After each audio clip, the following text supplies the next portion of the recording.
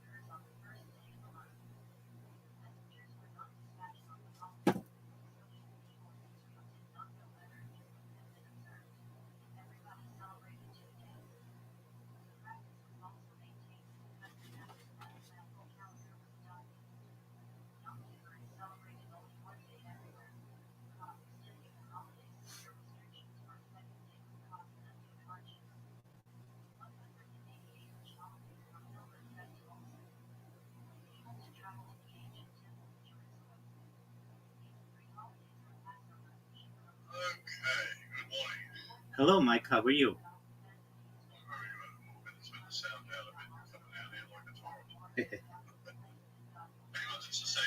Take your time.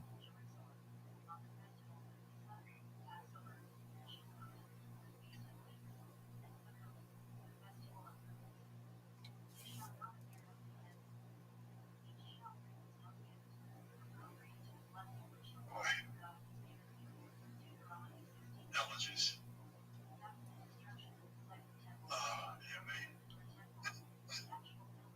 All right, so this week we're going to be talking about mega projects. That's correct. Looking through the list there, my first question is, why? Why are we building all of these tunnels? So let's talk about that. Okay, excellent. Also, I don't think there's any need to go through the whole list like you've been doing. We'll just say we're going to be talking about mega projects, connecting tunnels, connecting bridges between countries, that sort of thing, and then explore why we would do that and what are the benefits and the drawbacks. What do you reckon? Okay. Sound good? Yes, sir. Okay, let's get going. Recording in progress. Well, good morning again, Rabbi, and good afternoon to you. How's things over in California these days? Going well, thankfully. How are things for you? It's getting cold here. It's winter. Almost winter. That's true. It's autumn. What do you call it? Fall. That's right. You Americans are so direct sometimes. Keep it simple, as they say. I watched a very funny comedy session. What's his name? That guy that gives the actors in Hollywood such a big problem. The English guy. Ricky Gervais. Yeah, Ricky Gervais. And he was talking about how the English and the difference between the ways we talk about certain things like footpath, whereas we say pavement. Yours is perfectly right, but it's very direct rather than the way we British like to be. Certainly. Well, Yeah, it is a slight alteration of the English language, but yes, so long as the message gets across, that's what's important, right? that's right. Now, today we were going to be talking about mega projects and looking through the list that you gave me of proposed tunneling and things like that between countries and everything. My first question is, why would you do that? For instance, why would you want to connect Japan to Korea or the Bering Strait? Why would you want to connect Russia to the US like that? Excellent question. What's the matter? So there are a few different benefits. First of all, transportation. Secondly, it helps to connect nations, has excellent diplomatic outcomes generally. It ensures that people and populations are able to visit their neighbors. The distance between the United States and Alaska and Russia is really about 59 miles or so, and yet it's a world away. And that doesn't necessarily mean that immediately there will be a rush of population there, but the connection of North America to Asia or Asia to North America could help bridge the gap not just between the United States and Russia, but perhaps the United States and China or France. You could really take a road trip basically if we had a Bering Strait tunnel from, say, Florida to Cape Town or from Paris to Mexico City. This would connect people in a way that we've never had the type of connection before. Additionally, from a transportation standpoint, it's quite expensive to take a shipping container and move it from land to sea, back to land. That many times happens in the docks of the world. Now, I'm not saying this is perhaps the most efficient way to ship everything, but especially for areas that are perhaps closer, not needing to remove the cargo from a land transport to a water transport and back to a land transport may be perhaps more efficient as well in some cases. In other cases, perhaps water is the better way to do it. Moreover, But it might also foster peace between nations because when we're trading, we don't want to break that cycle because it's beneficial for both of us. absolutely, I 100% agree with that. The idea that you would be able to take an extended road trip, so to speak, from North America or Central America to Asia, Africa, Europe is a quite a mind blowing idea. And that doesn't necessarily mean that you'd have to take your car.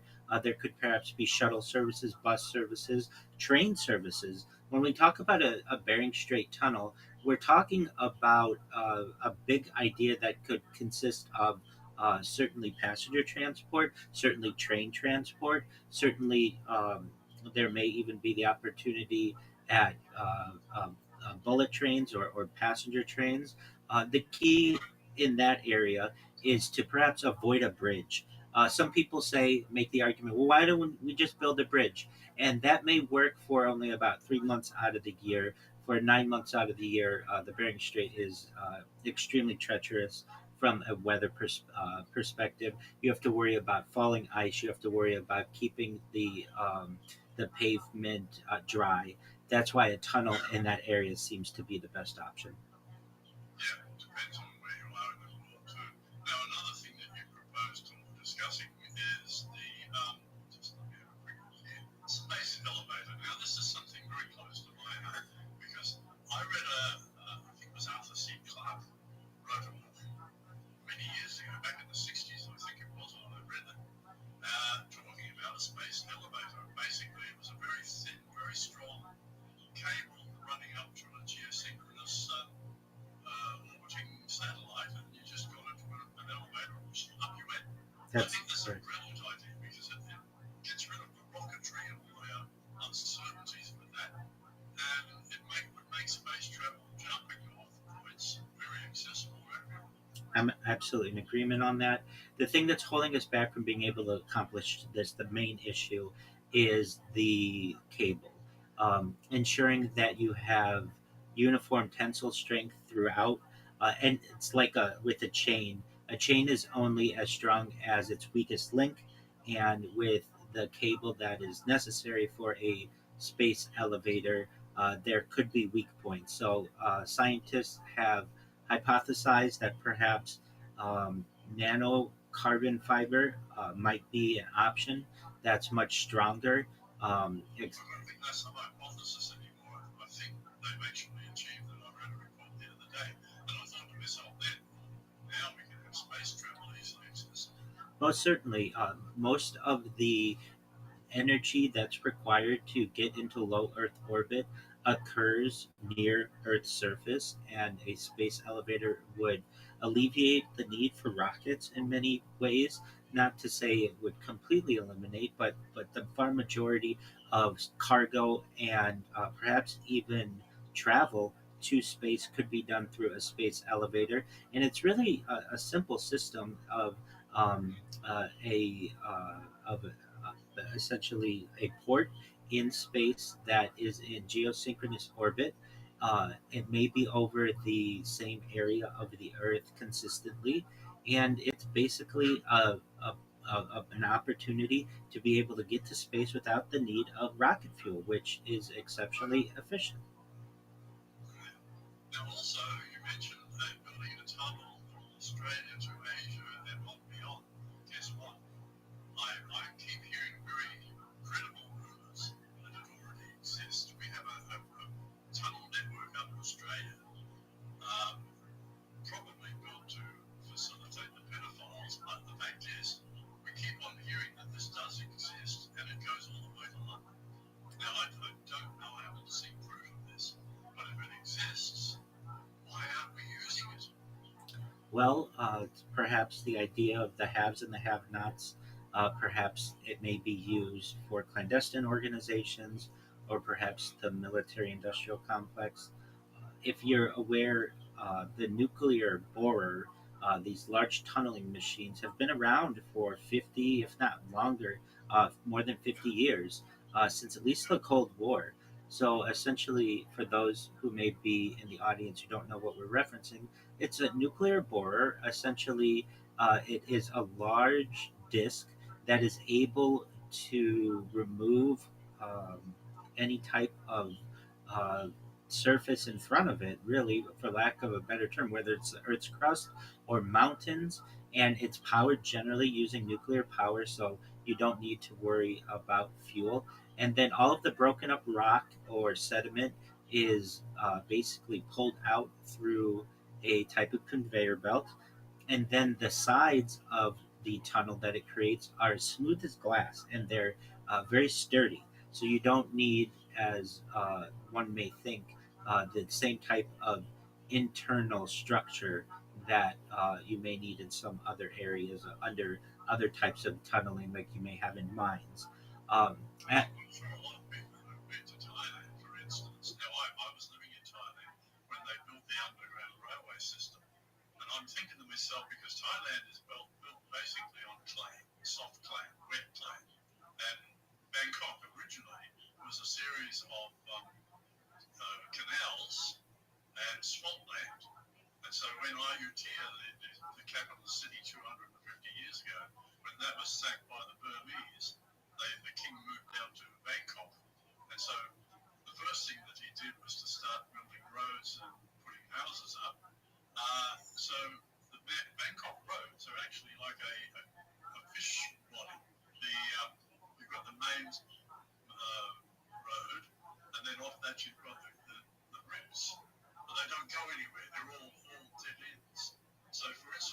main street in Bangkok is Sukhumvit Road, and heaps of on the side roads, they all go nowhere. They don't connect. So the next street over, you've got the same problem. They don't actually connect. So if you want to go there, you've got to go down there, possibly back there, and then over there if you're lucky. So it's crazy. But when they started building the underground railway, I was sitting there thinking, now this doesn't seem to be very safe. But what they did, they went way down, and like if you get on the escalators in Bangkok to go down to the train, it just keeps going down and down and down until you get right down to the bottom. I don't know exactly how far down they go, but they do go a long way. And it seems to be they've hit a fairly stable area there. But to be honest with you, when I was on the trains there, I never felt really safe. I felt claustrophobic because there's a lot of mud up there, and somebody one day is going to break something, and we will get flooded down there. So I don't know whether tunneling to connect countries is always a good idea, depending on the structure of the subsoil. Absolutely. The lower you go in the earth, the more stable the subsoil becomes. And in fact, when you are in a tunnel system and there is an earthquake, it's actually quite safer. Where the seismic effects occur generally when an earthquake occurs is on the surface. So the deeper you are on the earth in an earthquake, the safer generally you become. And or I shouldn't perhaps say the safer, but the less seismic effects. Now, in terms of what you were saying about leaks, or perhaps the tunnel closing in on itself, there are certain fail safes that can be utilized, different valve systems. Nothing is perfectly safe, but it is. It would This type of transportation would absolutely transform uh, southeastern Asia, certainly Oceania, certainly Australia, and I'm an advocate to at least explore it. And these types of mega projects that Mike and I are discussing are perhaps not for the next 1 or 2 years, but 1 or 2 centuries. But these are ideas that I think, and Mike may think that are important to have at least the discussion about their feasibility. Some of the other ones that we discussed that I'd like to mention are closing the Darien Gap. If the audience isn't aware of where the Darien Gap is, it's basically a very dangerous area between Colombia and Panama, and this area is dangerous because it is run by cartels. It's You have to basically bribe people to be able to travel through this area, and if those of you who are listening or watching weren't aware, you can basically drive a car or a motorcycle from the end of the very tip of Alaska all the way down through Canada, through the United States, through Mexico, into Central America, and all the way down to the Panama Canal. But then you reach this area called the Darien Gap, which is less than 100 miles of um, uh, basically undeveloped rainforest. And the only way Exactly. And the only way to get through it is that you can't do it by car. You can do it perhaps by dirt bike, or you have to take a ferry, which can be very expensive, can also be dangerous to get around there. And so the idea is, and there's always been environmental pushback to close this. And so the idea is to perhaps develop environmentally safe ways to be able to clear just a small path, perhaps 2 to 4 lanes of traffic, so that we can connect North and South America, which is really an important connection that has Yeah, not yet been bridged. And then from you can there, see go ahead. you can see the road here. It just ends there. Exactly. Yeah, And then you have to deal with dangerous cartel members, perhaps bribe people. You have to put your life on the line or take a ferry, which is extremely inefficient. So the idea is to one day clear that, and I want to reinforce the environmentally safe way of doing this. There are ways to perhaps do it so that the area is not contaminated, and then you'd be able to travel from North to South America or South America to North America to a certain point in South America. where the Amazon River becomes an issue, and the Amazon River can get extremely wide in places. But the idea is perhaps, especially with ferries, and maybe someday with some type of bridge system, you may be able to drive from, say, Rio de Janeiro, and let's just say the Darien Gap is bridged, and a tunnel is built. Perhaps, or a Darien Gap tunnel could work as well, but perhaps may not be as practical, and a Bering Strait tunnel, you'd be able to drive from Rio de Janeiro to Berlin. You'd be able to drive from Buenos Aires to Cape Town. It would take you a long time. It may not be the most efficient way to do something, but this is certainly something that could occur. And especially like we discussed earlier, for diplomatic reasons, this would cause a lot of migration, but even just tourism. I think it's something that would certainly. Well, connecting trade too. I mean, that's important Oh, because most trade certainly, is the lifeblood of our economies. most certainly, it could have positive effects for countries and individuals alike, and from multiple ways, diplomatically, economically, certainly. And so these are just some ideas. Some of the other It's ideas, something to think about. absolutely. One other thing I wanted to talk about before we finish here today. You talk about greening some of our deserts. Now, do you really think this is a good idea?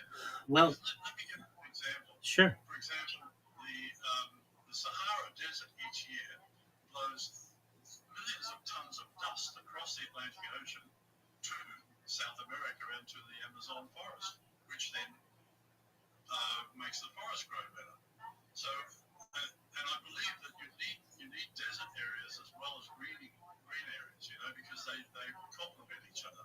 What's your thoughts on that? Excellent question. I'm not saying that we have to green the whole of the Sahara or the whole of the outback of Australia, but perhaps some areas of the desert that may be more suitable for humans and are in good locations may be considered. The Sahara, as I understand, has not been a desert for that long. For really, just until the last 10,000 years or so, has it been as massive of a desert. But there were actually some civilizations that perhaps may have thrived in some areas that have just all since been abandoned because of the conditions. So, for anyone out there who thinks that it's always been um, a desert, it has not. And the idea of at least Australia is such a beautiful continent, but really is only habitable on the coasts. And No, we like it that way. We don't want more people in here. well, I understand, but you all have children, and you all will have grandchildren, and you will want them to perhaps have more space to. And especially one of the issues that occurs is the water. Where do you get water in the middle of a desert? And so that's where desalination may be an No, no need. opportunity. Maybe an No need in Australia because in northern Queensland, northern Australia, for instance, each year we have the monsoons and all that water runs off. Most of it never goes anywhere except out to sea, or in exceptional years, like it did last year, it flowed down to Lake Eyre, which is way down south in South Australia. So along the way, it greens all along the way, but then the water dries up and you finish up with a salt pan at Lake Eyre, and the water up north just dries up until the next monsoon. But we've been discussing this for a long, long time, like over a century. People have been talking about um, gathering that water that falls during the monsoons and piping it and damming it and directing it so that we all can grow more land. And I think this is a very good idea. I do as It's well. all through nature. We don't have to encourage nature or even do anything like desalination. It's all right there for us. We just lack the political will to do what needs to be done. I think it was called the ballot, no, not Balfour, it was something else. But it doesn't matter the name. The fact is, it's been under discussion in Australia for a long, long time. So this is something that I've given a lot of thought to. And if you go to my website, futureplan.earth, I do talk about water in there, so it might be worth having a look. Excellent. One or two other projects I'd like to mention. would be the Gibraltar Strait crossing. This is the area between the Iberian Peninsula and Africa. One of the reasons why this is seen as a major challenge, in addition to having some seismic issues, is the ocean or the Strait of Gibraltar is quite deep. So this may be an area where a bridge is suitable because the conditions may be more suitable to bridge building. A tunnel may be an option as well, but that would transform Northern Africa. It would transform Europe. It would make it much easier to be able to travel. Now, of course, you can take a boat across the Mediterranean Sea, but as we've been talking for relations, for trade, economically, this may be a really an excellent benefit.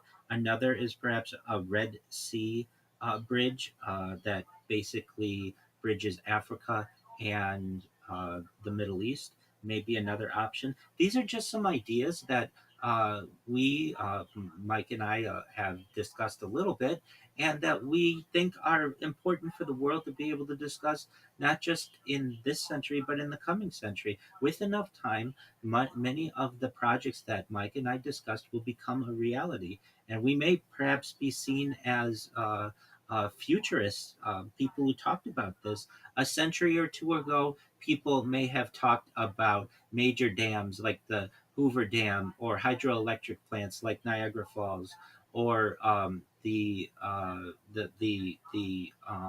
dams, the great dams of the world, such as in China, or perhaps the channel, the English Channel 200 years ago was not a reality, but is a reality today. I'm an advocate for expanding the channel as well. I think that would really improve relations and improve transportation and the economics of the British Isles and mainland Europe. So these are just some of the ideas that we had for discussion today. And for the audience out there, if anyone wants to learn more about these, certainly you can connect with me. My link tree is linktree.com/Rabbi Rothschild. Please take a look at Mike's website as well, where he covers many of these topics to improve the world as a whole.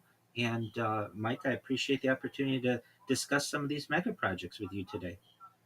Thank you.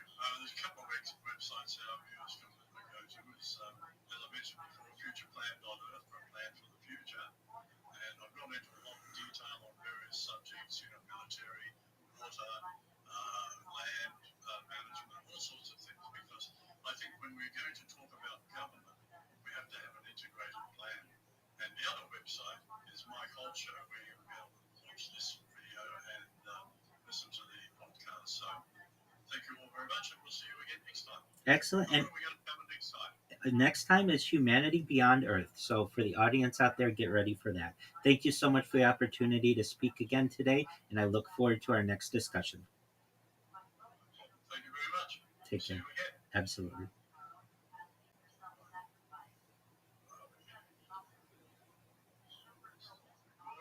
Recording stopped. Sorry, I was a bit late this morning. No worries at all. Couldn't get out of bed. No worries at all. Okay, so as we planned, like 8 o'clock your time next Monday, 3 o'clock my time, and we'll keep on doing it. We've got 2 more sessions. Okay, Mike? Okay, man. Thank you. Take care. See you. Bye-bye. Bye now.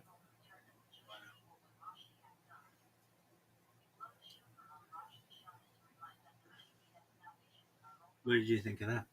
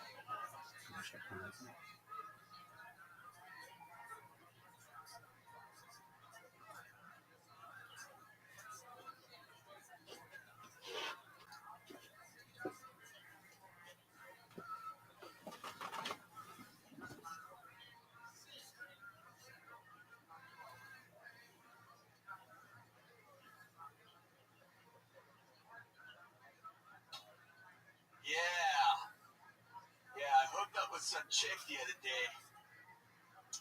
Think about this chick. Her mouth was one size small from my dick. Her mouth was one size small. You bitches complaining about size?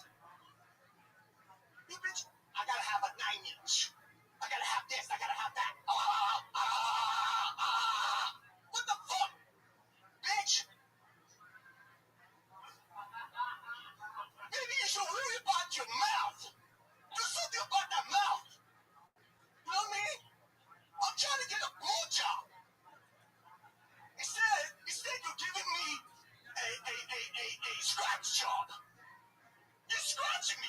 You're scratching me, girl. What the fuck?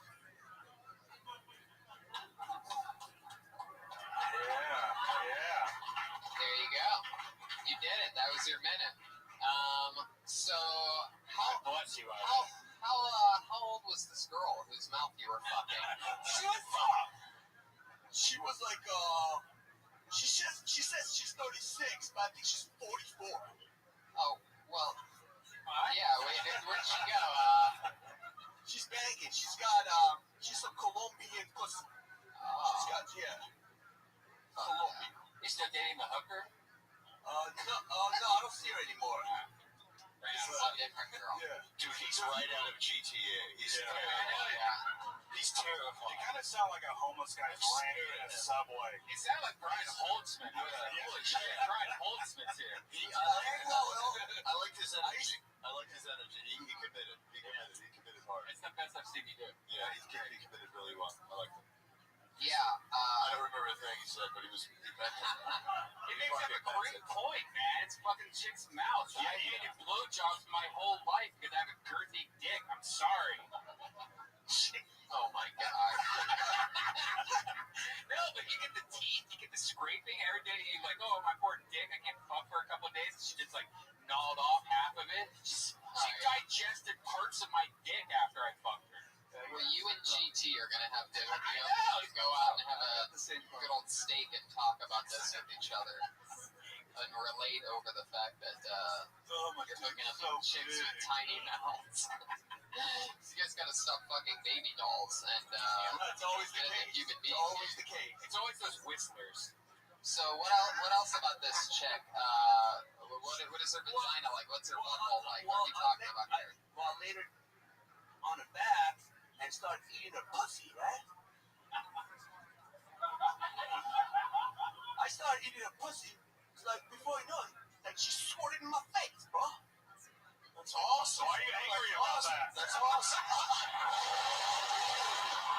Yeah, a squirter. That's awesome. I've never had a Colombian cigar before, but I've had a Colombian squirt. That's what I realized.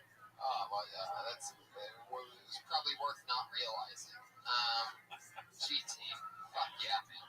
Puss guy. That was really good, man. But the thing about her is like that Colombian squirt and her Colombian, she had this like clit ring. You ever been with a girl with a clit ring? Yeah, but if it's rusty, run away. If it's not, you're good to go. Yeah, have you had your tetanus shots? All those big door knockers. Do you know what tetanus shots are? If it's a hoop ring, like a big one. Door knocker. It's like a clips in her. Dude, he's very De Niro a taxi driver. Right. He's very taxi driver. He's Armenian. I thought I looked more like Rocky or something. I go Travis Bickle. I'm going Travis. Is that a fax machine he was doing? Yeah. Trying to get on AOL online. GT, what does GT stand for? GT. Well, the thing about GT is like, Everything has such a simple deep question, answer, right? those are my initials, actually. You're Armenian, right? Yeah, I'm Armenian. Yeah. Does your last name end in I-A-N? It actually does. Yeah.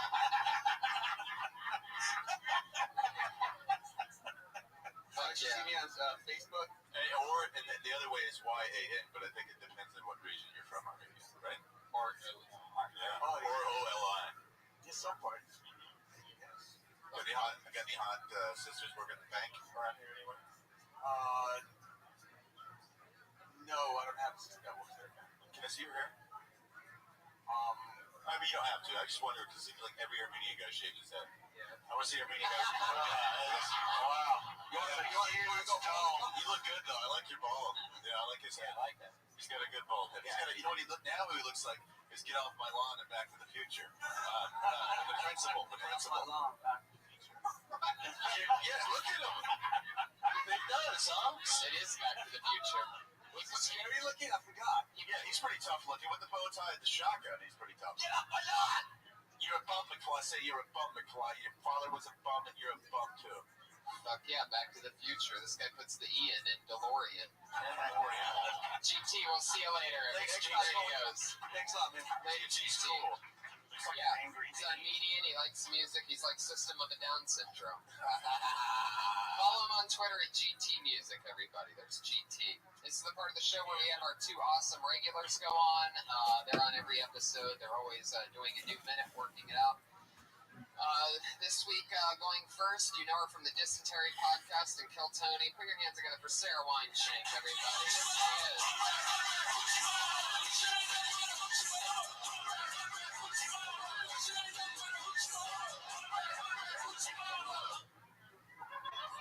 Yes, Hoochie Mama. That's me. Hi, everyone. If you wear a sweatband because you sweat too much, you probably have an underlying medical condition, or you're on meth. If you wear a sweatband because you think it's cool, then you're a douchebag. I also don't understand vests. The first time I saw a vest, I said, "Where'd the rest of the jacket go?"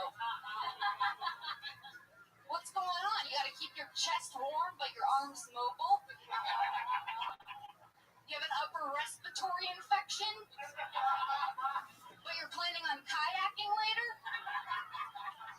What's going on? What about water shoes?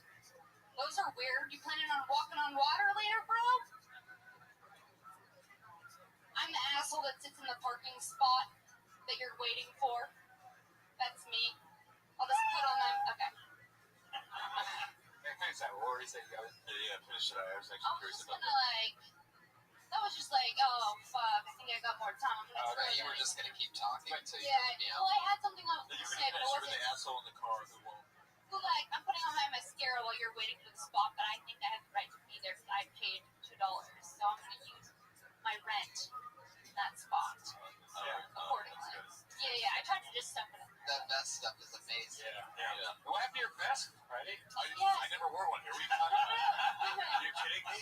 Vest? Come on, guy. I saw your vest and I got nervous. I was like, should I still do the vest? And then I saw that you had a vest. Yeah. Alright. It's okay, and it's really funny. I can't criticize you with it on, though. I look like a real ass now, wouldn't I? But great job. You were fucking fun. You were fun. The vests are kind of like overall shorts, right? Well, that's the other thing. I was like, I'm wearing fucking overalls and I'm gonna talk shit on this. Like, that takes so I'm much actually looking nerve. for overalls right now, though, so I like overalls. Yeah? And you should have him come back here and go, why are you wearing the vest, kid? You shipwrecked.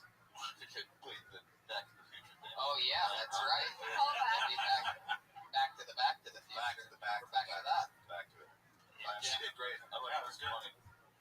What was the first thing before the vest? It was Sweatbands. I don't yeah. I don't really see those around too much anymore, though. Maybe Yeah. Saddle Ranch guys. Yeah. Coachella still, yeah, but then she's right about that. That's douchey. It was like early 80s because you used to put your cocaine in those little pockets. Yeah. It's the early 80s. I wasn't born. Oh. I'm just kidding. Was that like that? Yeah, Was that wrong? There was a bisexual on earlier that would like us to think the same thing. Yeah.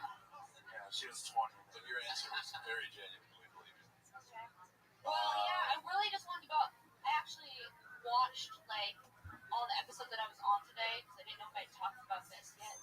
In case you were curious. There you go. I love that. Well, you did really good. It's Good another job. solid bit. And for another new minute from Sarah Wineshank, everybody. Great stuff. Good job, sir. The vest is an interesting predicament because it is true. You can do jumping jacks and yeah. But that was great. Yeah, she was great. They're great for being on their period too. Yeah. Absolutely, a little inside information on that one. And one thing, it's that if she's on her period, then this girl must be too, because they're such good friends that I heard that periods sync up. She dropped out of Florida University, the University of Florida, to stay a comedian here in Hollywood. Put your hands together for the great Kimberly Compton.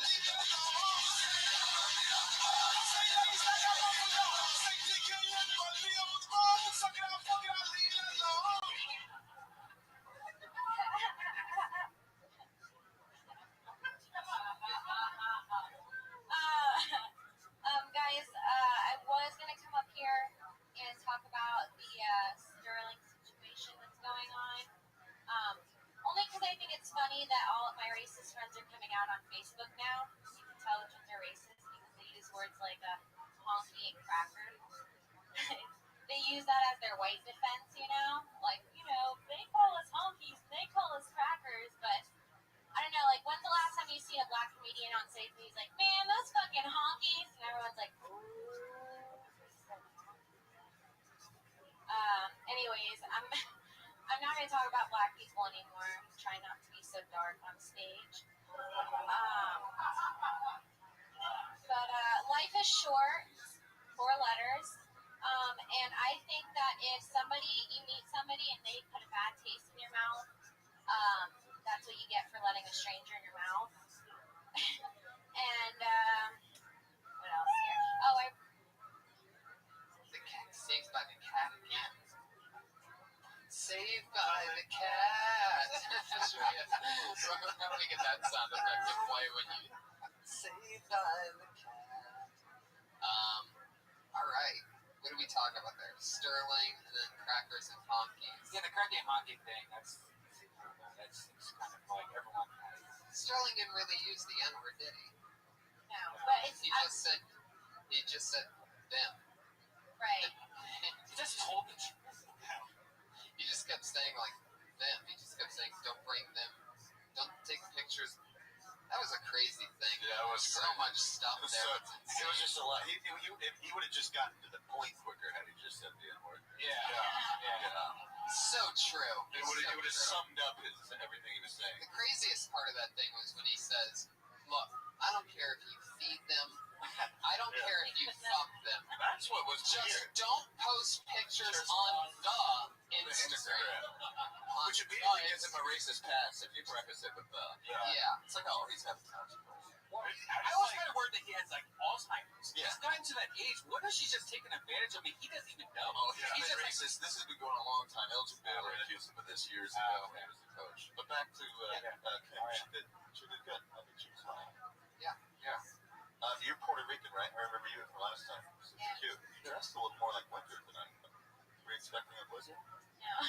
I heard it was windy out my window, and I thought it was cold. Someone yelled at Your window. It's windy! Kim, it's windy! Get your coat on! I have trees. Good thing my window was open, or else I never would have found out about today's weather report. Found it cold out. I like the black. Kimberly, it's me, your neighbor, and meteorologist, Bob. It's windy. Slight chance of rain. I got home about 1 a.m. It sounded cold. Yeah, you definitely look like you're cold, like you're chilly. Yeah. Okay. And the black joke was funny. Puerto Ricans use the N-word more than black people. They do. It's like a nigga this and nigga that always. All them niggas. Everyone has Freddie talking. Yeah. All right. You can't offend me, but say it all the. It's funny. What else? What was the other joke she told? It was the last one. Her scent was nice. She got better. Yeah. That first one though was like 30. I think it was 30. Spent too long. 38 seconds. Yeah. But the whole wigger thing, like the white thing, that's been probably played. There's not really a joke. Basically, The honky thing is there's no comparable white word for it. Right. Unless there's some creative way she can come up with Well, I was just mostly talking about how all the racist people are coming out on Facebook now. They're all like, it's either like the racist or like the trolling ones that are like, no, they just want to. Well, Michael Jordan's probably the only black NBA owner, right? So I bet that if his house was wired for sound, like you could catch him saying something against white people, right? I mean, there's gotta be just. So maybe there's something there. Jewish mustache. Did you know that the owner of the Clippers is Jewish, by the way? Did you guys know that? Yeah, I just found that out. You would think they'd be called the coupon Clippers. I tweeted that. 65 retweets before you judge that joke, you That was good. motherfuckers. I like that. Anyway, Kimberly, another new minute. Thank you so much. Thank you. Did it again. Very good job. Good job. Keep it going for the Kill Tony girls, everybody. They write a new minute every week. Good job. That's 45 seconds more than I write every week. Guys, thank you so much for being part of the show. Iron Patriot, you're at PDC on Twitter. He's awesome. He really got so much better. I didn't like him last time. I love him now. Yeah, he's funny. He's witty. He should really come back. He's respectful. And he's leaving less a carbon footprint. His batteries are dying, but the night is still so alive. Freddie, what's good is coming back. What's going to be Freddie back? Lockhart on We Twitter. launched on 420. Also, we're going to be doing video game Wednesday nights here at the Belly Room. If you play any video game on anything, we'll kill you at it. Boom. I love that. Yeah. Sean Halpin. The Full Count Podcast and Texas Crude on iTunes and at Twitter at Sean Halpin. Guys, we're going to be at Comic-Con in July, so get tickets for that at squad.tv. Yeah. Thank you so much, live audience, for coming to Kill Tony. Another shout out to Ice Cream Fire, a great fucking rock. Our Get their new favorite. CD. It's fucking awesome. And a big shout out to all of you out there. Dean Galbert, Jerry Laney, Kimberly Congdon on Twitter, and Princess Shank. Yeah. Thank you guys so much. Have a great night. Tony, Hell yeah, thank you guys. You guys got Sean Halpin, Freddie Lockhart.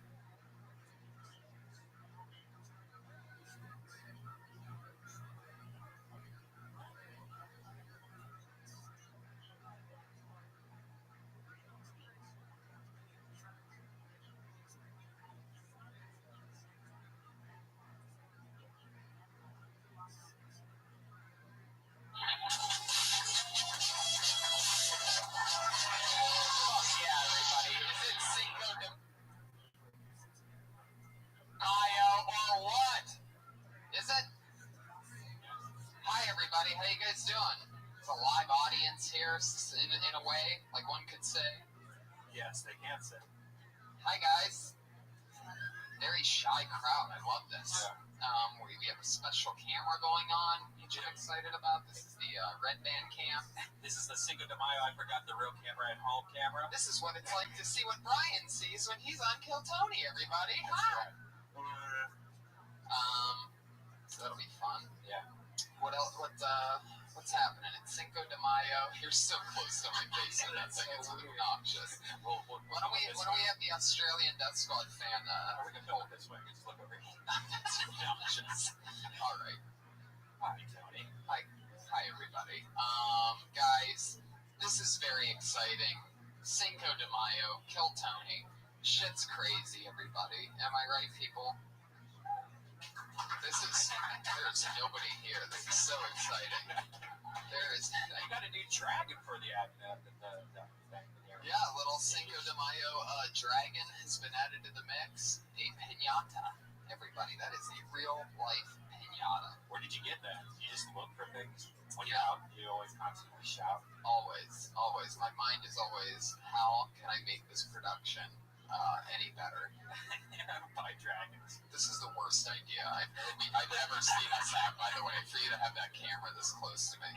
Yeah, it really is. I can like put it right here or something. Yeah, anything other than you holding a phone next to me. Well, that looks pretty good. I think that might be good.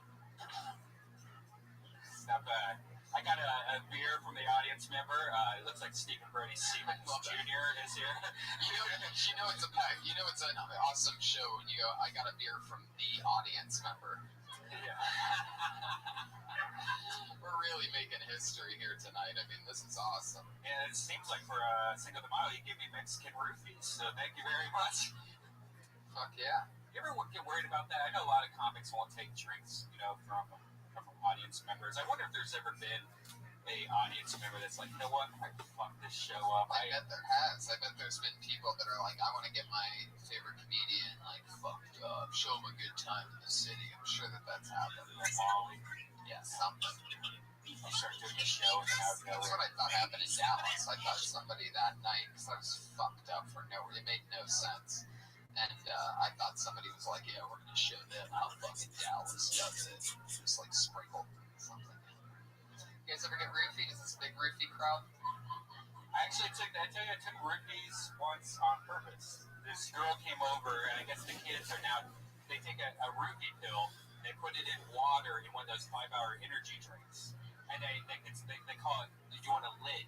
I'm like, I don't know what a lid is. And she's like, takes out this 5-hour energy drinks, and she's like, all right, take 2 of these, but don't drink on them. And so it tastes like salt water, like saline solution. It does? Yeah, and it just made me feel really good. Speaking of roofies, segue. Oh, Ready for this? Yeah. Vegas. That's right. Next Friday.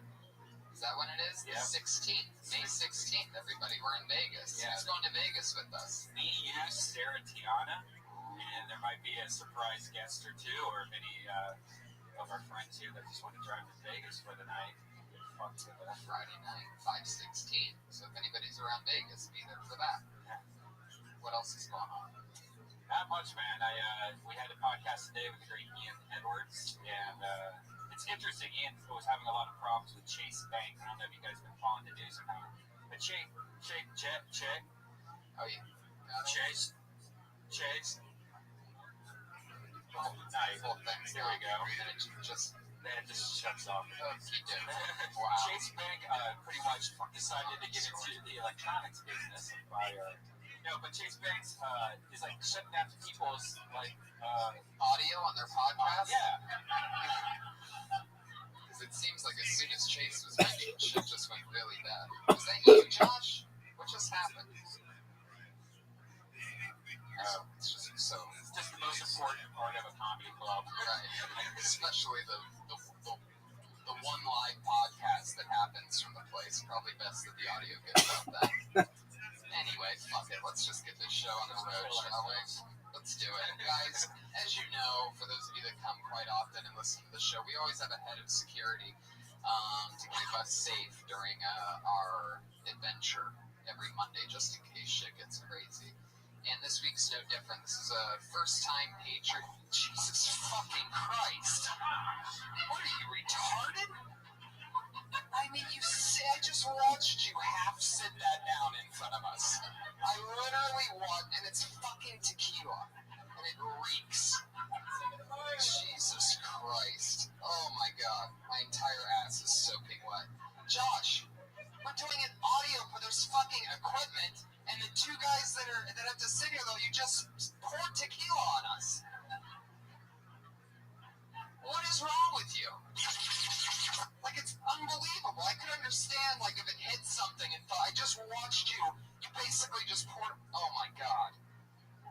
This is a fucking amazing night. This is great. I love it. Josh, you are just unbelievably terrible at life. Put your hands together for Josh Martin, everybody. Guys, fuck my life right now.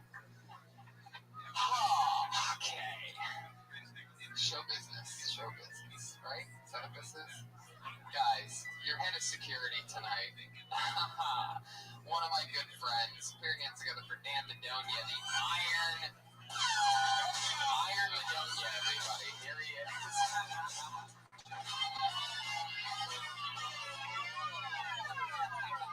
Definitely one of the coolest, smoothest Patriots we've ever had. Dan, how's it going, buddy? Oh, very good. Our stoner patriot. I agree with that. You will now, from here on out, be the Iron Patriot. My ass is soaking wet right now, Dan. Somehow that tequila went right through everything. Fucking unbelievable. Josh. There's no chance you got that, did you? I think I did. I think I got it perfect. Oh my God, that was gonna be fucking history if you got that, because he totally didn't sit it down at, like, no part of this glass's base actually touched the fucking, it was like he sat it down, like, just like that. Just, here's your drink. Hopefully you are absorbing your drinks through your jeans tonight. I Awesome. tried to catch it also, but it was just, it's hard to do 3 things at once. Yeah, sorry. I tried. It should have been And for Josh, it's hard to do one thing at once, so simple table things. next week we'll have you practice sitting drinks on a table with no pressure whatsoever. Fuck yeah, guys.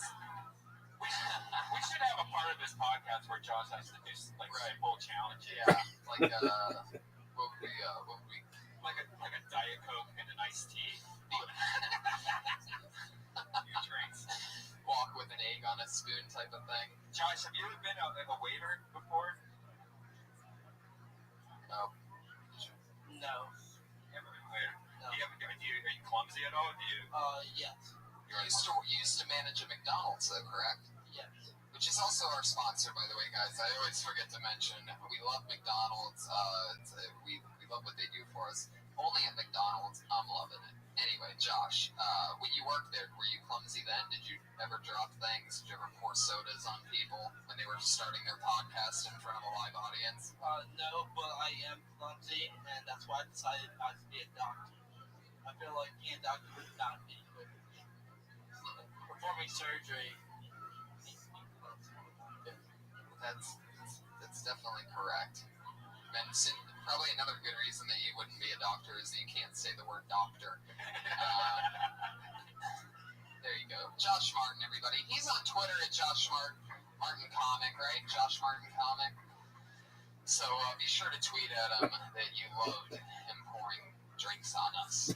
Brilliant move, man. That's just fucking great. You're on your way to the middle. So Dan, what else is going on? Everything good? You ready to get this thing kick-started? Guys, oh my fucking god. Listen, you know what? It's still recording on the podcast also, so on this end, it's 100% okay. But on this end, the audience doesn't get to hear the amplified versions of our voices right now. Yeah.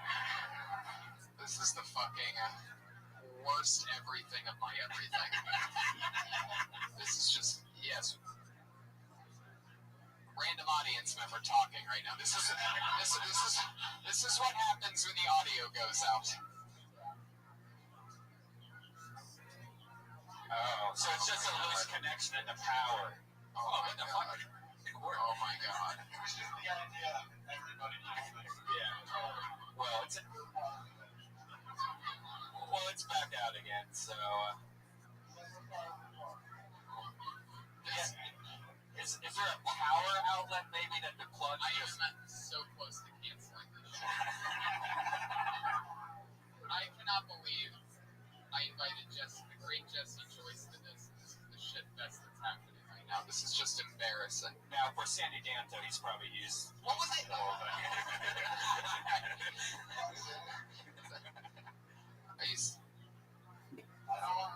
don't want to make things any worse, but batteries are running out.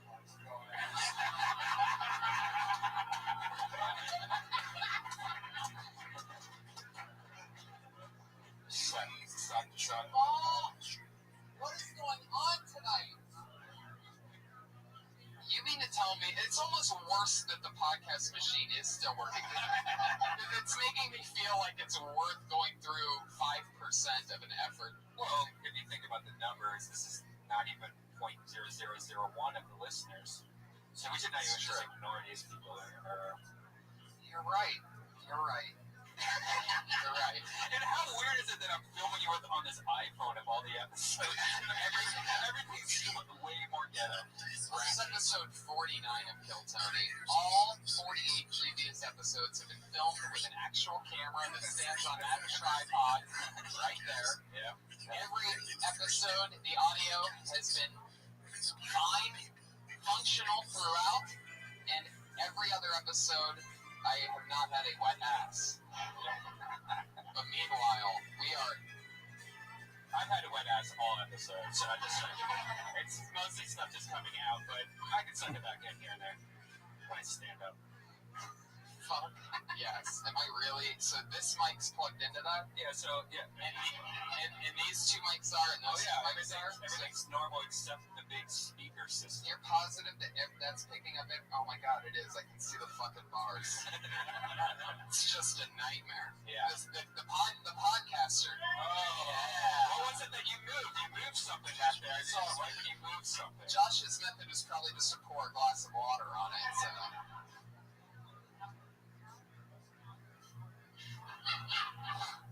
All right.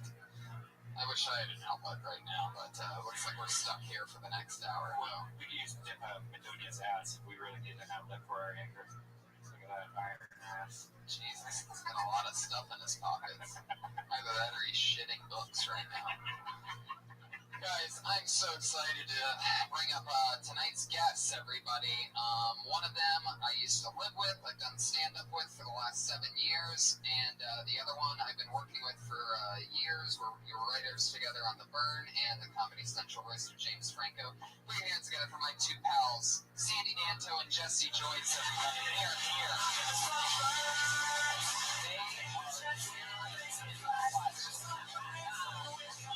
Jesse Joyce, Sandy Danto, welcome, guys. Thank you so much for being here on the worst night of my life. You're welcome. I was hoping this didn't seem if that was a possibility.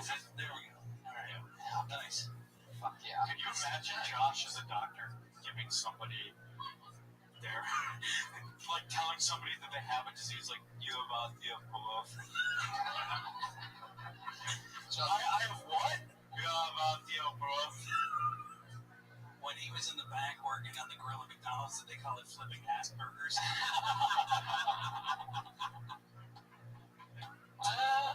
It was exciting to be up here in this fucking electrical tinderbox. Sure nothing's gonna go wrong. It's in this 120-year-old room. Exactly. It's a fucking ticking time bomb, but it makes it all that much more exciting. Can I set the tequila out of your pants or something? Because my drink's not there anymore. I think he went to go get you another one. You know, he forgot all about that. Oh, I can't believe you fucking did that. You do reek of booze, by the way. I know. Like, unbelievable. At least there's no police stops tonight for drinking. It's just normal Monday. Yeah. But it is sinking. So, son of a bitch. Oh my god. Now you gotta make Josh trade pants with you. Oh. Your fucking pants are gonna blow at .24. Not the first time. Oh, you son of a bitch. Patriot, do you have any questions for tonight's guest? Yeah.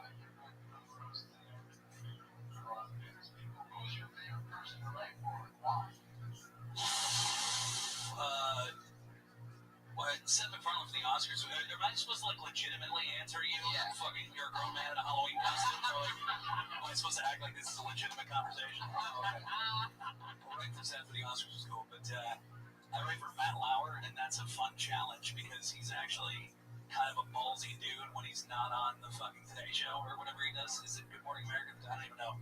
But the point is, like, he's a great, like, he has like really ballsy stories that I then have to kind of like cobble together into something that's doable for like friendly Matt Lauer on TV. So there's that. How about for Sandy? Sandy, you go on a run. What's your favorite Paul Shore memory? Sandy opens for Polly all around the country. I'm glad I didn't get that. I'm glad it worked out the way it did. I would have had to have gone with Biodome. I don't fucking know that guy. Favorite or most tolerable? There's so many. I think probably the first time I was on the road with him, he made me go bungee jumping. And once he found out I was afraid of heights, he was like, dude, I'll give you $100 if you do it. And then... No way he gave you that $100. No chance. Yeah. I was like, after it was all said and done, I was like, how about that $100? He's like, dude, but what was that memory? It was priceless. Are you fucking serious? Yeah. Wow. And then that night, at the merch table, there was somebody that came up to him and was like, hyperventilating, like, holy shit, oh my god, Encino Man is the best movie I've ever seen. And then later that night, he's like, dude, that audience was crazy. I was like, yeah, I know. One guy said Encino Man's the best movie he's ever seen. not his favorite movie, the best movie he's ever seen. He's like, what do you mean? Oh yeah, you And I was know like, why you're laughing. I was like, hasn't he seen Son-in-Law? Then that guy spilled the tequila in your lap and then tripped over a cord and guys. Well, you guys know what goes on here. Comedians come up, they sign up on a sheet that's outside 2 hours ago, and for the chance to get pulled out of the bucket with a minute of stage time here in front of the many, many podcast listeners and the very few audience members. They work out their minute, and then we talk to them afterwards. Maybe we have an idea for their joke. Maybe we just want to talk to them. Maybe we want to know more about them. You know that your minute is up when you hear the sound of a kitty. Aw, adorable. Now, first lesson of show business is to not run that light.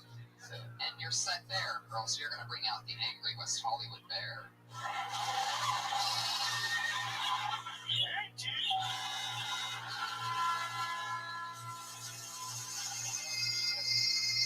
That's it. Obviously, the bear ate a cell phone at the end of it tonight. You're absolutely right. This could have been happening on speakers. There's too many fantastic sound effects. Yeah. Oh shit, Josh probably set up your chair for you. Sorry about that. So let's get this party started. You guys ready for episode 49 of Kill Tony? Oh boy. There's proof that there's a real audience here. Here's your proof. Guys, first comedian tonight. Oh yeah, when they do the minute, we don't interrupt their minute. That's the only thing. Guys, your first comedian tonight. Very crazy guy. Always interesting to hear what he's going to talk about. His name is GT.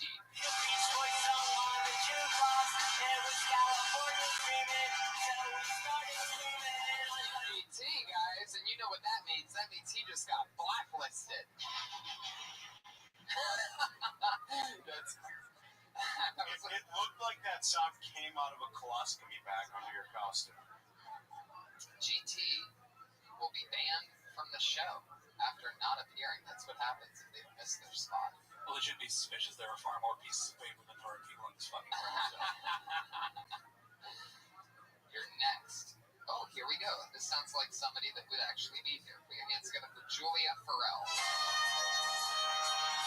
Here she comes, Julia. Hi.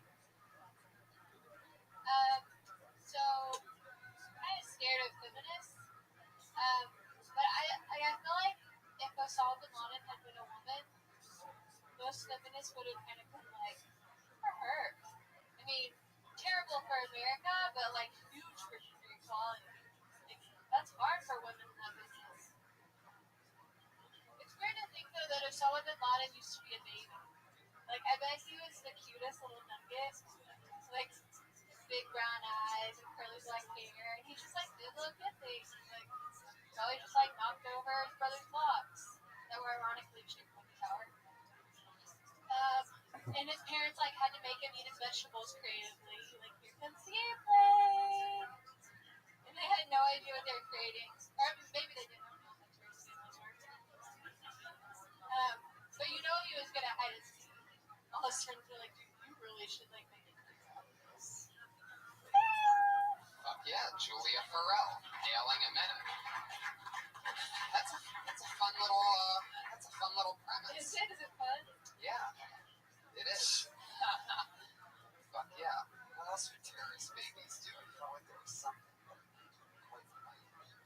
Blow their pants out. I feel like she created a much more loving home environment than he likely grew up in. It's an American point of view of what actually. There was like a high chair and a bib involved. Yeah. Vegetables. Yeah, right. Yeah, but there's something, yeah. Raw lamb every Does night. anyone know that? Does anyone know what his like house is like? I think Well, it it's was not U.S. No. Like, is it a terrorist house? I'm going to turn this over to the bearded guy who's slightly brownish. Osama was the first of 17 children. He had to raise his brothers alone because his parents were blown up in a plane. I actually do know And how he many was just siblings trying to he has. avenge their deaths. He has, I think there's like 56 of them, kids, and he's like, They're super rich, right? They're a huge I think oil so, yeah. family, right? Yeah, his dad. They're like the Bushes of the Middle East. Very spoiled. This is called speculating about modern history. It's a lot of fun. Listening to you guys just fuck around. Back to you. You were a history major, right? No, I was. I just know a lot about it. But Right. I know this. It's really pre 10 years ago. Is where history picks up. So not entirely qualified to talk about the fucking Bin Laden family, but you know. Fuck yeah. How long you been doing stand-up, Julia? Years, but I could like sell cookies. It's been What the fuck have you been doing the last 2 years? Thinking about doing stand-up comedy. Oh, okay. All right. And being a nanny. Oh, all right. It's kind of Oh, so you're very familiar with the Ease airplane bit, right? Okay, Right. that's where that comes from. maybe baby Osama like refused to be put in a crib. Something like that. Let's go back to speculating about history. So let me ask you this, because you say that you've done enough open mics to count on one hand, you said? I could just like if I thought really hard. Right. So what do Probably you... like Gotcha. So why do you not do it all the way? I'm lazy / scared. So are comedians. Yeah. You seem pretty comfortable on stage, though. Yeah. Yeah. But the things I think are funny are like really kind of like scary to see on stage because it's like, are they gonna be like, are they gonna be bad? What's your other material, like abortion, rape? I've been wanting to do this for a long time.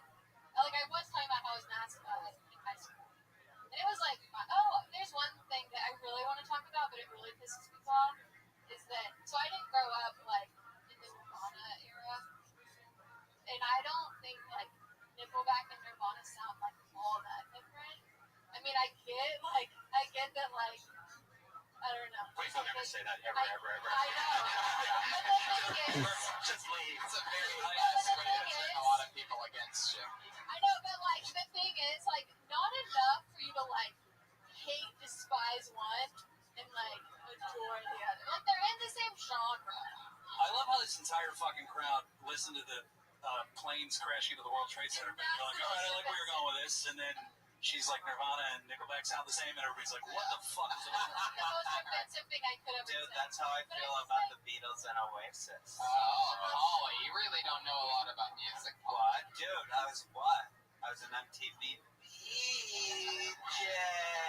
Straight. What year was And that? I got a lot of MTV VJ. Oh, I see what you did there. I get the feeling, by the way, that that's actually something that he said. Have you heard him say No, that? I've never heard so, but probably. Man, that Paulie just gets better and better. It's actually better than Paulie's Paulie. I'd rather listen to you do that than have a conversation. Fuck yeah, Julia. Well, what else is going? What? How's nannying? You make a living out of nannying in Los Angeles? Yeah, I have. What's that like? They pay a lot of money. So If like you ever want to do more open mics, they need somebody to fill in for you. for nannying. For nanny? Yeah. Okay, I'll let them know. Free you up to do some more open mics. Okay, cool. Yeah, I'll give them your number. Do you want to be a nanny for real? Yeah. Do you like it? You like kids? They You actually like call it, babies? they call it a manny. A manny? If they see your guy, you're a manny. Or a patinkin. It's one or the other. You know your time's running out, Sandy. Have you thought about freezing your sperm or anything like that? I'm not a woman. My time's not running. I don't have a biological clock. Yeah, you do. Donald Sterling has like an 18-year-old kid. Yeah, but That guy's like 80-something years old. His balls move to find some sort of fucking comparison between you and Donald Sterling, considering what's gone down last week. I like to think of myself a lot like Donald Sterling. As long as we're humanizing people that are evil in the media. I think Idi Amin said it best. you probably Speaking of, you should do, maybe what was he like as a baby? Idi Amin? I'm done for him. You were Dude, I born before used to Nirvana. smuggle on a Pol Pot, right? The crazy thing about Sterling is that I think that V. Stiviano chick could do a better job working the audio soundboard here than Josh Martin. She did a hell of a job with that recording. Yeah, Chris crystal clear. Never gave out once the whole time. Never any drink spilling or anything like that. He's so comfortable around that fucking shaky outlet. I'm really shocked. Like, you realize that's going to catch on fire. You're just fucking chilling there. I'm impressed. The only electricity in this room is he's standing right next to it. Guys, Julia Farrell, thank you so much. Thank you. She's on Twitter at Julia Farrell, FARBLL. You guys can tweet at her, tell her to do more stand-up. Stop being a lazy nanny. Thanks, Julia. Fuck yeah. Very mobile patriot fixing the mic. I love that. Pew, pew, pew. Let me ask you guys a question that I like to ask my guests. When you first started stand-up, did you have something that you can't believe, like a joke that you can't believe you talked about? You can't believe that you did? I never did this. I never actually did it, but I had this thought that I was like, yeah, because like when you start out, you sort of plan to bomb. You know what I mean? So you're thinking ahead, like this is probably not going to go well. I had this thought that what I should do is have a water balloon in my pocket, and I would burst it, so it would look like I pissed my pants. Like I never did it, but it was like a thing that I actually literally wrote that down in a notebook somewhere in 1998. Right. Like, oh, I should fake piss my pants sometime. So, but the night is young, and there's lots of tequila to be thrown around in my pants. Yeah, that's so fucking funny. Because you're so definitely not that kind of guy that would ever. Well, I was 17 and I used to wear a tie. Like I was fucking. Yeah. What about you, Sandy? Anything? Pretty much everything I did. Anything specifically stand out at you? The tuxedo t-shirts that I used to wear. Oh, you did do that, didn't you? Yeah, oh my yeah. god, that was like your. That was supposed to be I your read the brand. tipping point. I was like, I'm branding this. Right. Sandy's I'm big gonna dream make was it. to have a big sold-out show on the road and all of them wearing tuxedo t-shirts. Did you give them all to Sam Tripoli? I did give them all the goodwill, so perhaps. Yeah, that's basically 2 degrees of separation between you and Tripoli. All right, guys, let's keep this fun train moving along. Your next comedian tonight will go by the name of Rebecca Benada.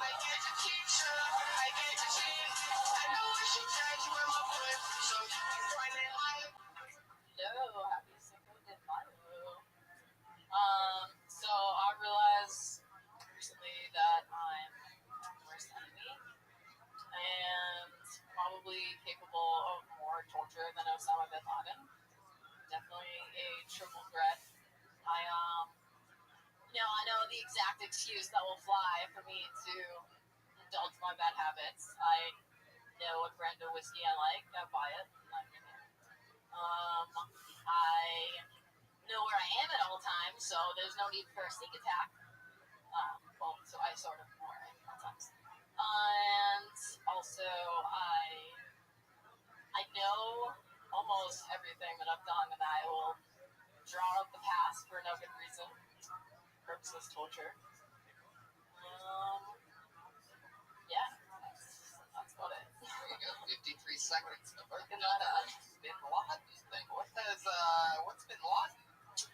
Wait, did you plan to do a Bin Laden reference, or were you calling back to the first girl was Bin Laden? I was kind of just picking 2 things that I had marginally thought about for writing.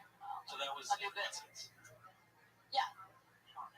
Either that or this is some kind of like terrorist or no. It was either that or between a boring party and how have you ever been to a party that's so boring that you end up with the kids. So yeah, it was 2 cheeks from the same ass over here. These girls. I guess so. Very Bin Laden heavy episode so far. Yeah. That's interesting. But everything comes in 2 with those terror. It's true. I don't think that's the same. You just said that very confidently. Like that's the thing. Everybody terrorists come to. Everybody knows these things. They always come into. I don't really go to many parties with kids though. I think I've been to a party with kids before, but I would. Oh, they're great. Well, was any of that written down, or did you just kind of were you just sort of riffing? Yeah, I jotted it. Oh, okay. All right. I don't know. It just seemed like it was. No, well, It very stream of consciousness. Yeah. It was like Yeah. listening to Finnegan's Wake. It was just sort of a rambling kind of a. I mean, I'm not. It's just It's okay. I feel like you just need to look at it on a page and be able to definitively determine where the punchline is in that. Yeah, I guess I kind of just wanted to say it out loud. Yeah. Oh, okay. Yeah. Cool. There's been times like that where I've done that, where I've gone on stage where I just kind of had an idea for a joke, but it was always the punchline was the idea. I like And you then guys for the criticism. That's why I did that. Say that again. Right, because you guys give good criticism, so that's why I did the new shit that I was just thinking about. Right. But it sounded like you were describing several situations where you could just I guess, yeah, I tell a guess story really nail with it on the that. head, how I'm such a threat, yeah. It's okay. I feel like that Ricky's kicking in right now. You're I'm confused. No, as what you said, what was the joke in it? Was there a joke? I don't know, maybe not. What Maybe, sparked the initial idea for the joke? I guess I was pretty much thinking lately, how I am. I am my own worst enemy. I get in my head, and then I just make things worse. I don't know. I blacked out buying white wine at Trader Joe's this weekend. I'm a bad adult. I'm just See, blacking out buying white wine. You should mention that. okay. Yeah, I think we should. Yeah. You're you're talking around all that when you could just be getting straight to the point, and that's where it's Okay, yeah. So it's really a single thread, and that thread is alcoholism.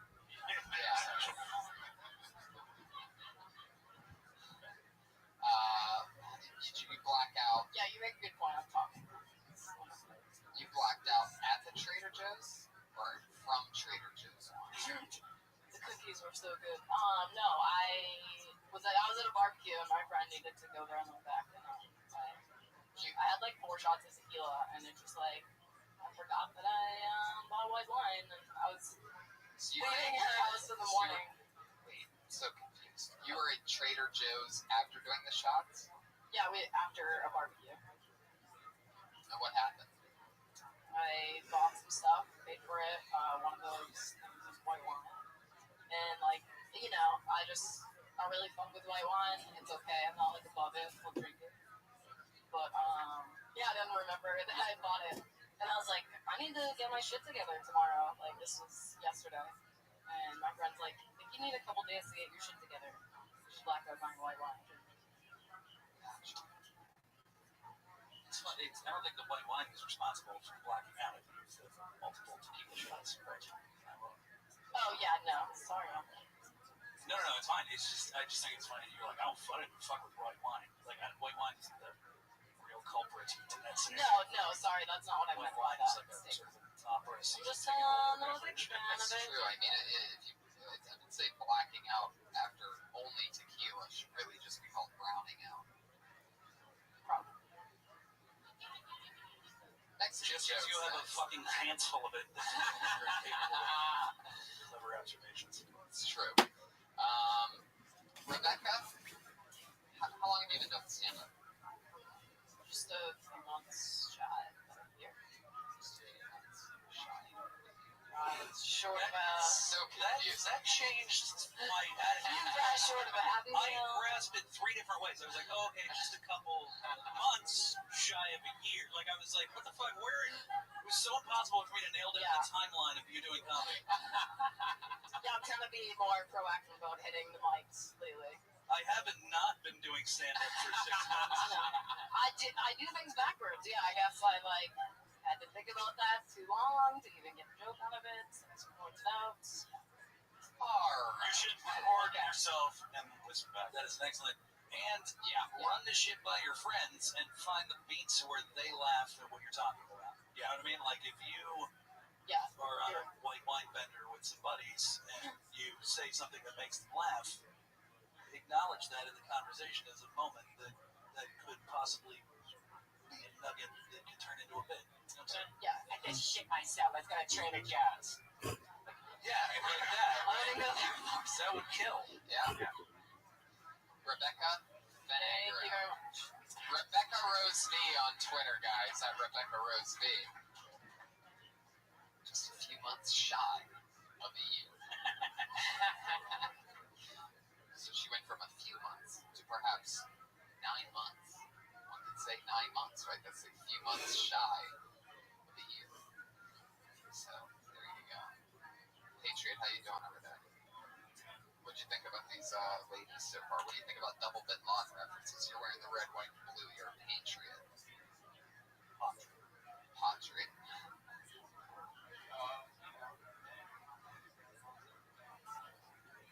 That's right. It's really wise. It's really wise. Very, very, very true. That isn't a t-shirt, it should be. He's got to find something to talk about.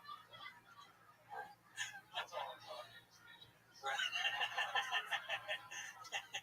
This sounds like the type of name that I would actually expect to talk about bin Laden. Put your hands together for Joseph Abu Zakir.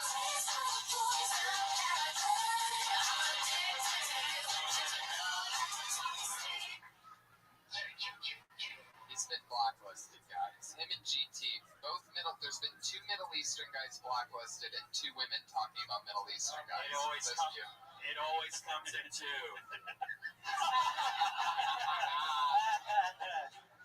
Maybe there's something to that. Holy shit. Put your hands together for Tyler Misnari.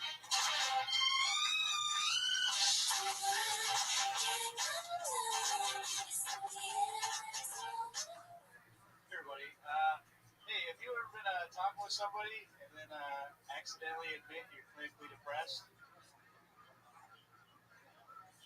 I was talking to my buddy. He said, "Hey, what'd you do this weekend?" I said, let's see. I slept a lot, played a lot of video games, ate a lot of macaroni and cheese. Was sad. Fuck, I think I'm depressed. I think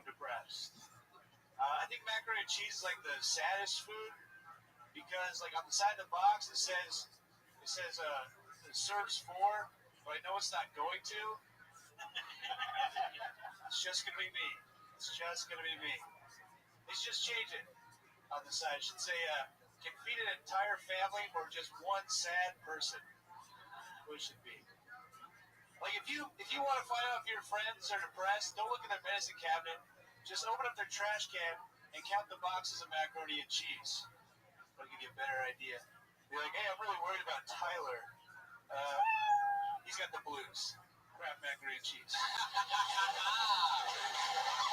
yeah. Tyler just crushed the bear. That's funny stuff, man. Thank you. Talking mac and cheese and sadness. You should probably think of more like legit like symptoms of depression. You know, because you gave a couple that were good, but there's a couple that are really good, probably. Like, forgive me, like, there's some really good ones. I'm trying to think, like, my Google searches. Yeah, you can't get out of bed. You're crying a lot. Chronic masturbation is Giving up masturbating, like quitting halfway through, I think is way sad. chronically quitting. That's one thing I've never started been able to do. masturbating. You know what I mean? Like you couldn't even finish that. Power through. Yeah. Like, even if someone's knocking on the door, if the phone starts ringing, I absolutely have to finish. What am I doing? Unless somebody shows up, you gotta finish. See, I think it's more fun to finish fast with the pressure on the line and then pretend like you didn't just jerk off to the person that was knocking on the door. You know, like you just answer the door like, what? Oh, hello. No, I wasn't jerking off. That's why Tony beats off an elevator. Sometimes It's so intense. You never know what floor it's going to open up. Oh, my God. That is absolutely, I agree. That's one way to go. The other way to go, I thought it was really funny that you just listed a couple things and then just was sad was one of them. Yeah. But then I think you should go back to like just mundane bullshit.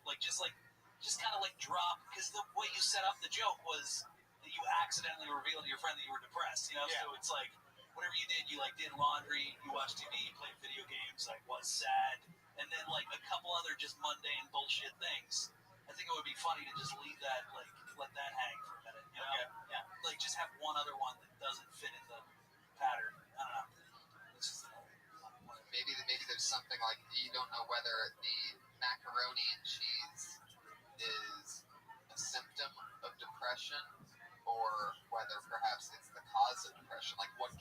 first, the macaroni and cheese or the depression, or the depression.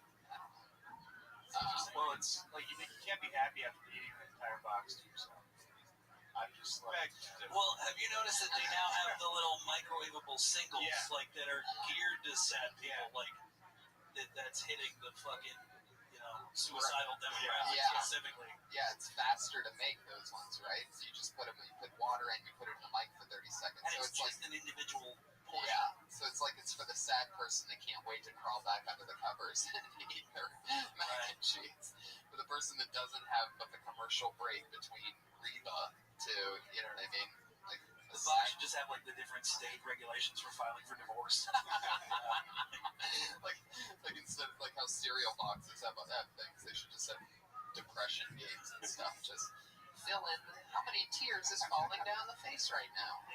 Fun fact, I heard that they just decided to change the serving signs to actually reflect how Americans eat. So now, like, a full serving of mac and cheese is actually going to be like half a serving. Really? That's good news for me. So this good news for you. Yeah, I'll be all right. It's good. Yeah. Now you're gonna have to make more boxes of mac and cheese. Hell yeah, your psychiatrist is here, buddy. Congratulations. All right. Figured it Turns out. out you're cured. Thanks, fella. Fuck yeah. So, and Tyler, how long have you been doing stand-up? It's been a while, about like 6 years. Fuck yeah, probably just shy of 6 years, huh? Yeah, just a few months shy. Yeah. How long have you been in A LA? few months. Yeah, shy of 6 years. How long have you been in LA? A few months shy of 2 years. Where'd you start out? Montana. Oh shit, where the fuck were you doing stand-up in Montana? There wasn't a lot. I was actually emceeing a poetry open mic in my college for a while. I can't imagine you being depressed.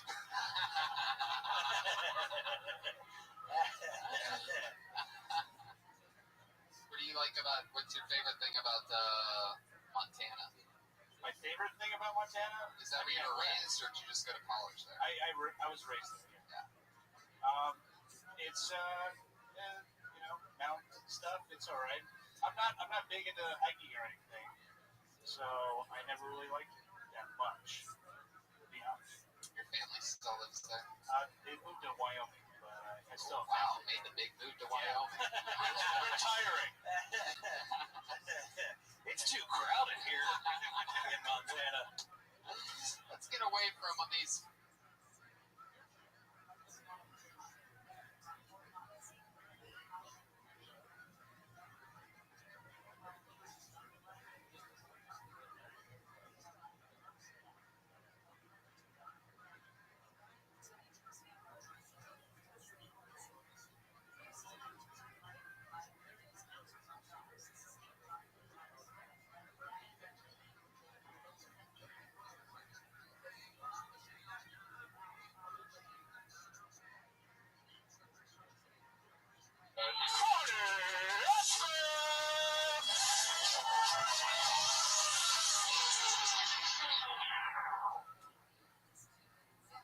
This thing on, there we go. Yeah, everybody, hi everyone. Fuck yes, I love it. How exciting. It's a special Monday. This is episode 50 of Kill Tony, everybody. Yeah, big 5-0. Episode 50. One for each state. And the State of the Union is strong. Wait, Patriot, not yet. Josh. What is What are going you doing, on? dude? Everyone's Come on, being you're real already confused. blowing it, Josh. It's all happening, buddy. It's already begun. Josh already dropping the ball after he spilled tequila on me last week directly, which there's video of that on Episode, yeah, that's 40. episode 49, I guess. So Yeah. Was that 50? so that was 49. Yeah. But Right. the video should be. Right. I guess it's not out yet, but Yeah, it the comes out. video will be. Yeah. We had to film the first half of the episode using an iPhone, Yeah, and I think I caught Josh. And it was so funny in the because motion right here, Yeah. from right there. he puts it right on the corner of the table. Yeah, really, really blew it. Yeah. But keep it going for Josh Martin, everybody. He tries to keep everything on its hinges. Great guy, Josh Martin. So hell yeah, guys! Thank you, live audience, for coming out and sitting so far away. Nothing better than having the front of the room empty. Really big confidence booster. Always exciting. I really can feel that energy because I have long reach. So, fuck yeah. Anyway, what happened this weekend? What's going on? Anything? Yeah, we did an episode of Thunder Pussy. Benji went crazy on that was a Thunder Pussy. Or not Thunder Pussy, Ice House Chronicles. Oh, okay. Yeah, it's weird. We had a good friend of ours have to deal with an annoying group of hecklers, and then we had to deal with the aftermath of a comedy club not backing the comic. You know what I realized lately is that the hecklers are, I feel like, this is just a newer theory that I have. By the way, I just celebrated 7 years of doing stand-up comedy, guys. Oh. Which is interesting. It's fun to have been doing something 7 years. I don't think I've ever done that. Anyway, but something I noticed lately is I think the hecklers are heat, like animals. I think that when it starts getting warmer out, people get chimier because they get a little bit drunker, they get a little bit hotter, the fucking chemicals are rolling, so they think they have something that they want to say. Yeah. And they also, always happens when you come in groups, too. Like, if you have more than four people in a group, that becomes a party. Right. So now you have, like, this party aspect of, like, damn, we have a whole table. We actually are a party. Yeah. And it's like Game of Thrones. Yeah. The pack gets bigger and shit gets crazy. Yeah. But it was interesting having to deal with that. But if you're listening to this, you can always check out Ice House Chronicles, because Benji literally gets off stage thinking he's about to get shot from this gang of Mexicans. And luckily we had Big Earl Kennedy there. That's great. Yeah. He's a force to be reckoned with as far as like what you visually think he's capable of. Right. But he's a big softy on the inside, so that's funny that he was the one chosen.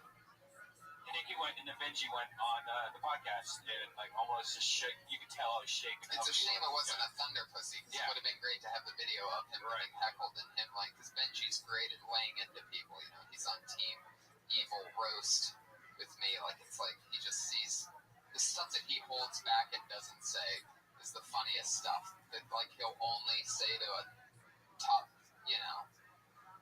Anyway, you guys get it. Sure.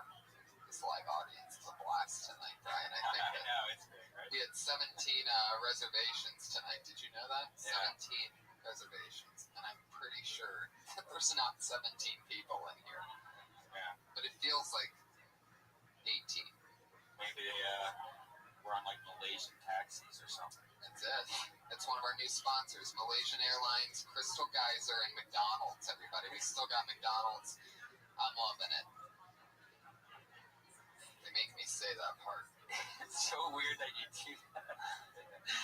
I was listening to an old episode the other day, and you really went into it because you were reading my cup, and you were just like, free Wi-Fi at all locations. I just think it's the funniest thing. I want to see if like McDonald's attorneys will send us something like, can you not mention our product on? Like, I think it's so funny that McDonald's like this huge corporation, and I'm saying that. Right, because then we would have to acknowledge, because then we get to acknowledge. It makes me wonder if they'll complain about us backing their product. Right. If they're like, I don't know if you know this, but like we work with the Olympics and things like that. Your live podcast. What's that? Queefing? Yeah. What's the queefing? Let's just put it this way: we don't get it. But we love you, McDonald's, all the time, especially your new strawberry banana iced tea mix, debuting next month only at McDonald's. I'm loving it. And don't forget the Shamrock fries. They're not just old fries. When is St. Patrick's Day? They already happened. It just happened. That wacky St. Patrick, he gets by me sometimes. He was like a big deal, I guess. Anyway, you don't know what you did for St. Patty's Day? No, what did I do? I don't even know what time of the year that is. Isn't that weird? I'm trying to remember what I did. We probably did something. When's St. Patrick's Day, guys? March. It was like recent. Holy shit. What day did it fall on? What day did it fall on? Anybody know that? What happened? St. Patrick's Day just disappeared, huh? We did a kill Tony on St. Patty's Day. Did we really? And we didn't even acknowledge it once. Did we acknowledge it? No? Are you serious? Even weirder yet, we're just finding out that it was St. Patrick's Day now. This is some crazy shit. That's scary. What did we drink in Dallas? I'm telling you, man. Something. R&B Cowboy. That just keeps coming up every episode. Dude, that comes up more than McDonald's. Brian and I got roofied. We're pretty sure when we did a road trip. We had no idea who roofied us. We came in contact with 200 people.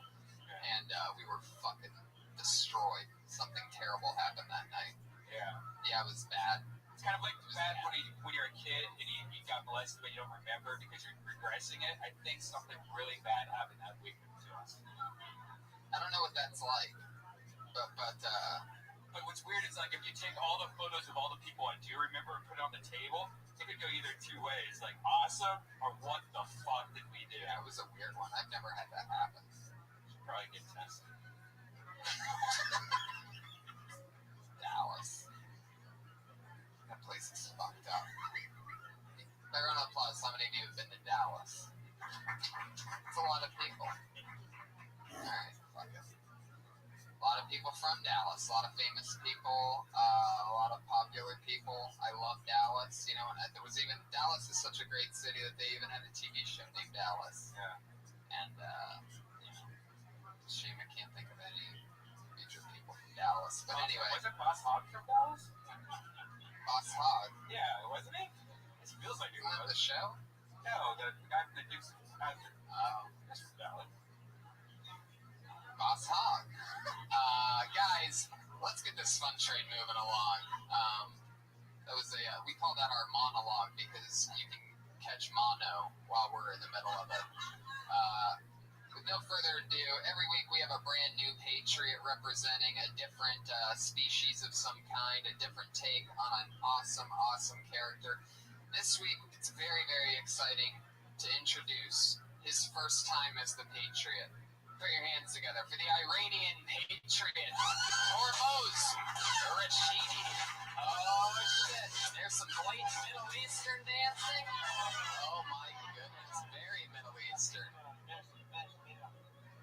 Oh, shit. He's Iranian as fuck. Yeah. How's it going, buddy? Very good. Very good. Fuck yeah. I love that he's blatantly the Iranian patriot because you can see his hairy arms sticking through his sleeves. Yeah, and it's I don't think that's a speaker. I think that's just his pubic hair. Fuck yeah. Never too soon for an Iranian, right? Never too soon. Maybe tower too soon with you guys. Bismillahirrahmanirrahim. Oh shit. Pretty sure a plane's gonna fly into the belly room. I love it. So tough, so Iranian that he's gotta giggle like a little girl. I feel like a baby getting tickled. Fuck yeah. Well, we're happy to have you, Hormoz.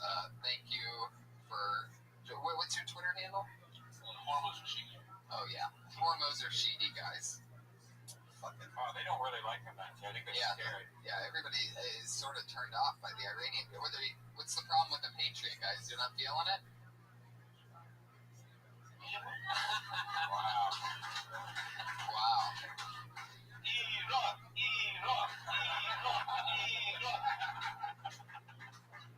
Damn. That's normally that gets a big round of applause at this club, but I'm surprised it's not. Luckily, we're gonna have a lot of fun throughout tonight's episode, so thank you for joining us. I'm glad that you're our patriot, and to me, you're the finest patriot that I've ever seen. And a great Uber driver. Yes, definitely. Fuck yeah. I love having a good Iranian friend wearing 7-year-old pajamas, fully committed, and that's what it's all about.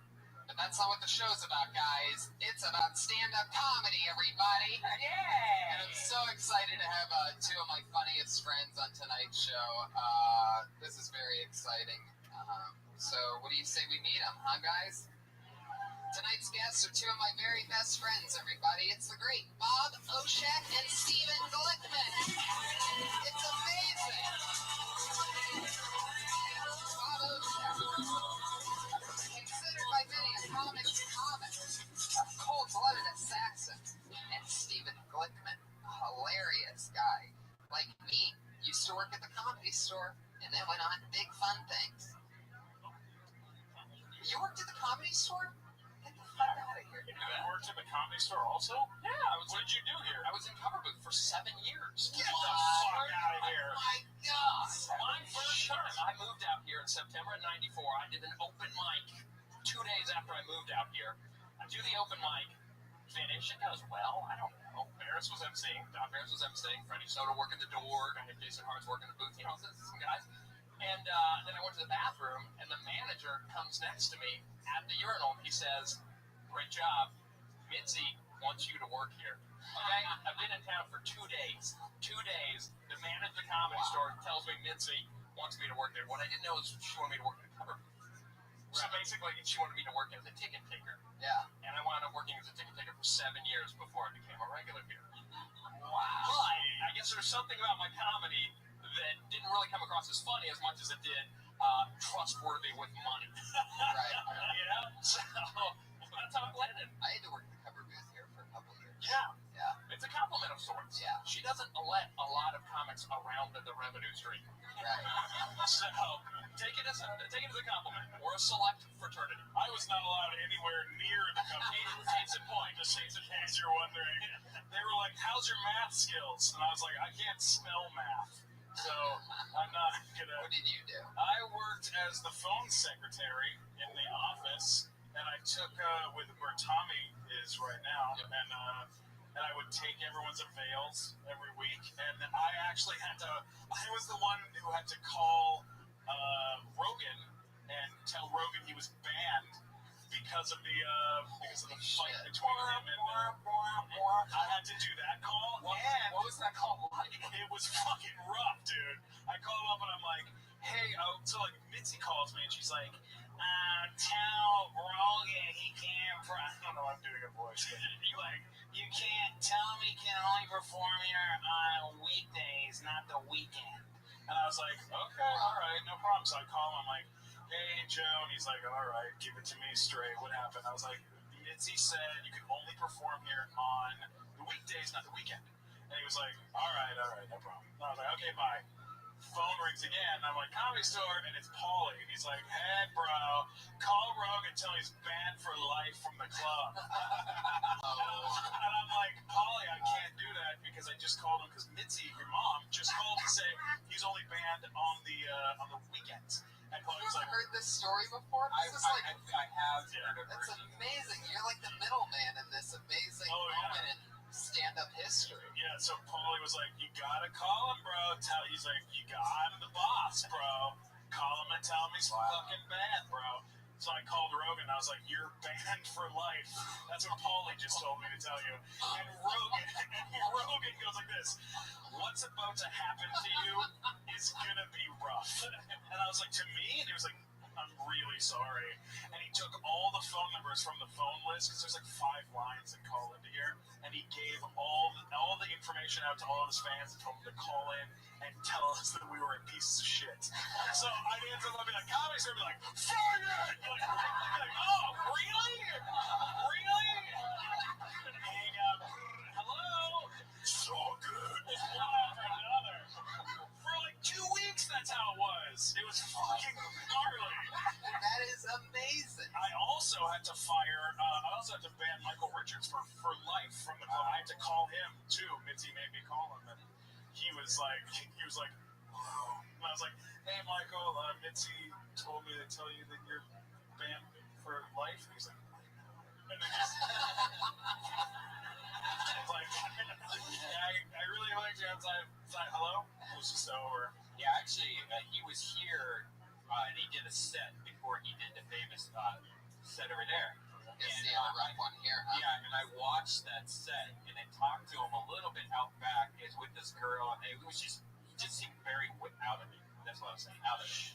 And then I called Rogan that night, like, dude, get down to the Comedy Store right now. Michael Richards is with this crazy person, and they're both really messed up.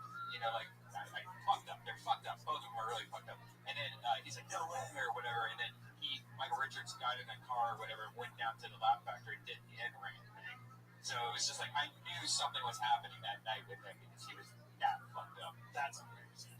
That's a mess. How lucky you are to be that dumb guy for two crazy stunts like that. I had two weird moments.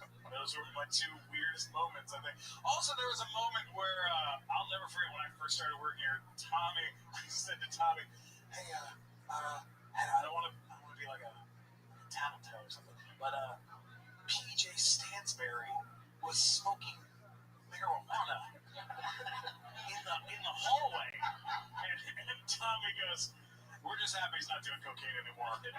Ladies and gentlemen, my good friend and one of the greatest human beings in the world, Rabbi Roddy Piper, is here. Real honor, sir. Holy shit. So glad. You know what? That is amazing. Thanks for being here. Wow.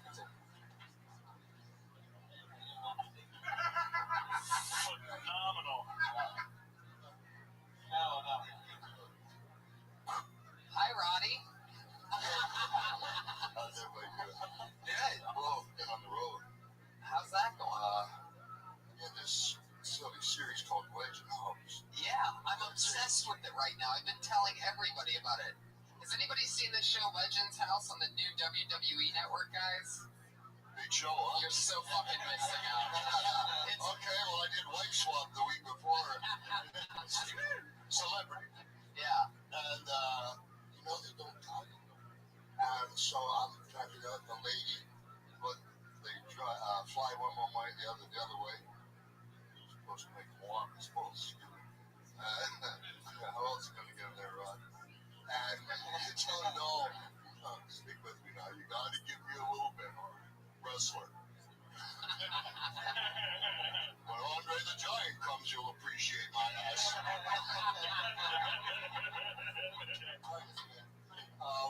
What did you talk about? Legends House. Thank you, Legend House.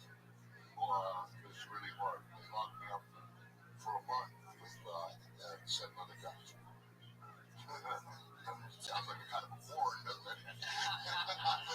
You know, I used to get this chick like, this kid here, will just change his whole format around.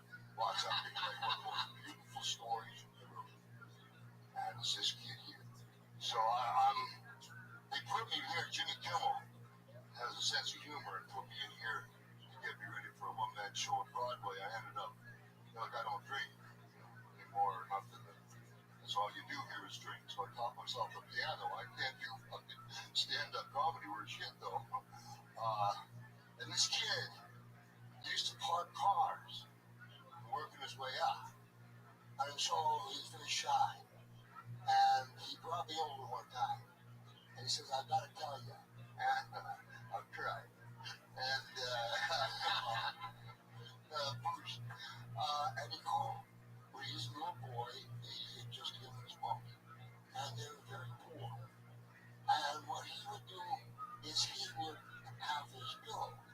And he would put like 5 to 6 hours. He just wrestled the shit out of this bill. And every time he got it down, he'd go, Molly, come. Her from, I talked to her. Her from the kitchen go, 1, 2, 3. I would do that for years. Yeah. And he was starving, so I took him over to Denny's. This is true. And You don't even know the half of that story. This story has been told on podcasts before, but from my point of view, which is even crazier, which, you know, the time that you took me, so I was down and out. I'd been grinding it out here. I'd been working here. This is an awesome story. I swear to God. I've only got a couple of them, but this is a good one. And crazy thing is that I had run out of everything. Like, I'm the kind of guy that would rather not work a day job and fucking struggle to figure out the next thing than to be miserable and sell my soul. At that point, it was too deep into stand-up at the time. So it's like, I don't know, 4 or 5 years ago. Anyway. But it was like, so I was done working a job, but I was still just doing stand-up and working here and getting fucked. And I'd run out of all money possible, like money money, like turn in change for food. I mean, there was probably a paycheck coming in a few days from here or whatever, but I was done. And I laid down on my air mattress that was in Amy Hawthorne's living room. And I laid there in the afternoon, and I was out of all money, and I didn't have another meal coming. And I'd been hungry and broke before in that little time span, because it just happened. But this time, I'm like, you know what? I'm not going to go chase down a meal. I'm just going to lay here and just see what happens. Like, I was like done. I just literally, for the first time, sort of just given up. And a few hours later, my phone rang with Piper, who said his first words were, "Can I take you out to dinner?" And then the next day, I got an awesome, very well-paying writing gig, so it worked out. That's the moral of the story, but that's a true one. I was actually like giving up, just laying. What's more depressing than laying in a fucking air mattress in a Hollywood living room? And then it was literally like you knew. That's a fucking awesome story. Yeah. Well, first off, Roddy and Tony, I'm trying to fit a few more punchlines. I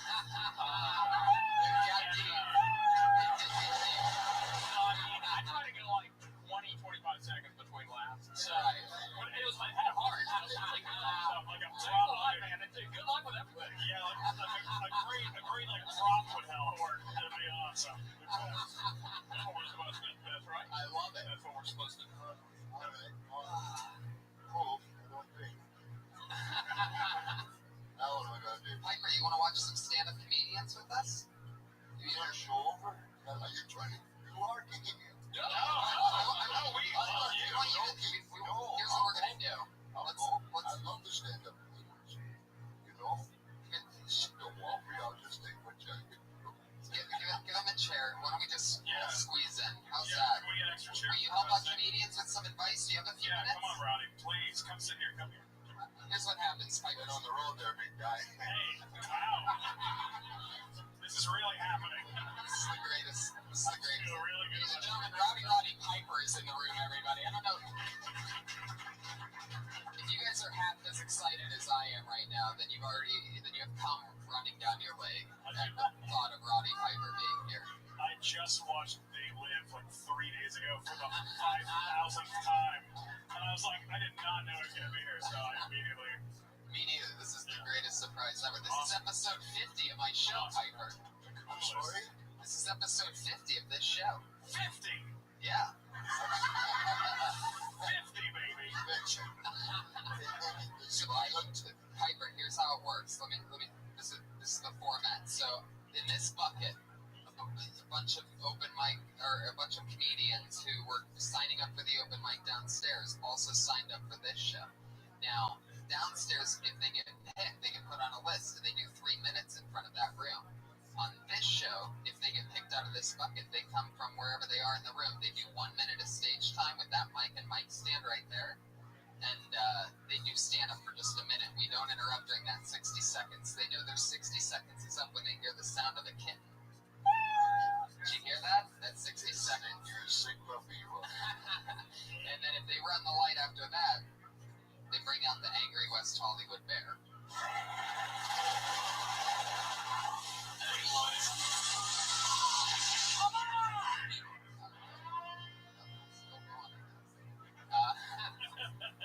It's an angry bear tonight.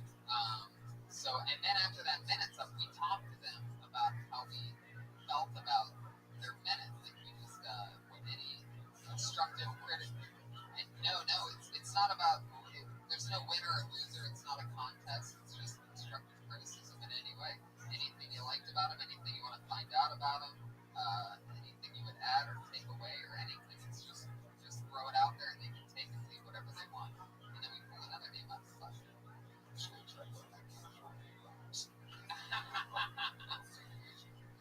throw all the rocks you want. Yeah. We've literally thrown rocks before. I'm pretty sure I've seen that.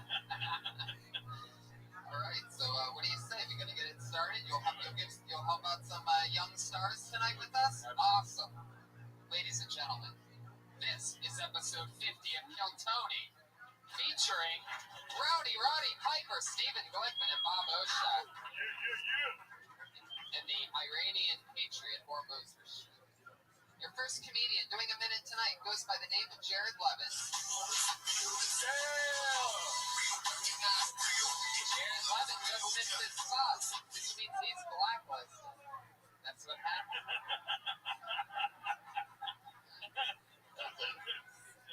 Nobody knows how to blow it up like the Iranian Patriot guys.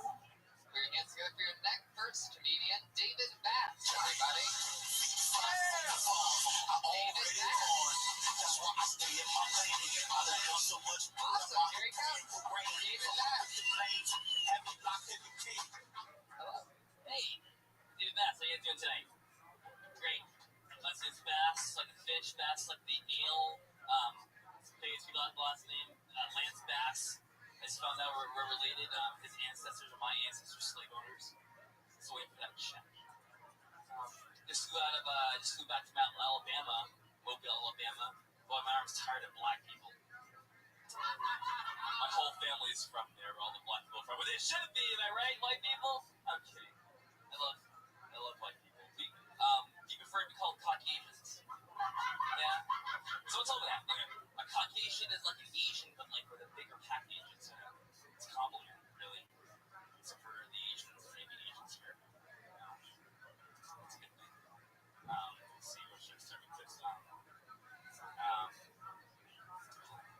Think about this. I was watching the Food Network today, and I was watching Rachel Ray make one of her famous dishes within a half hour, so maybe like 2 hours to make. She was making.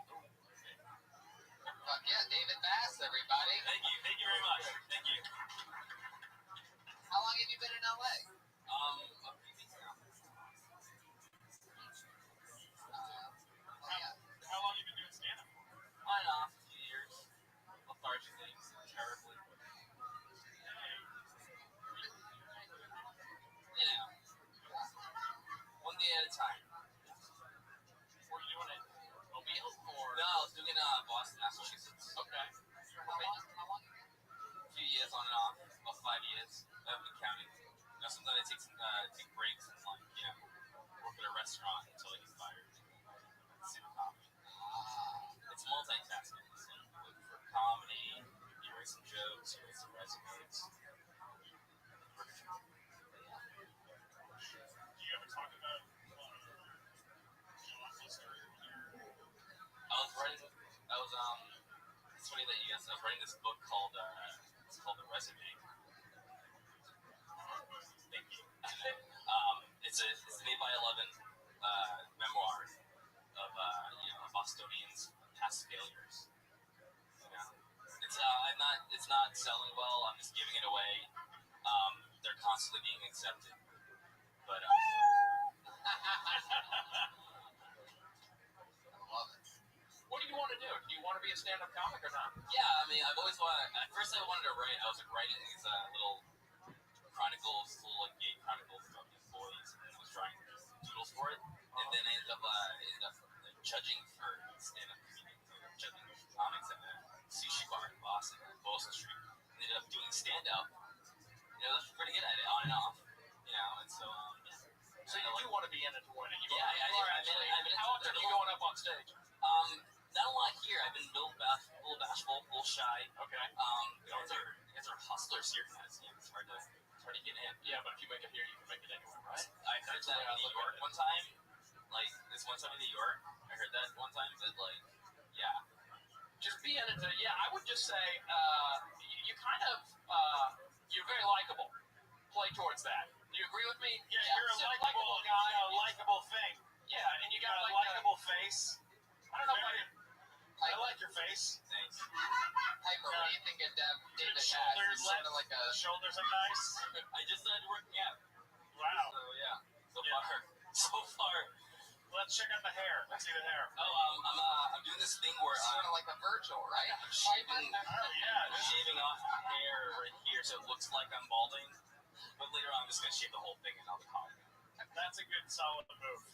You should shave your whole head. That's probably gonna be good. I'll do it. And then just leave the sideburns.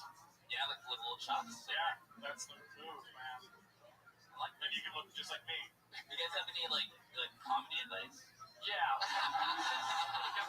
when you said to give you more advice on your looks, do that. Unfortunately, looks are about 90% of the battle making it comedy now. Really? So seriously, I could probably give you a bunch of material advice. That's all going to evolve. But truthfully, if you want to make it in stand-up comedy, just honestly, don't take this the wrong way. Don't wear shorts on stage. Yes, that's 100% true. Literally. I'm not trying. I mean, literally, just dress a little nicer and then hit the material a little stronger. You have a good vibe to you. Your shirt wrong too. You know that, right? It's leg day for one thing, and snap on shirts. So how I'm just like half-assing it, like my comedy. No, it's because you wore one button up. No, you know what? Look. This is a fine place to come and perform at, and there are lots of other places in town to It is so true. The dressing the part is a very big deal. And that's one of the things that Piper taught me. Piper always dresses the part, even when it's too hot outside to wear a leather jacket. He's always doing it. That's what comes with being who you are. Remember when we went through that snowsuit phase? It was rough in the summer. There was a lady named Ella Fitzgerald. She told me, give them a good beginning, a great ending, and they'll give a lot. So if you come up here and instead of, I know you're trying to find it, have one that works, put it in your pocket, then the race thing right from the top, they weren't warm enough. It was funny. Just weren't warm enough, and then have a way to get out of it, and it'll give you the confidence. And one other thing about Ella Fitzgerald. Ella Fitzgerald. This is amazing. That's Jedi shit. That's fucking good advice. This is a great format for you, Pipes. This is going to be good. I love it. David, thank you so much. Please sign up again. Come back again soon. You did a great job. Awesome. You did a good thing that you did with your good face. You know, I've told so many people, like, David Bass is D. Lee Bass on Twitter, by the way, guys. D. Lee Bass. He's only been in town a couple weeks. See charisma. Want a Coke? Josh, can you get a Coke for Pipes? Thank you so much.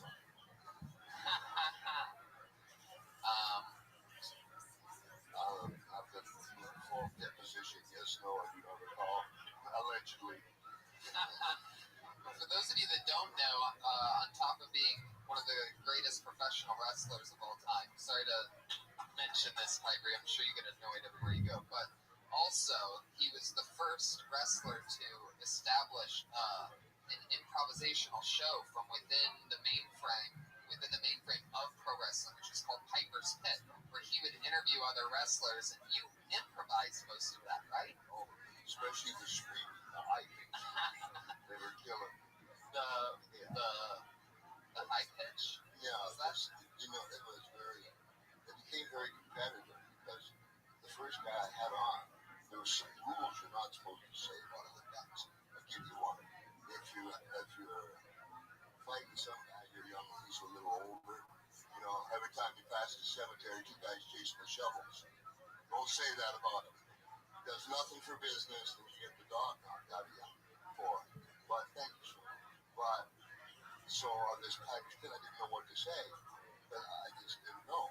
And there was this Puerto Rican gentleman right here named Frankie Williams. And I'm going, it's live. Well, I said, what am I going to say? And I said, so where are you from?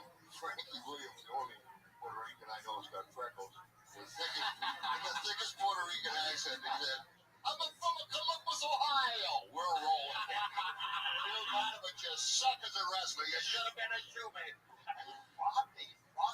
Like I got him off the bat like you bastard. Every time you think you got all the answers, I change the fucking question. Yeah, that made history. Holy shit. Alright, let's keep rocking. Your next comedian, doing a minute. Put your hands together for Tyler Mesnara. Yeah, Tyler!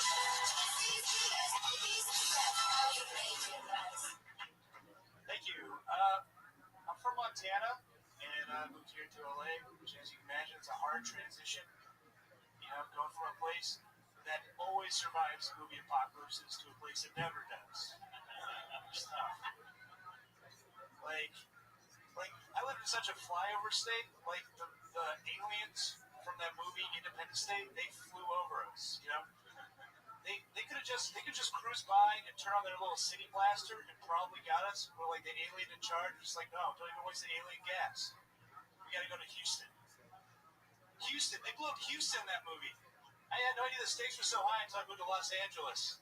Like they blew up Houston, what's left? Albuquerque? Nothing. No idea. You know? That's how that happens. I call that good. Oh, Yeah, I forgot the last part. Is that? You have something, Bob? Don't give up. Keep going. Until you hear that fucking cat. Do not give up. Yeah. Keep going. Do another one. Do one What they more. gotta do, Tyler. Do not give up. Don't bail before the light. We got Roddy Piper here. I'll be goddamn if you're gonna leave before that light. You do one more joke, all right? Punch you in the face. Best thing happened to me the other day. I was in my car listening to NPR, and it was right after the Oscars. And the lady says, "Oh, this is amazing. Steve McQueen, director of 12 Years a Slave, the first African American to ever win Best Director." Another woman interrupted her and said, "Oh, actually, he's British." Then she immediately said, "Oh, I'm sorry, first black guy." Drop the mic. Drop the mic. Drop the mic. Put your arms in the air. Oh, hell, your arms in the air. It's bravado, brother. It's bravado. All that's missing with you is the bravado. Yeah. You are a fucking gift to them, not the other way around. Yeah, Remember that. Remember that. You came out here from fucking Montana? Yeah. Are you kidding me? And you're going to walk off stage before you do the full minute? Never again. I never want to see you before you end. You do it. You are, you know? Dude, that shit's hysterical. And they don't pussy out on the fucking Independence Day joke. That movie made $1 bajillion. They play it every Independence Day. It is a fucking shitty movie. I still tell jokes about that movie. You should fucking if there's another movie that you can update it to, like the fucking Godzilla movie, update it to something else. Yeah. But it's don't chicken out on it. Fucking really go for it. Yeah, all your shit's great. You just own your shit. Come sit up here. I think we have room for one more person. We can probably fit you back here. And if you start wearing hipster glasses in a month from now, I'm going to punch you right in the face. I swear to God. Don't you do it. All right. But you know what I'm saying? Literally own it. Take it. It's yours. This is your opportunity. Because I can't give you specifics on material right now, but I can give you on fucking confidence and grabbing the stage, okay? I mean, you want to talk about grabbing the stage? Here's a guy who knows how to grab the stage. Doesn't know the stage he's on right now. This is a guy who can grab the stage, okay? Now for the Zorg, That's all it's yours, man. You started great, though. You walked up, you took the mic stand, put it away, and then fucking went right ahead. Like, it was, like, very pro shit. And then you, like, backed out and you're like, I forgot the rest of my shit. I gotta get out of stage. You got material. Like, if you got shit to do, keep doing it. And from the technical standpoint, you're talking about aliens not wanting to visit Montana. Well, I think you could go one deeper than even an Independence Day. I think you could, really talk about how you could go into it by maybe mentioning something about not only do human beings not want to visit it, but I don't know, maybe you did, but maybe I just didn't hear it. But How much Montana sucks. Right. We should get aliens to blow it up. Aliens don't even go there. They'd rather be in the middle of the desert in Roswell. Not to mention, movie aliens don't even go there. You can build this so that by the time you're in your Independence Day thing, you're already deep into it. It's like that movie Contagion. Like, they have all the red dots, like where all the kids were. It's just like open areas. Like, right. You can't even get a red dot. Yeah, no red dots. We can't even get an outbreak from our town. That's good, though. That's good. Yeah, play up the whole Montana angle, because trust me, no one here knows what it's like in Montana. It's true. That's your strength. There you go. How long have you been in LA? Year and a half, almost 2 years. You come out here for this? Yeah. Do you stand up? Yeah.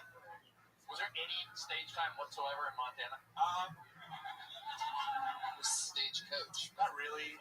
Did you do? No, hold on. There may be something funny here. Did you ever do stand up in Montana? Yes. They had some one-nighters, triple run one-nighters, and then I emceed a poetry open mic for my college. You have to talk about what a poetry open mic is like in Montana. Yes. Trust me, the shit will write itself. Yeah. Go home tonight and write that bit. Yeah, and then you can do one of the poems and just write a fucking poem and read it, like pretend like you saved it. You're like, this is one of the poems that people would read. Yeah. Just read it. It's a funny poem. Right. People trying to blatantly plagiarize Dr. Seuss. Yeah. Thinking nobody else has seen it. This next one is called The Cat in the Hat. Yeah. There was this one time, like it was like a gang of like leather poets, like hipstery chicks. Leather Poets sounds like the worst punk band of all time. We are the Leather Poets. Thanks for coming out, everybody. But they would go up there and they would just, it was right around like High Bush era, like with Dick Cheney. Yeah. So they would just go up there and be like, fuck George Bush, fuck Dick Cheney and his oil dick, fuck him back to Afghanistan. And they would just go, they'd say that, and then I'd go up there and I'd be like, I'd make like a masturbation reference, and then the coffee place would just be like, whoa, ease off on that, all right? You don't want to talk about that bopping reminds you of jerking off thing, you know? So, yeah, work on that. Yeah, Tyler sort of reminds me of an out-of-shape The Miz. What do you think about that? Is that a pretty good analysis? No, but I might do one or two things. I might go get a red flag pedal shirt, because that's what they wear in Montana. Or at least go get a shirt with a collar, because it makes you look clean, and the audience is more apt to kind of like you, because you're taking care of yourself, even though you're poor. No. Yeah, you throw on a fucking I'll buy you the shirt. But sometimes it's all in, you are what you think, but you are what you feel. Yeah. Boom, you got it kind of stuff. Yeah, dude. Well, that's awesome. Great job, Tyler. Thank you so much. That's Tyler Mesnarek. He's on Twitter at Tyler Mesnarek. Tyler Meznarich. Fuck yeah, this is very exciting. Bob, you've been on the show before. Steven, there's a question that I always ask people on their first time that I want to ask you and Roddy. Sure. Was there ever anything you did in the beginning of your career? Maybe, obviously you would admit, on stage, anything you said or did that you can't believe that you did, or Piper, something very early on in your thing that you can't believe you did, which I'm sure the list probably looks like like Schindler's. It's got some things on it.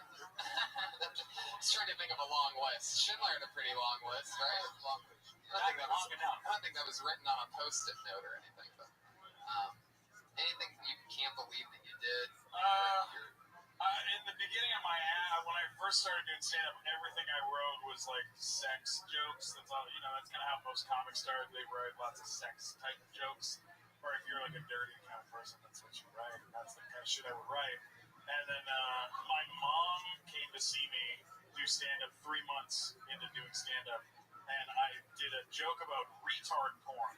Oh boy. In front of my mom. And she's never let that one go. Like, she still brings it up. She's like, I don't understand who would watch it. I don't believe that it's real.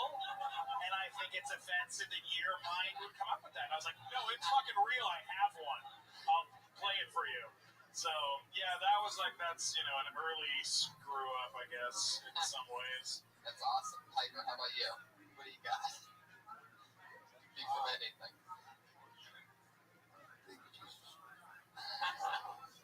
Something that I wish I hadn't done? Maybe. Or maybe it's just something embarrassing, something you can't believe that you did. Oh, I got all those categories figured out. I'm just doing the different answer. One time, I wish I would have done this one. Let's try to tell it quick. I wrestled this guy. His name was Bagnews. He was an Olympic judo player. And, but he was just a social wrestler. I had to wrestle him in Toronto Sky Dome. And he's a black gentleman. I'm from Canada, so I painted myself half black. I didn't nothing. can see it's 63,000 people that come up. I'm dancing like this. I'm trying to be like Michael Jackson. They're doing the same thing you're doing. Like, what the fuck is he doing? And I'm half black. So, Split right down the middle. I'm pretty sure I remember. Part of me started to grow. It's lopsided thing, aerodynamic. And so they bought this black paint so when I wrestle, the sweat would take off. So, I went out there and had a pretty lackluster match with this guy and came back and sat down and the lady goes. 5 minutes later, my cheek is bleeding. See, there was this solution just looked like water. Well, Andre the Giant and Arnie Score dumped it out and filled it with water. Now, I'm in Toronto, Canada, half black. I can't get it off. I swear to God. And so I proceeded to, go out and get drunk as I possibly could. And the next morning, and don't judge me because, it hurts me. I woke up with all my clothes on my bed. And this hotel, like the hotel door, the door to my hotel was gone. And there was a cowboy hat, literally, I don't know, cowboy hat there. I had a 4-foot Mickey Mouse that I bought for my daughter. When I woke up, I forgot I was half black. And then I saw, holy shit, because I got to go from Toronto to Portland, Oregon. So I got the cowboy hat, since it might be a friend of mine. I put the cowboy hat on my briefcase here and my 4-foot Mickey Mouse there. I want to tell you, when you come through half white, half black, they get the fuck out of your way. And the next plane to Chicago, the stewardess lady had a problem and wanted me to check Mickey, and fuck you, I bought him a first-class seat. We all drank all the way home. Wow! That is such a cool story. I did that. Yeah, it's an amazing. Mickey got a first-class ticket. That is such a great idea. Oh my How God! is that not a movie? How That's does this beautiful. not happen? I love it. You know that in Saints Row 3, the video game, you can play and hang out with Robbie in the game. Really? And you can reenact, like, it's amazing. He's in the game. Like, you just get, like, you get to reenact scenes. That is so awesome. True, right? That's fucking The store is in GTA 5. You can come right up to that door right there. No way. Yeah, the one that's right next to this stage. That's fucking crazy. It's around the back of the Comedy Store in the parking lot Or and you up could the just black come stairs. Yeah. Right. You can just come here and hang out with this guy. So, Of course. That's All these soldiers just come to what? Do this what?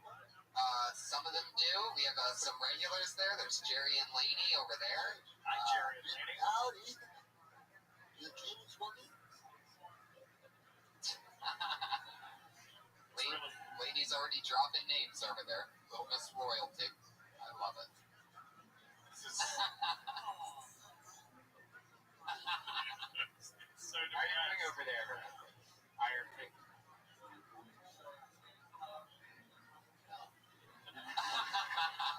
Of course you would.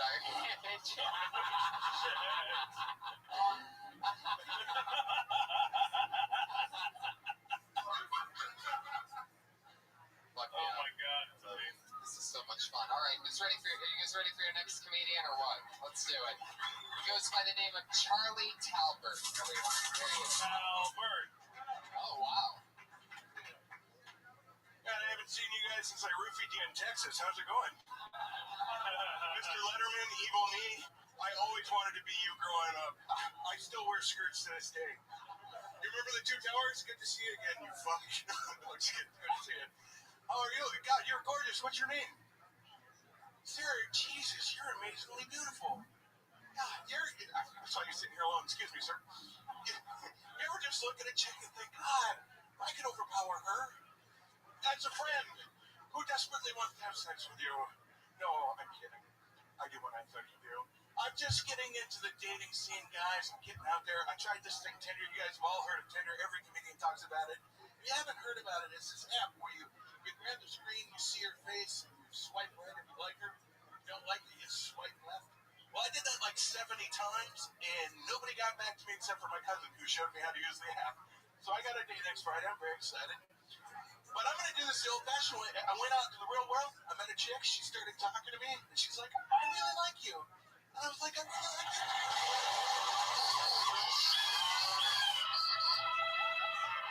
So I grabbed her face and swiped right.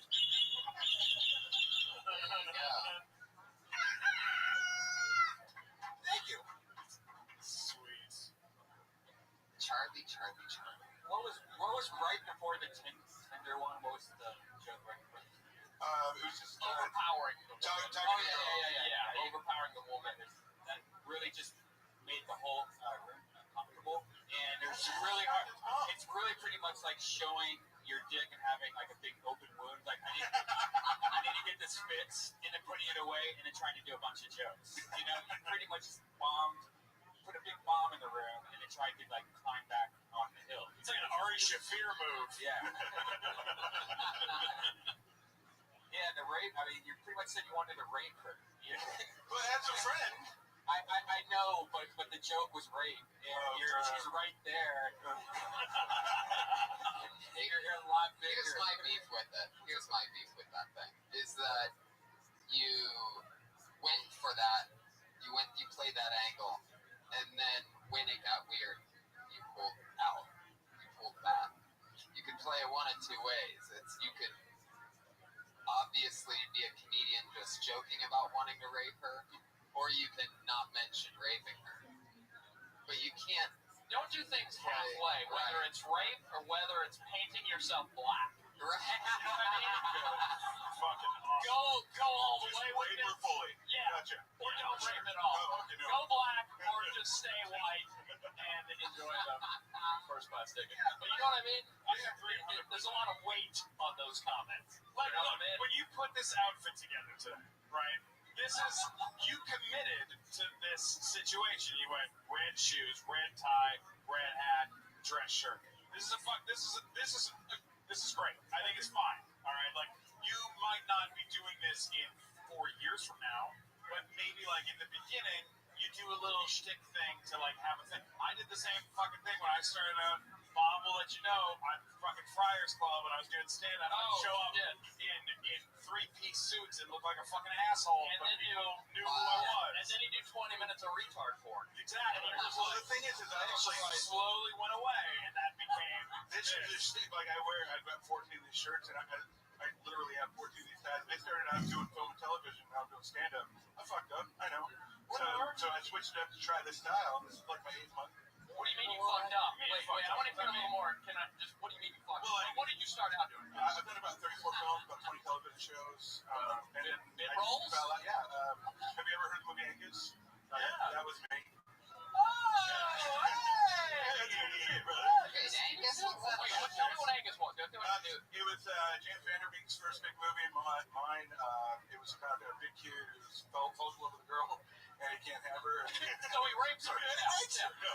And at the end, he gets her, he triumphs, that kind of thing. Well, shit, man. This is what you should be. Well, no, you should be talking about this, right? I do. I talk You about delve how into more of this kind of stuff. Oh, yeah, You yeah. don't come across as a guy who should be doing gratuitous material for the sake of being gratuitous. You don't need that. I think you're kind of a likable, warm guy. You remind me, to me, is this an old reference?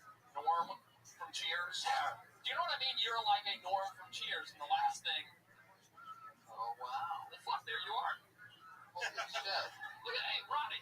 Back here, Ronnie. Look. That's the fucking movie, Warner Brothers movie, man. But you know what I mean? Like, that's the kind of stuff you talk about. Perhaps talk about the. Well, do you feel like you're slipped back? Do you feel like you've fallen, or do you feel like this is a? Well, I left for 5 years. Why? I wanted to get married, have kids, and then I got divorced and said, hey, I should do stand-up comedy. And this is like my 128th time on stage. Okay, there you go. There's your journey. Talk about that stuff. That's the stuff you should be talking about. I do. I'm working on the Tinder joke. That's really the one that I'm trying to work with. Now, when you said that you feel like you went backwards, that you did it the wrong way, Piper had something. Yeah, where's I think it's fucking great. Yeah, you know what? You did your homework. You had something on everybody, boom, boom. And that, so then you kind of, you only have so much time, you got all the energy, so just, hype it up and make it work.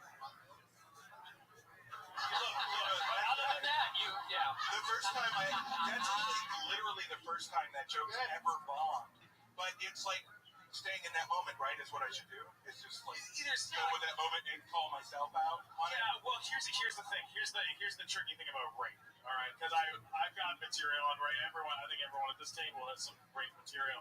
Are you playing the trailer to the movie? Yeah, there he is. Angus Bethune?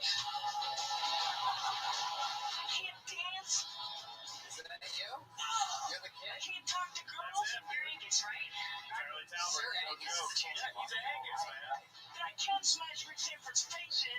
Got a temper syndrome for the football field. You get to dance with Melissa Levine. Kathy Bates is in that movie, just in case you're wondering. It's a fucking real movie. We're gonna turn a large, pathetic virgin into a large, pathetic virgin with a new look. This is one. Is your date? It's yours. Awesome. When Angus dances with Melissa, he's never gonna look back. My best friend in real life, Chris Allen. We just finished our 14th film together. Wow. All right, so also, dude, give him a round of applause. Did I get you up? Angus. They live, Angus. Angus, they live. Look at that. That's cool. Oh, I think we need to find this guy some more bubble gum, guys, because Oh, shit. if you want to hear any more. I love and respect you, Tony. Thank you so much. I love you, Charlie. I just found out you're a child star, and it makes sense that you look like a big baby. When it comes to the rape material, to do a joke like that, either if you put it on yourself, like, oh, I could never get her because I have to fucking rape chicks to make that happen. You know, like if you find a way of doing it instead of it being like you're a big guy, you saying to a girl, I could rape you seems like a little. It I got 3 daughters. it turns. The rape thing out the motherfucker. You got it, right? I agree. You know, I I can tell do you it where like- to go. You're like, You you're don't have to go there. That's what I'm Well, I'll usually follow that up in a normal routine. I've never done like a minute jam before. Yeah, no, I know. But I'll follow that up with, you know what, there's nothing I can do to you. They need the same amount of equipment to find my penis they need to find flight 37. You know that? Hilarious. Shit like that. So I bring Charlie. Roddy Piper just said, don't do the rape joke. And Ronnie I will never give another rape joke on stage for you. There you go. That's the lesson. Roddy Piper has spoken, ladies and gentlemen. There you go. Charlie Talbert, everybody. There he goes. Give him a round of applause. He's on Twitter. His handle is Big Guy in the Tie. Is that true? That's your real Twitter handle? I'm going to follow you right now, Charlie. Yeah, but see, Angus raping somebody's kind of funny. Yes, I agree. So maybe if he brings up Angus first. That's how the movie should have ended. I can't get laid. I'm just going to rape this girl instead. This summer, Angus is back.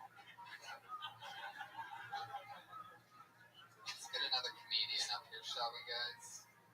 Sarah Kenny, everyone. Sarah Kenny. Hey, Charlie, there it is. Jump on her, Charlie. It's weird. All my jokes are about being raped.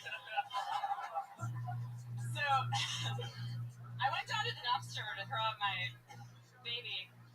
And, well, what happened was, all throughout my pregnancy, I drank non-alcoholic beer. And my baby came out so boring. But the thing is, I didn't really need the baby. I really needed the breast milk. And if you've ever had a breast milk latte, you'll know exactly what I'm talking about. So I really hate guys that ride these motorcycles that are very loud to the point where you have to plug your ears when they go by, because it's such an obvious plea for attention. And it's just like those guys who drive fire trucks, like also very much in need of attention. So it's really hard being such a large-breasted woman trapped in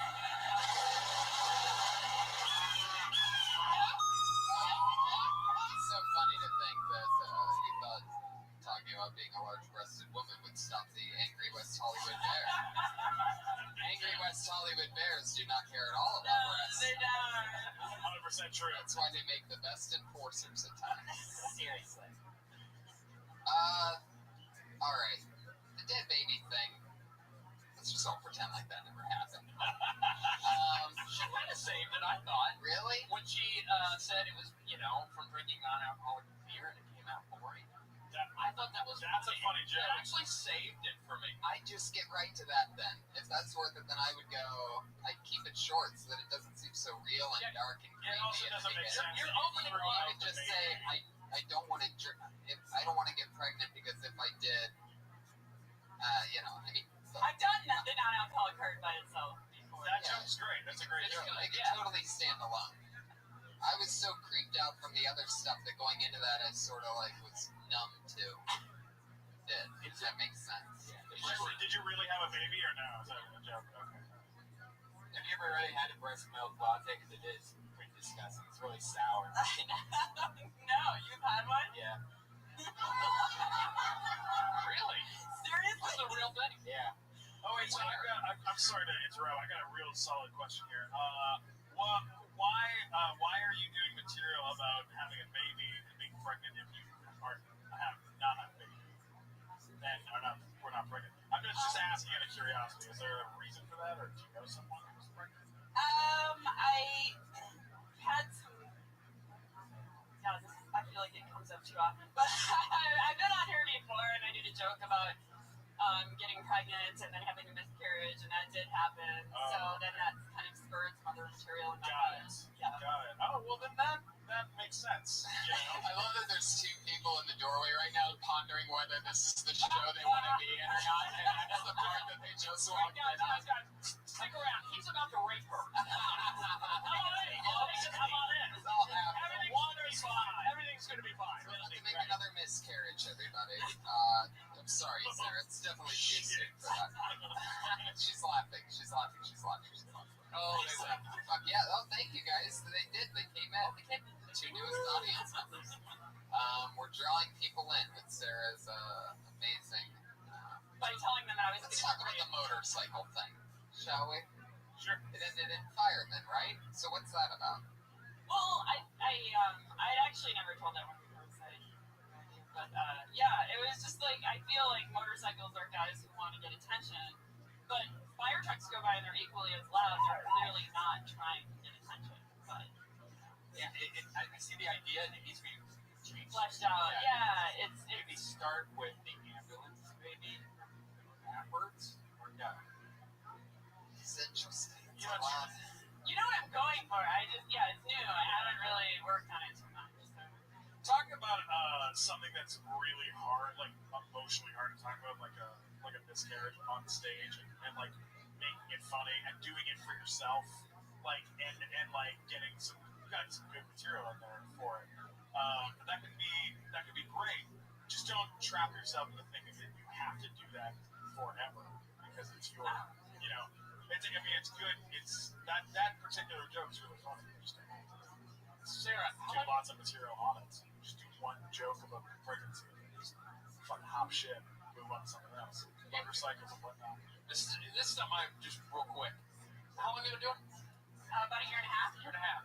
Do you feel, as a female comic, and this is just a genuine question, do you feel predisposed towards doing edgy material to stand out? Or just because of its stand-up comedy and it sort of lends itself to being kind of edgy? Do you feel like you're doing it because of that, or because that's truly what you want to do on stage? I just do it because that's what makes me laugh. That's what. So you like doing darker material. So it's an intentional choice. You're not trying to fit in or trying to fit a certain type. That's what I like. Okay. Yeah. No, that makes sense. So as long as you're doing it because you want to do it, because you know what I mean. Especially female comics, sometimes they try to be dirty to fit into the unfortunately all-male club that seems to be stand-up comic for the most part, and you don't come across as a inherently edgy person. And I don't. I mean, not that I hate kids, but I don't love kids, and I don't really want to have kids. So I do enjoy making jokes about getting rid of them. Not having them. See, just you telling it that way made it much funnier than if you were to say it real deadpan. There's almost a joy in you saying, "Yeah, but you're so sweet," and yet you're telling me with a laugh that you enjoy getting rid of children. There's something cool about that. You're having Yeah. fun with the line. Piper, what do you think about all this? You have 3 daughters, right? You have 3 kids. I think she's beautiful. Thank you. I think a little more wholesome. You know, I'm a dad, you know, but you're so beautiful naturally. I like you kind of shy. And you just told him the truth. I bet you didn't love you. Really good stuff. Really good points. You know what? Sometimes, for me, when I watch something, sometimes I try too hard. Instead of just like, instead of the time, and you get a chance to go. Yeah, I do feel like in the minute time frame I rush it a little. My timing's maybe not as. Yeah, because you're nervous. You're trying to keep it rolling, or all that great stuff. Well, like so people, you're hitting them with that right out of the chute. Way to go from watching, loving baby seals. It's kind of like. Great job. Give her a round of applause, everyone. I love it. Oh, no, now he's grabbing her. Jeez. Oh, shit. What was that? Every set she's always dark and mysterious like that. I really want to see what your personal life is. Do you play a lot of video games? Are you a comic book girl? Or How many cats do you own? 0 cats, Zero huh? cats. Oh, she writes. Whoa. See, I knew there was something there. I knew there's. That's what a video Yeah, game there's is. something. That's a cool chick right there. That's a girl that has a webcam show that she doesn't tell me. Oh. I see. Guys, let's get how are we looking on time? Piper, how you doing? You okay? Yeah. Ladies and gentlemen, keep it going for our special guest. Thank you so much for popping in. I'll see you in a bit. You are the greatest, Piper. Yeah, that's so cool. Isn't that amazing? Amazing. He's a, Piper is a paid regular here. Yeah, no, I do that. What did he say about a piano? Oh, he goes and he plays the piano. Hopefully that maybe shows over. I don't know if there is one. It just got started. Oh, really? Shit. Ronnie may be back up there. He might just start playing piano anyway. Who's got to stop? Yeah. When he first came on stage, I just saw somebody coming towards the stage. I'm like, this guy's not going to stop. He's going to attack. I think he was going to attack one of you guys. I'm like, he's got. Oh, wait, how do you guys know him? Like, no idea. Oh, shit, do you have gambling debts? You are fucked. No, I think he was right. That was really cool. Did Roddy think we were just going to spend an hour and a half on his act? He kind of took that scene. I don't think. No, he didn't. He didn't know the format coming in. Oh, okay. So he He was just popping in to say hello. That's awesome. He really did grab my neck pretty hard, though. That was no joke. That guy is tough as shit. It's very, very, very, very, very, very, very, very, very strong. It's the funny quick one about him is he was hanging out here while we were doing stand up together, and he made friends with a lot of us here, and he was talking about his shoulder hurting a bit for a few weeks, and after the few weeks of being busy and this achy shoulder, we found out that his neck was broken. So when he says, my shoulder's hurting a little bit, that means he has a broken neck. That's how tough of a human being he is. That's amazing. Like, and I'll complain for a week if I stub my toe or something. It's like, something's a little bit wrong. All right, pop it in. He wouldn't acknowledge it for a while. It's amazing. Toughest guy I know. Fuck yeah, guys. Your next comedian, everybody, goes by the name of GT.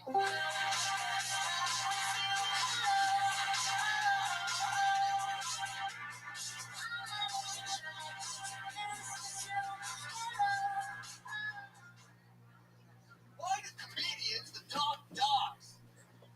Why do fucking comedians adopt dogs? Just don't get it, people. When you're in and out of the comedy store, in and out of improv, in and out of strip clubs, in and out of cafes, networking, try to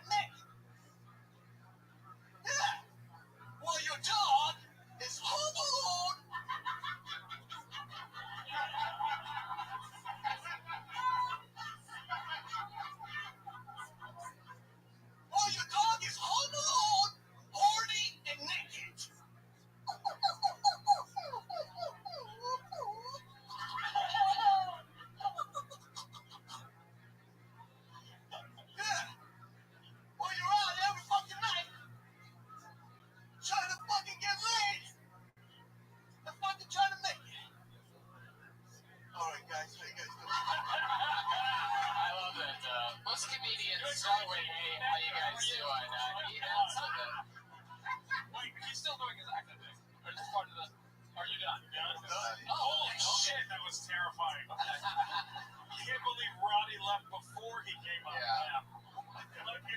He must have known that was going to happen. Piper's instincts are so good. He's like, you know what, guys, I'm going to.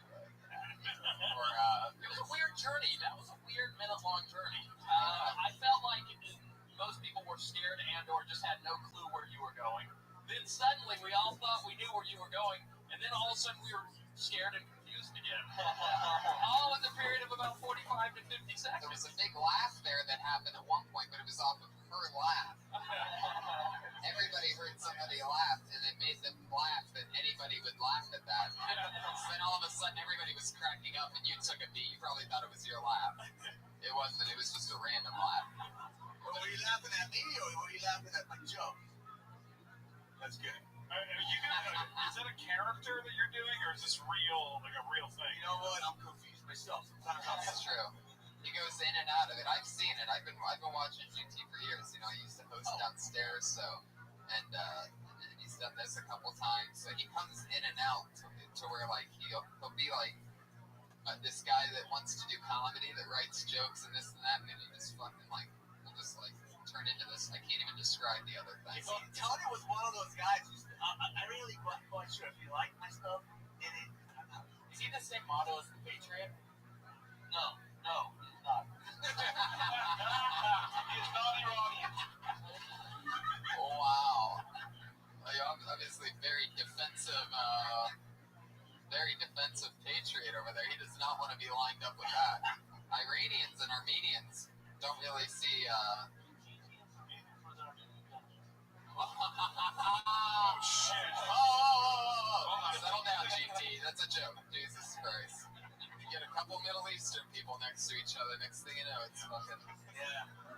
One genocide reference. Someone that's Kaczynski. Hang on, GT, we're talking about. Thank God there's no Jews on stage. That's all it takes. It's really awkward. You're Jewish. Okay. Yes, like that's my character. I really can't tell.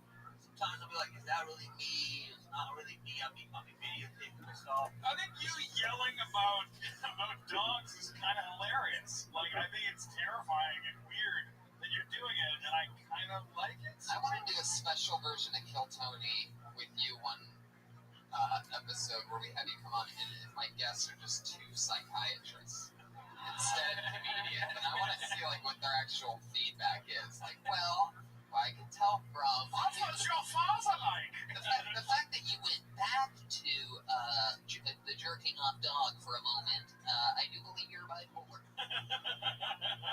I just want to put a drop cam. I'm going to put a drop cam in his house just so I can like log in anytime and see what he's doing. You own a house? Dude, You should put it in his taxi. just watch the movie The Room. You'll just know. So you've watched the GT Right. evolve through the years. Was this The lack of evolution. a new bit? Was this new material? Oh yeah, definitely new material. Okay. Material? You do it. I was honestly shocked at how good your impression of the dog was that you went into in the middle there. My dog, I had two dogs. One of them got hit by a car. Oh shit. Well, don't use that. Did he have let me ask you this. He was always crying. Did he have the other dog put the car out of park to run him over? No, It's a suicidal dog joke, everybody. It would have been not only a suicidal dog, but one that communicated to the other dog to get into the car, take the parking brake off. I mean, it was a dog suicidal and with a plan, and it went nowhere, but I floated it out there. You should give that joke to Charlie Talbot. too much work. Do you have Vines? It seems like you'd be a Vines celebrity. Oh, yeah. Mine. No, I don't. My cousins are mine all like, hey, you should get on mine. You should get on this. You should get that. I'm sick and tired of this Twitter, Facebook stuff. And time over. See, perfect. That's it. That's a There we go. The only thing I would add to that is while you're doing the impression of your high-pitched cousin, you just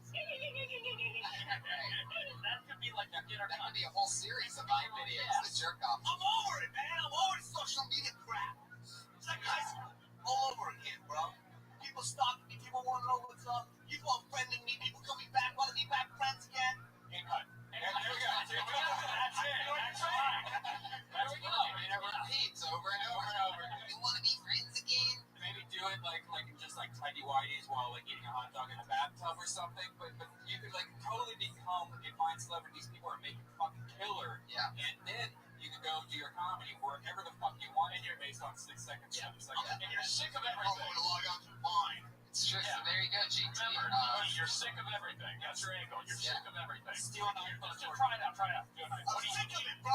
No. I'm sick of it. What do you think of trees? Trees. If you ever seen Armenian in a tree, if you ever seen an Armenian in a tree, most likely the Armenian up on that tree is the branch manager. Good cut. Branch manager. If you're branch manager, you're brilliant. Brilliant. GT, congratulations. You're done being a stand-up comedian. Future is You have bright. a whole future in mind. You know what? There's a spoken word slam in Montana looking for you, JT. Seriously, go for it. Hang out with the leather poets. Thank you. Amazing. All right, everybody. This is the part of the show where we have our 2 regulars come on that work out a new minute each week. How exciting. So let's do it again, everybody. You know her from dropping out of college at the University of Florida. And she started right here on this show, and she's come back every week since with a brand new minute. We're going to get together for the great Kimberly Condon, everybody. Just divide it, and please don't knock it until you've tried it. So for all of you bitches. Was I supposed to keep dancing? Oh. I was giving you an Ellen moment. Late. Alright. Okay, well, this has been weird already. Guys, no, women are confusing. We're weird characters. I feel like there's different excuses for us to be confusing, though. Like, okay, we're the only people in the entire world that want these 2 things at the same time, food and weight loss, which doesn't make sense. But I feel like there's some things that are excusable, like being in love. Because there's a thing called pheromones. Have you guys heard of that?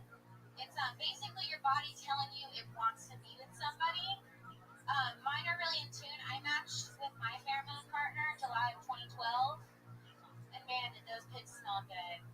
It was weird. Guys think I'm inviting them over to watch movies and like hang out, but I'm just trying to sniff their armpits, which is fine.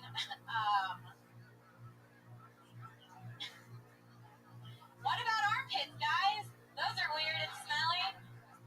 Sometimes I want to braid armpits on guys and do weird things to boys and their butts. Wow. All right. That really works out. That was planned. I feel like you like that bombing, right? Thank you. I think you have a great idea. I mean, I don't think you have the right approach yet. I totally think that there's something with pheromones and smelling and something there. I don't think you need to ask people whether they know about it and those things. Like, you guys know about that? Like, Yeah. no point to ask questions. You just want to tell people things. You want to give them information. So, yes, pheromones is a thing, and yes, here's what you do, and it's you're asking. There's just questions there, so it's just the front end is so filled up, and there's ums there that just stand out. They pop hard because the way that you talk has these like chords, like ba ba ba ba. I don't know if you guys know what I'm talking about. So when you hit that and you end up at an it's like it really stands out more than even if I say like the way that I'm talking right now, it's like a ba ba ba ba ba ba ba ba. But if I was going, guys, like I can't even do an impression. My mind's like blank. I noticed it also. She was really like like you were almost like the thing about that, like you like go up and down notes. Yeah. Like I feel like that's also sometimes just not knowing what I want to say in my notes. Kind of like I've been trying to just fill things in as I go, and sometimes I just don't have it. And when you have a minute, you're like, I need something else. but I think that's part of it is that you don't need something now, that you can riff whatever just comes out, and you can fail, but it's better to take the chance and let it riff and fail than it is to try to figure it out really quick right in the last second, figure it out and do it, and then fail. You know what I mean? So it's better to at least sound calm and sound like yourself, and doing a new minute each week is like the hardest thing in the world. We talk about this all the time. So I feel like it's especially getting harder too. of course. Yeah. Well, but I don't think it really should. have more one-night stands and stuff. You know, the comedy will find it. Yeah, definitely that. I feel like I don't know, and also I try to talk about like my opinions and stuff, and at 23, my opinions change all the time. So I'll think one thing one day, and the next week I'll be like, I was a fucking idiot last week, and I don't think that at all. There's always. I mean, what do you? Yeah, but remember, if you think you're a fucking idiot one day, it'll change again, and you'll think you're smart again. That's part of it, because your opinions change so much. Yeah. So play into that. All I know is I have no idea what your bit was about, to be honest. But Neither. if you do figure it out, I don't. I mean, You have it's to hard. ask It's yourself- hard to write on a new You have to topic. ask yourself questions about pheromones. Like, you have to ask yourself, what is it that you like about it? How do you try to get a whiff? How do you try to sneak that if you're really into it? You know, why do you, what do you... Do you really try to get a whiff of guys' armpits? No, okay. By the way, I totally agree with her on this. I think that there's a, like, you ever smell, like, a woman, you know what I mean? Like, the actual, like the body. there's a reason why the bodies do that, and it is for that reason. And It's because we make healthy babies. it's true. Why do you think Axe body sprays a thing? Yeah, that's exactly No, what it it's is. They different. figured No, out a I mean like certain that like. smell that We gotta rock. I gotta move on. Thank you so much, Kim Congdon. Okay, bye. She's on Twitter at Kimberly Congdon. Sorry, I gotta fly. Great job. I lost track of time again. Your final comedian of the night, the always goofy and lovely Sarah Wineshank, everybody.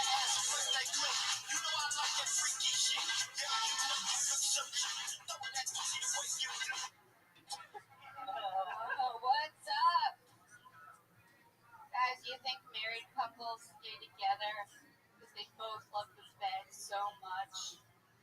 Like, they don't know who's gonna get that bed if they separate. Do you think they stay together because they don't want to put the sheets on their beds alone? 'Cause that is the hardest shit in the fucking world. That's its own job. It's like having a child, like changing a diaper. You gotta strip the bed. You gotta take everything off the bed. And some of those things are still clean, like the pillowcases. They might be clean, but the sheets aren't. But you want to do them all together. It's a pain in the ass. And you put it in the washer, you put it in the dryer. Guess what happens? Still not dry. Because that duvet cover, guys, takes a long ass time to dry. And then when it's time to put that duvet cover back onto the comforter, you gotta line the corners together.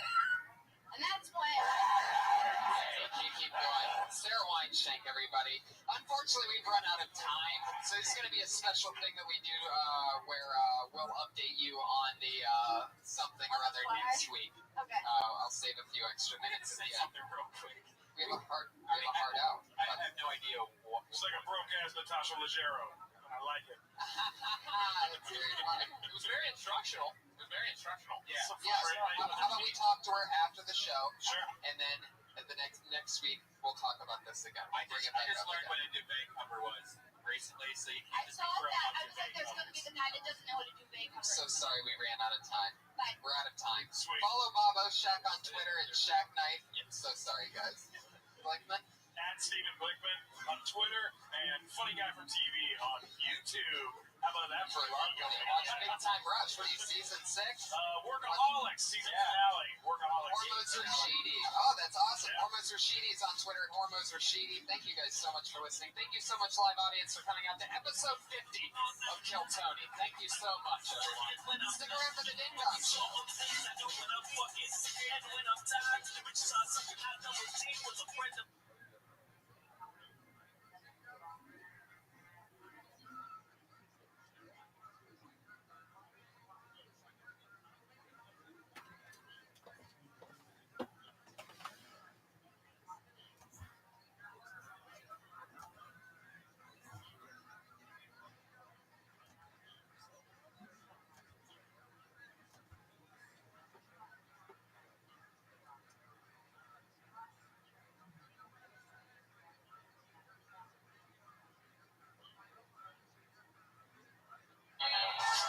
Yeah, everybody's dreams are coming true. How you guys doing tonight? Okie dokie. Fuck yeah. It's fucking typical belly room energy after... Come on. Doesn't that song about, the soft acoustic music that Brian plays right before the show get you guys heated up or what? Jesus Christ. Hey, we could go back to balls in the butthole. I don't know why you want to torture these people every time right before a show. But it's very awkward. It's very interesting pent up something. I don't know what that is. Issues of torturing a crowd before the show starts. You don't like acoustic No. rap? No. Like rap There's a songs? reason why there's no successful acoustic rap, because it's garbage. Yeah. It's mixing two different things, and that just doesn't come together well. But you know what does come together well? Me and your friendships. That's right. This weekend, Brian and I were in Las Vegas, Nevada, everybody. Yeah. Oh, yeah. Okay. It was a lot of fun. Don't actually have to clap for it, but I mean, the half clap that you gave was more awkward than nothing at all. But we had fun. It was crazy times. Fun shows in Vegas. Thank you, Vegas people, for coming out. A lot of fans of the show were there, and we did Doug Love's Movies. That was a lot of fun. Yeah, Doug Love's Movies was great, and our shows were great. And, you know, like we only threw that show together in like a week, and it's still amazing, even with such short time period, even with such horrible. Like the place that we played at didn't even have us on their website. They had Sam Tripoli for some reason on their website as a free show. There was like all these problems, but still like 80 people came out, you know, so that was really cool then. Yeah, I don't know. What's amazing is that we're living in an age where we can actually do that. You know, like comedians back in the day. I mean, I guess people read the newspapers and shit, and like listen to radio ads, so they could only find out from so many ways. But it's great that we could just tweet some stuff and have people show up and have a lot of fun. So thanks, Vegas. That was fun. It was great, exciting times. We also lost. You won money. Me and Sarah lost a lot of money. Vegas it's amazing because each time I go there, things are a little bit different. Like in the major slots are now Willy Wonka, which is amazing, by the way. It's incredible. How much did you win? That you won on one slot machine. You won something like $250 or something like that. Yep, and I didn't even hit the button. It was very, very shady. Really? I remember at the moment, Tiana was to my left, and you had just gone like back left, and I saw you sitting in an American Idol slot machine, and I was hitting go. I mean, we're just jumping from slot to slot, but I remember turning around and not hitting the button and going, "Hey Brian, what do you have to sing to win on that slot machine?" And then I heard Sarah Tiana, who's where you're sitting right now. She just goes, "Oh my God, Tony, look!" And then hit my slot machine, and it's just like 209. The thing's just going. I love that noise of Vegas winning. It just keeps going. MLING. Hashtag Mling. Yeah. And it's weird because all the slot machines are all digital now. They have like cameras on. Some of them have cameras on them so that they can see if you're smiling or not. So the whole time I'm trying to hack it, I'm like, man, this casino sucks. They don't pay out anything. Yeah. Brian had the strangest conspiracy that you could talk to the slot machine. So there he is. He's just like, man, I'm not winning anything, and I think I'm going to leave this casino. People walking around think, well, they thought we were all crazy because I was at the Willy Wonka machine, and all of a sudden they have these songs that play, you know, that bring it back. And then there I am every time I would win on Wonka, just like, you'll be in a world of pure imagination. And I had that in my head all weekend, so I was singing Willy Wonka all weekend in Vegas. Started smoking cigarettes again, thank you very much. Yeah. I took 6 months off of cigarette smoking, and now I am back and stronger than ever, people. That's right. 1 month until my 30th birthday. Am I going to quit then?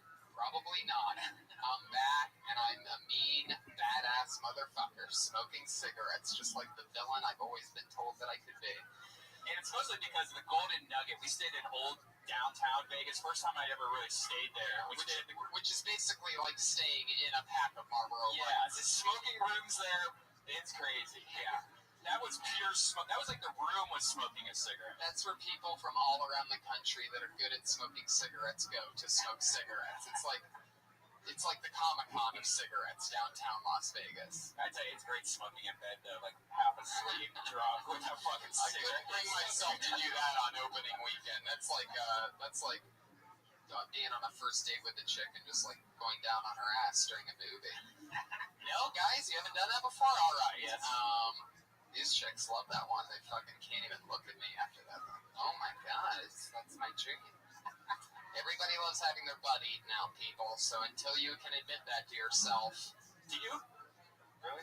I mean, I'm not. I can't. I can't speak for myself, but nobody can truly just admit that they like it. That's just like part of the code of butt eating. I would not allow a woman near my butt. Yeah, so you're literally full of shit. No, I really won't. That's awful. That's a horrible area. I don't want. I've seen it. Like when I'm in hotel rooms.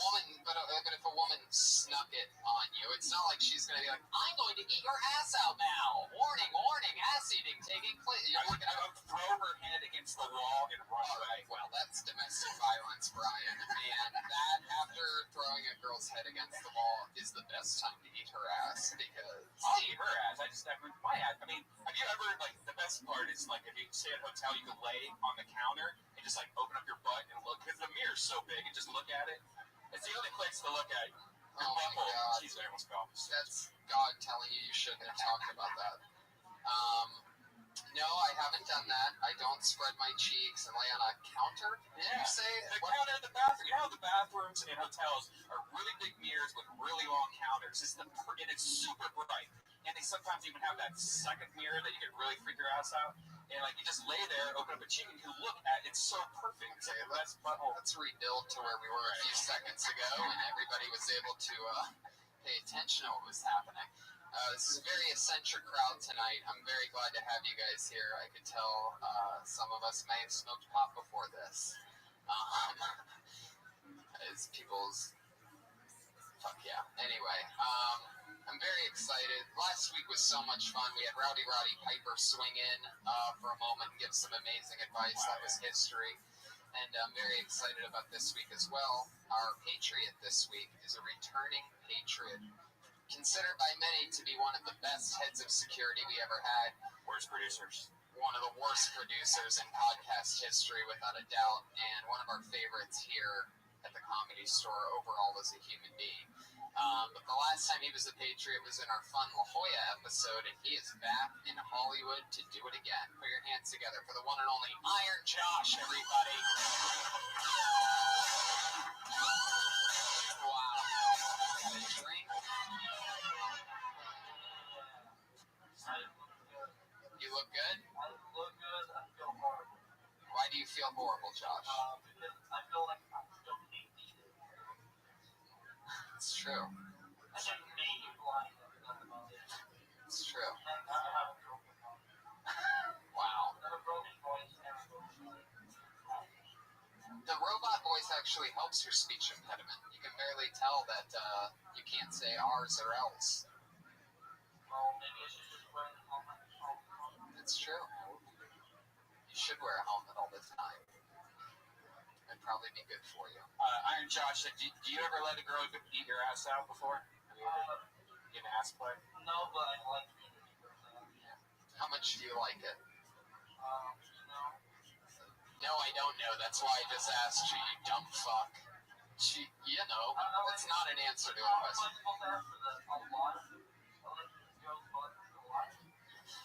Okay, let's put it this way. Like, if you had to... I never went to it, though. I didn't used to like eating girls' asses. I was kind of scared of it, also. Let's say you're down on a girl for 10 minutes. How much of that time is spent on the vagina? How much is spent on the nugget of love? The Goldie Nugget. So we're imagining that I'm actually with a All right, guy. All right, how 10 minutes sucking a guy's dick. I don't know. All right, Josh Martin, everybody. He's the Patriot this week. He's an improvisational guru, as you could tell. I mean, he just really just rolls with everything. Doesn't realize that there is no wrong answer while wearing a robot suit. Robots are supposed to be smart, Josh. Do you know that? Not many robots I've heard go, no, I don't know. Oh, nothing on that, people? Did we forget where we were? I guess so. I love your camel toe, by the way. That outfit's just a little bit too short on you. It really rides up high. I love that. There you go. Fuck yeah. is straight after all. So thank you, Josh, for being part of the show. He's going to be keeping us safe from people, just in case anything crazy happens. Any girls decide to attack us, he might be able to do something. Yeah. Probably not. What was your weekend like, Josh? Anything crazy happen? I got attacked by a gay guy. Ooh, that's exciting. like did he put you on the ground and just go to town, or what? No, he threatened us with blood. Oh, wow. Looks like you're starting battles that, yikes. That's scary. Is that's probably really illegal. That's probably like Oh, almost it's having a gun. definitely illegal. Why don't you do something about it? Why don't you call the police about it? Yeah, that sounds like a good thing to do. Just I'm wearing an Iron Man costume. I don't need to. Well, take off the costume. This is me. I look better in this costume. Josh, I don't think you really understand exactly what's going on here tonight. I don't. So, very, very fun. I can't imagine how this must feel to the very, very stoned audience. It's just like, what the fuck is that thing there, and why is it so confused? But thanks, Josh, for everything. A couple weeks ago, he spilled vodka on me. Tequila. Good. There you go. There you go. You're finally right about something. The thing that you spilled on me. Guys, let's get to the point, shall we? Tonight's guests are two of my favorite people. As always, I have two of my favorite comedian friends here to chat with everybody and the comedians that get on the show. This week's no different. The guy that I've been trying to get on from the very beginning, both of them. And here they are, ladies and gentlemen, the great Steve Simone and Jason Galern, everybody. Two of my funniest friends. Here they come. Steve Simone and Jason Galern. It's like the Royal Rumble that's coming out of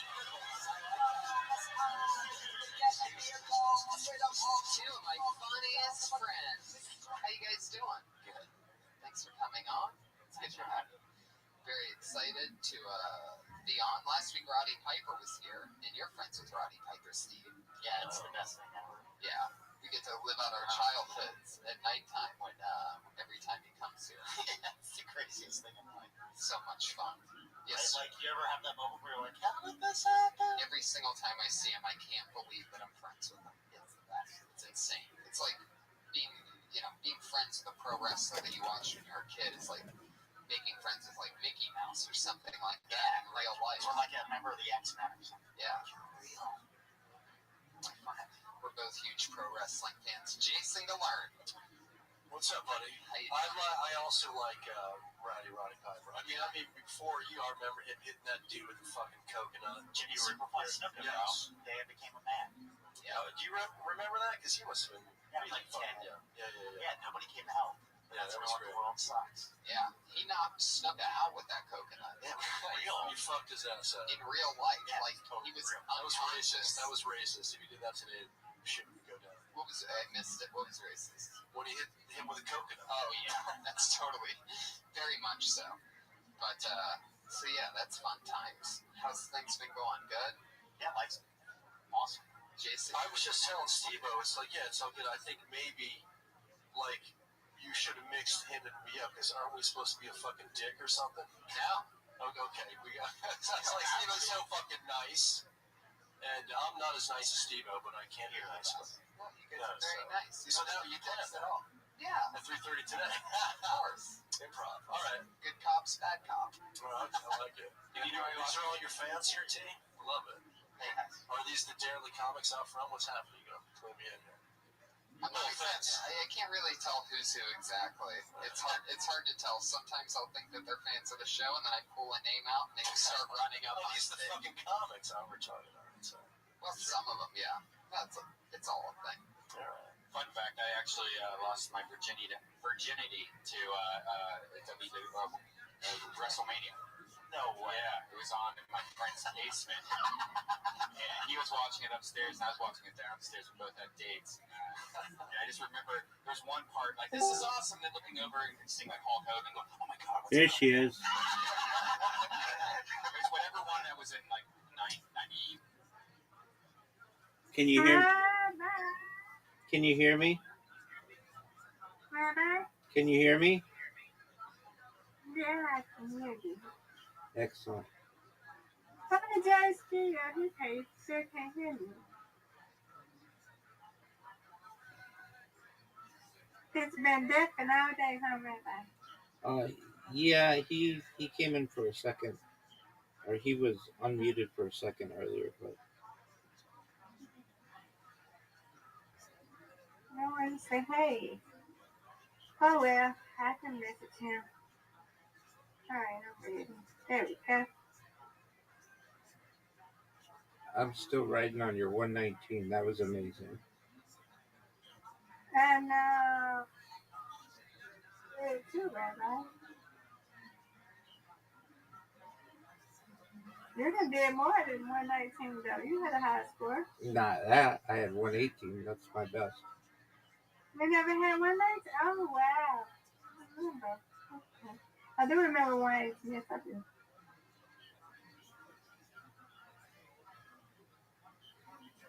Good job. Thank you, ma'am. You're welcome.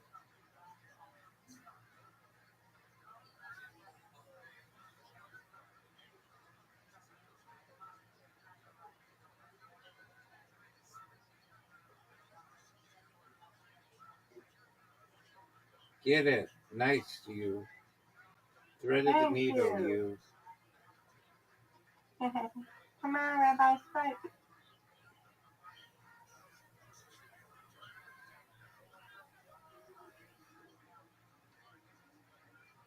No.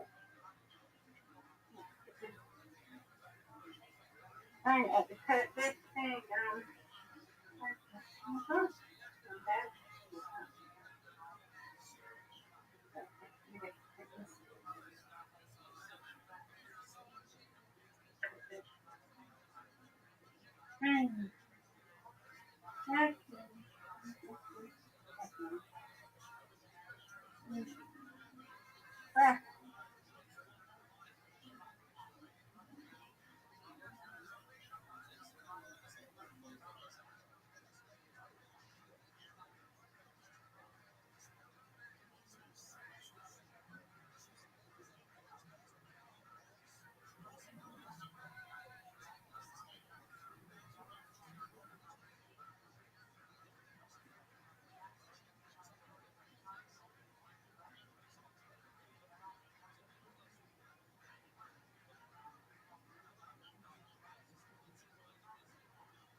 Nice fair.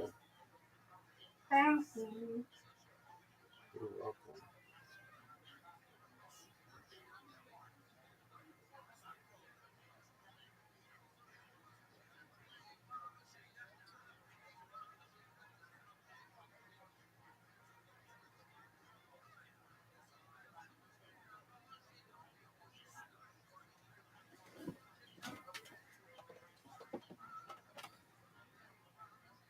It's a difficult split.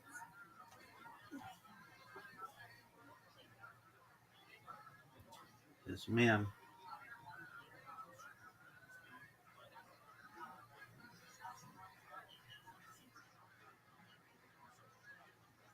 Ooh, difficult.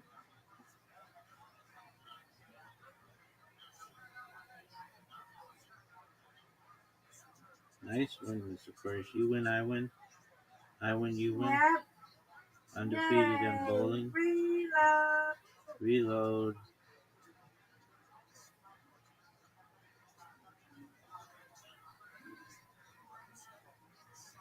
I win, you win, I win, Rabbi. Yes, ma'am. It's your turn.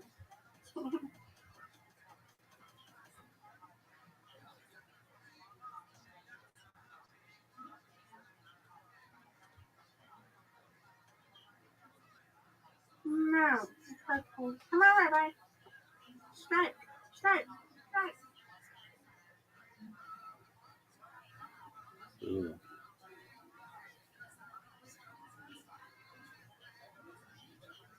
There we go.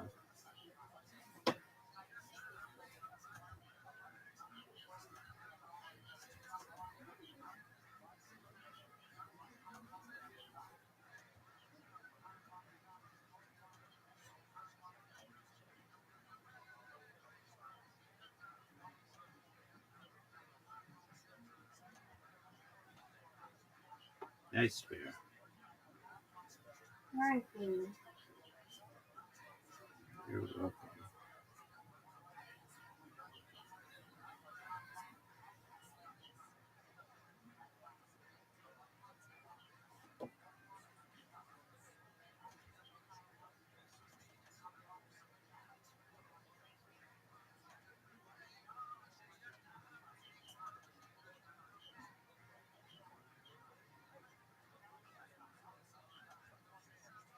Get it. Nice bear. Thank you. You're welcome.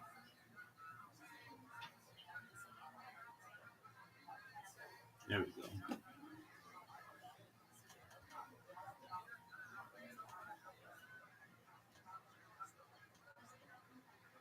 No.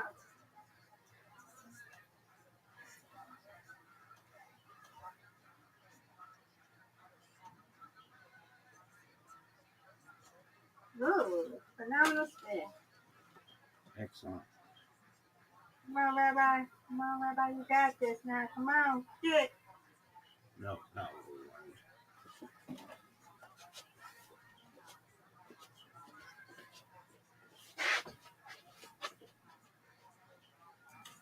we wanted. Rabbi. Uh-oh.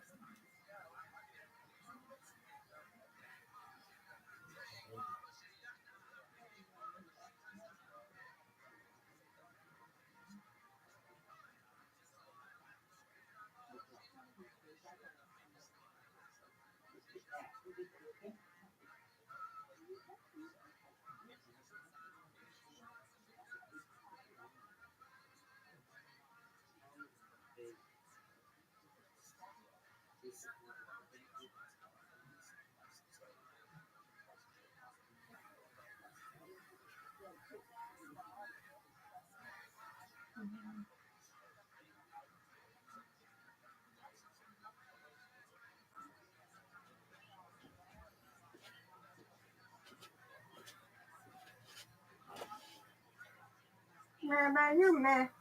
Yeah. Good job, Miss Aquarius.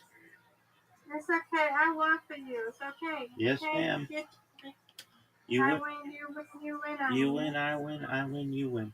Undefeated in bowling, undefeated in Friendship. friendship.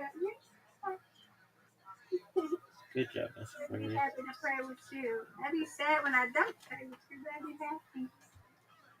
I'm glad we get to play. That's okay. You won that one, okay? We both won. I won them all, Miss Aquarius. We won them all. We both. Yes, ma'am. All right. I see you tomorrow. God willing, sweet dreams. Sweet dreams.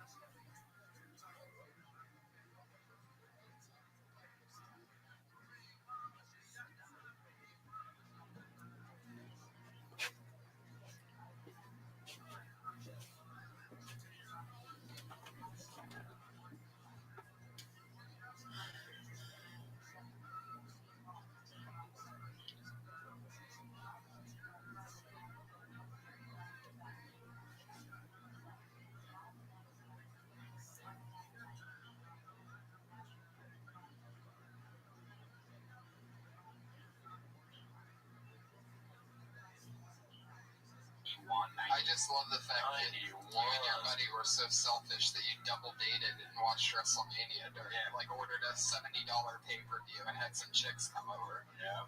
That's awesome. That is awesome.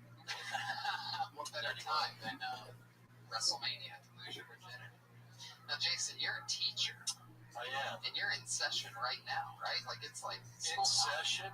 I haven't been in session for 20 fucking years, but in session. We get out. Yeah, it's like I don't want to get fucking shit canned, but yeah, it's I get out in a month for a month. It used to be I teach a year fucking round, and then they finally the union stepped up and we get a month off. Any teachers tonight in the fucking crowd? Smart crowd. Have you ever had a student? Wait, what grades do you teach? Just like burned out fucking high school kids. Okay, so have you ever had like a student that like contact you after they graduated, like a girl or something like that on Twitter, and you're like, oh, gee. No. I mean, I teach.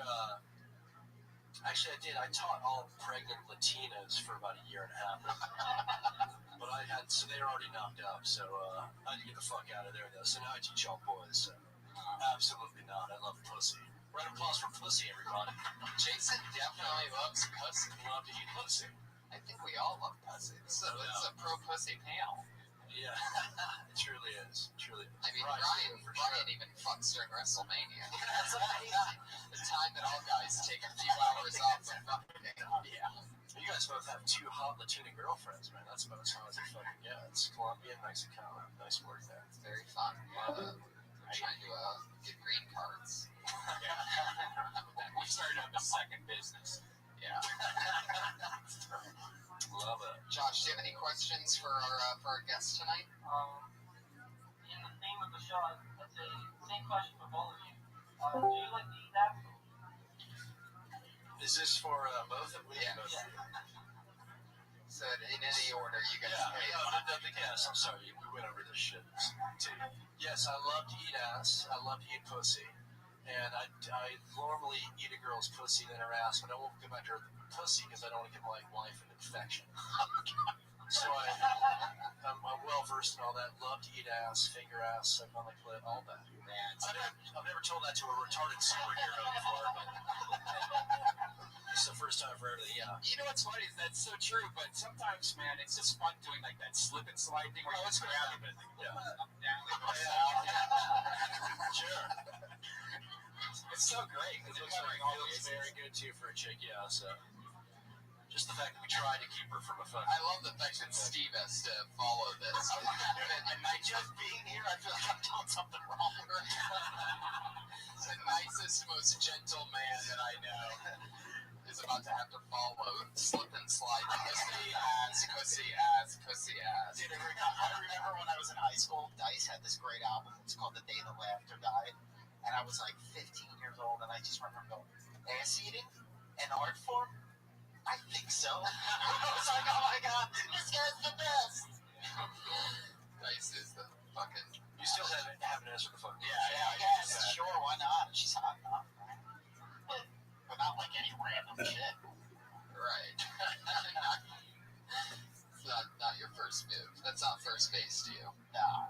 Have you ever turned the car around like you're going to go eat the ass? You're like, oh shit.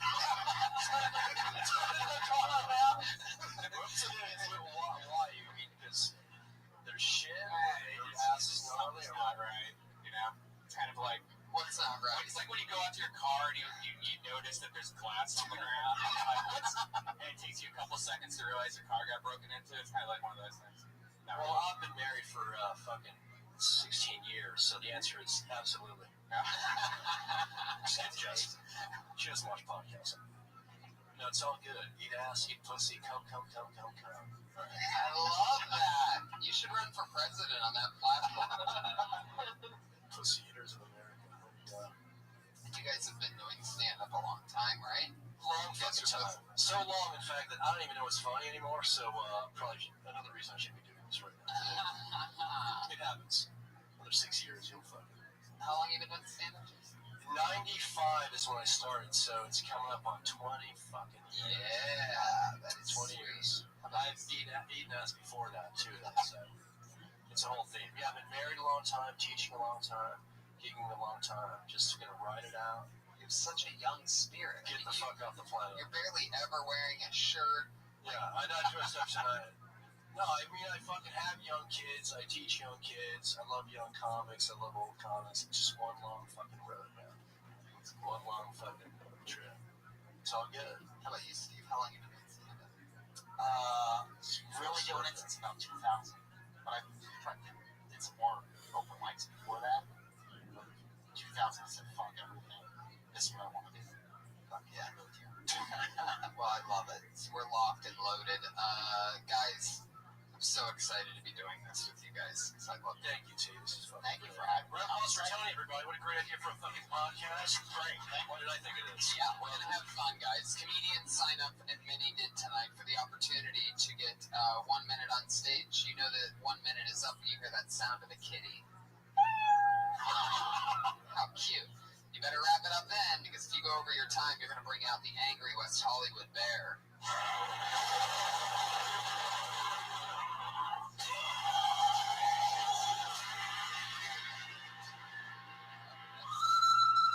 Right. A lot happening there.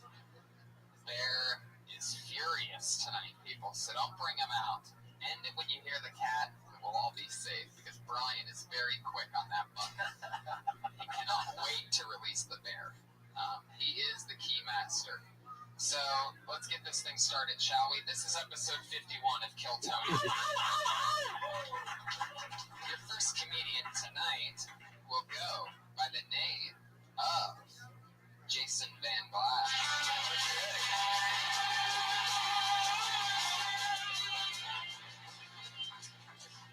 It's great to be here.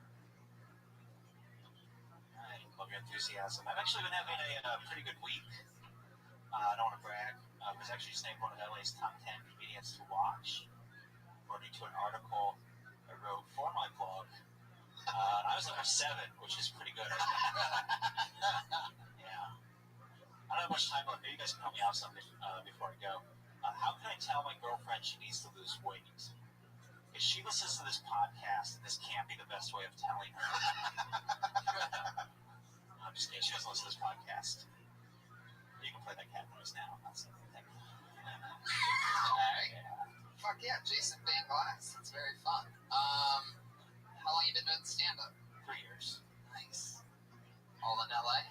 Yeah. Are you from LA? No, but I started Where are you from? from the East Bay. Northern California. What city? Orinda. Orinda. That's why I say East Bay. I love the mic technique. It's my pen. If you're listening at home, I have the mic stand rested on my foot. Yeah. Do you have video to this too? Yeah. Yeah. There you go. They're watching it, brother. Are you a musician? No. You like rock and roll? Not really. You have cool hair. All right. That's interesting. I like the bit about this. You're a good joke writer. What was your first bit? Number 7. Very funny. Then you say, it's almost like a Bill Hicks bit, but who's number 6 or whatever? Who's number 5? I can tag that up a little bit. Yeah. Tony, you're the joke doctor. Tell me. No, that's you're dead on with that. Only 6 is blah blah blah. There's definitely more to add to that, you know? I mean, it's you ripping out Bill Hicks, but at least you're ripping out the fucking the best. You know what I'm talking about? No. Yeah, This is the 5th largest army in the world was Iraq or whatever. The Hare Krishnas were the fucking 6th largest army in the fucking world. I just botched a Bill Hicks joke. Not gonna fucking. But you know, that's what I'm saying. It's like you keep tagging it, but self-deprecating shit's really funny. Yeah. So you got cool hair. Yeah, your hair's super cool. Super cool. You're not into rock at all? Punk rock? Music? I mean, I'm not passionate about it. Anime? Are you gay? Are you gay? I am asexual. You're asexual. Okay. It's not the way I want to be. I love your mom. That's all right. That's good. Talk about that, right? I mean, what the fuck do I know? That's your. I do talk about that sometimes. Yeah. Are you a brony? No. It's interesting. You don't have many of the stereotypes that somebody with your haircut has.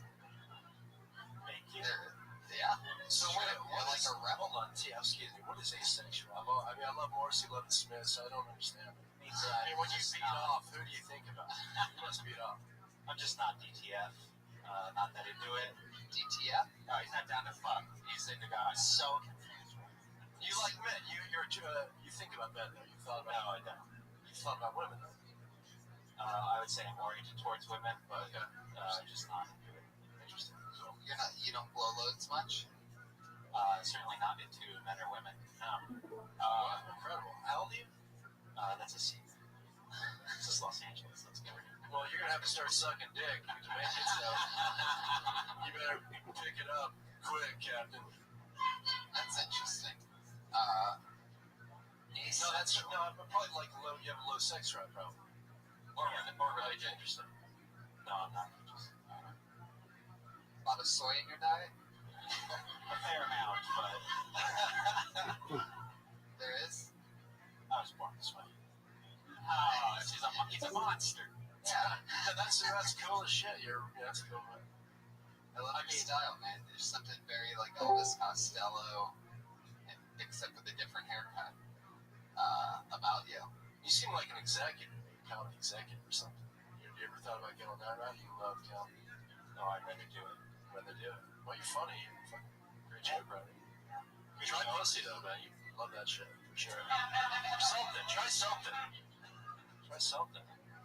Well, that's half the reason fucking people do this shit to get fucked, right? I mean, you know. Once again, what do I know? Why do you? What are your goals in stand-up? Like, what do you want to do? Well, it's not the pussy. I just grew up watching so much comedy. It's the one thing I care most about. My goal is to do comedy in any capacity with my life. Cool. Beautiful. I like your style. Jason Van Glass, thanks for coming on the show. Thank you, Jay, very much. Keep being honest.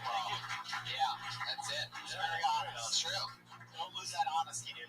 Yeah, that's the secret. That's great It's all advice. comedy, honestly. It is very, very. Those interesting answers. I don't. You ever Great interview. You don't really meet many people that just don't give a shit about. Or they're fucking liars. I mean, I think that guy's for real. Like, he doesn't want to come, which is amazing. Maybe it's sort of awesome if you think about it. Like, not having your balls control you sounds like heaven to me. Yeah. You know what I mean?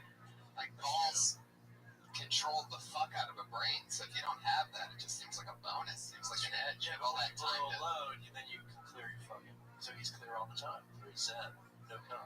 must be. Maybe just coming non-stop. Feels like a Ziploc bag tenderized dick right now. Yeah, He like just has to fill it up. That's like an IV drip coming out of his penis. Something's happening. I think we get about 98% truth. Something's going on. Jason is Jason Van Glass on Twitter. So one more time for Jason. Let's get another one on here, shall we? Your next comedian is Rashid Stevens.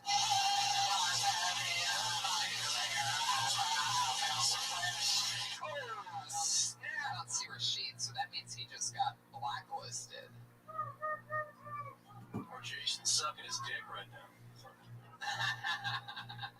We turned Jason out. All right. Put your hands together for Joe Marisi. All right, Joe.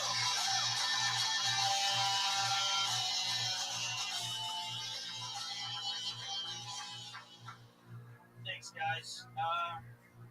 Guys, I don't really like the gas stations in this town. The automatic switch doesn't quite click right. Nobody picks up a squeegee anymore. You know, when do we get so busy? Nobody's got 2 minutes to pick up a squeegee anymore. And why is there still a middle gas option in a gas station? Who's buying up all the middle gas? You know, do you ever drive to the gas station and think to yourself, you know, I hope medium's pretty reasonable today. I might get some medium. You know, if it's about 39, I might do a medium today. I don't know. You know, I've never run an owner's manual to any car that's like the regular gas. You're going to want to stay away from that. Probably some dirt and some grime in there. The premium, why haven't you had that kind of spectacular performance? This car will cruise on the medium grade. You're up. That is awesome. I love that. I've never even noticed that about the medium grade. Normally there's things that I see and it's like I think I'll get to it. You know what I mean about writing, and I'll just notice it being wacky and not think to getting to it. That's something I haven't even noticed, and it's sort of mind blowing that it's either that one or it's that one, but it's never the middle. Like it seems like there is a lot there. That seems like it has major serious potential. You're already tapped into it, but it's like, what kind of the question I would ask is what kind of car takes the middle grade? You know, is it like a old luxury car? Sure, are you the gas man? Gas has like different engines need different gas. You can't like my car, I can't put cheap gas on it. Right. But I don't have to go all the way to the high, but I can go to the medium. I just can't get the cheapest one. So some of them are just like, just don't get the cheapest. Like the cheapest one is for just basic cars. Right. I was thinking more the joke answer of the question. Not the technical, not the exact type of. I wasn't like curious for that reason. I was thinking, but no, I that is enlightening because I didn't even really notice the button before. But I know that. So it's unleaded and it's premium. What's that one called? Regular? Oh yeah, super. Yeah, it's different everywhere. It's different names. Like there's probably something in that. Like there's premium. So what? Super. Like what? Super. Is super just unleaded until it gets into a phone booth and turns into like. I don't know, play around with hybrid bit. It's funny that you mentioned Superman, because that bit reminded me very much of like a Seinfeld type bit. It was clean as a whistle, it was observational, everybody could relate to it. And it was like halfway between Seinfeld and Sebastian, who I think is also very similar. Great Nick stuff. DiPaolo. Yeah, great stuff. Really funny. I can see you writing bits like you're very individualistic, just like that about everything. Really Yeah, funny, it's man. funny, and you figured out a way to do a bit in a minute, which is fucking impossible. So who knows what else you're capable of? That's awesome stuff. Are all these comics just great that you're pulling out fucking heads? He's always good. You were on last episode also, and it was really, really good. But how long you been doing comedy again? Started 6 years ago. Yeah, you can tell you. How big of a set do you say you have right now? Like I like to say 20. Yeah. What's the longest set you've done? About 25. Yeah. What was the thing in the beginning about the squeegee? Just I don't really see people picking up squeegees. At the gas Yeah, station. I'd like to see more people. That's how I wash my car. That's called a Jewish car wash. Yeah. Your material, like you seem like you could be a dick on stage, which could work for you, but you seem like a really nice guy. Yeah. Could you get angry and like? That's just my voice. Comes off as angry, but yeah, I am. You're super nice guy. I am. Because your material could go either way. It could work either way. You're really funny. Thank you. Gas station stuff's fun. Everybody can relate to that. I thought of what's funny is I once noticed that I was inside of a Sebastian joke at one time when I was at the gas station. You guys don't know, Sebastian's one of the best, great comedians in the world, who's not like completely blown up yet, you know what I mean? And he's just so fucking funny. But anyway, and it's not like he has this bit. He's never done a bit. I've never heard him do a bit about it. But I noticed that I was inside of one time because I was behind a guy in a gas station, and the lady at the counter asked him, "What pump are you?" And he had to start looking out the window and doing this thing and trying to figure out. And then Sebastian is always in control of the situation. He always knows, and everybody else is stupid. So I was sitting there, I was standing behind him as he's doing this thing, this moron, trying to look, I'm pump 7. And then Sebastian, I could just picture him going, "I always know what pump I am. You asked me what pump I am, I tell you it's pump 4. I already got the cash in my hand." I know, like, it's like he always is just like, What are you, stupid? He is fucking great. And you know what's great about this guy's bit? You would think if somebody's going to do a bit on gas, they would complain about the prices. Right. But you found other things that go yeah at the gas station, which is great. These guys don't need help. They're all fucking. Yeah, they're awesome. Thanks. Okay, well then, thanks, Jason. That's the end of the episode.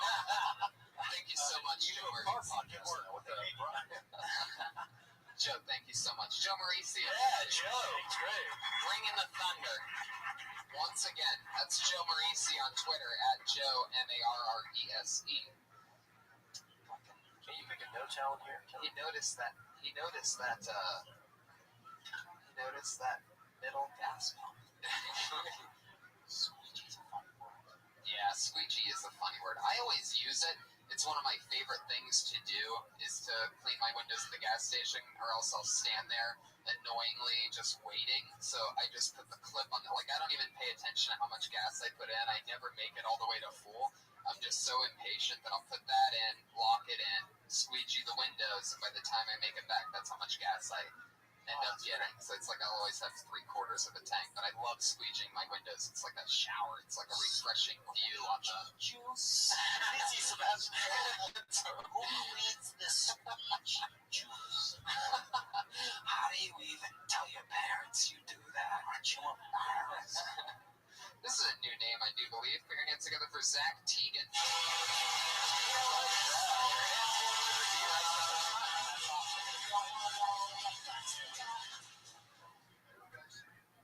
What's up, Zach?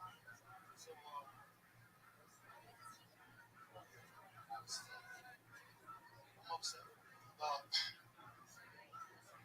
I like to moonwalk like you do now.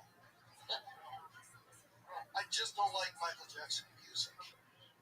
And the thing is Michael Jackson made the moonwalk incompatible with any other music. And it's a panic. I've tried, man. I've tried. You can't moonwalk to AC/DC. It's like, I got the sack. I got 9 lives. I got eyes. You can't do it. I can't do it. You can't walk. You can't moonwalk to Steve Miller. So people call me this California. You can almost walk to. You can almost moonwalk to Paradise City. Because I can't moonwalk. I'm sorry. I just can't moonwalk. What? The saddest thing I ever saw was a fat girl standing red in the sun, just waiting.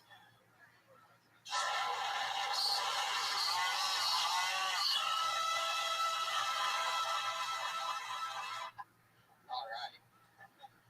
Yeah, it's getting to the point to where it makes it so the audience is completely uncomfortable when it happens. It used to be one of the funnier parts of the show, but now. Okay, so let's get into it. You wanted mediocre talent. You got it. You're the best. Yeah, You're brilliant, too.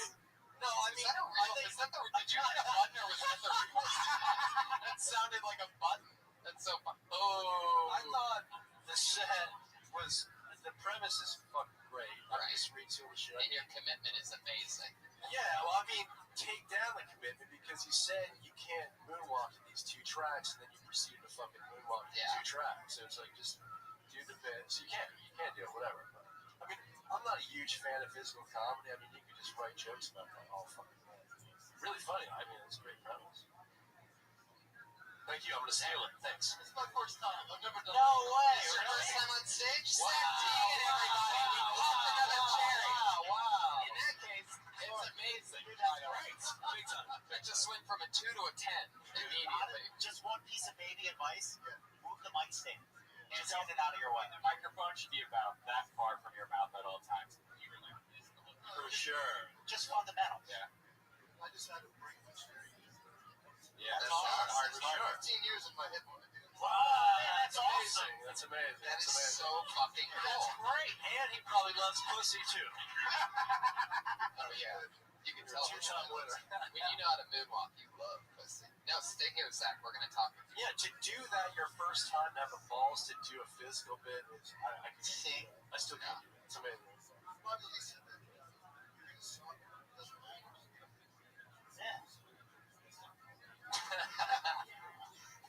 Did you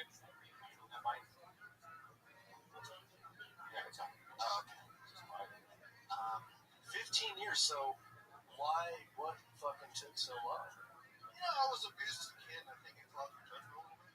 Wow. Yeah. Wow.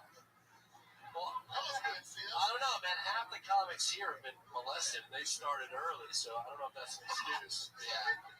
That's one of your fucking excuses. I don't know, man. Dude, that's a great opening line, by the way. What you just said. It's really great if he opens up with I got abused as a child and goes straight into the Michael Jackson. I mean, that's so fitting. And There you go. that's not your Brilliant. deep psychology coming out. Yeah, that's heavy. Did Michael Jackson abuse you? Did he make you moonwalk backwards? And it was all right. Really?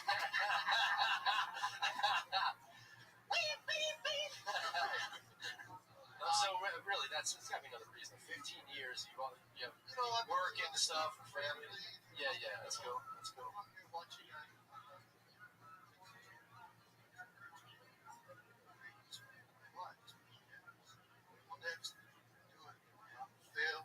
Today was a fucking day. Love it. At the comedy store. Oh, You guys. oh, that's awesome. Thank you.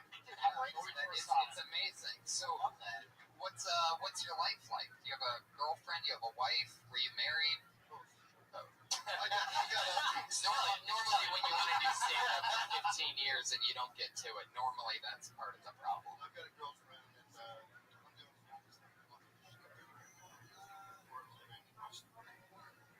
this is the part of From New York? What part? Yeah. Wow. He's got money. No. How long have you been in LA? I came out here in like 96. New Central.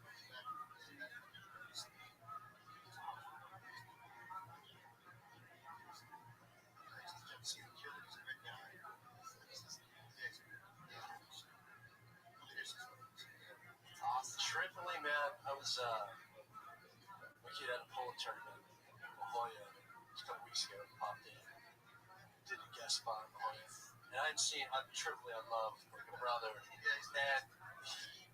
I swear to join after I had him watch, he was fucking brilliant. I haven't seen him headline in so long, he was brilliant.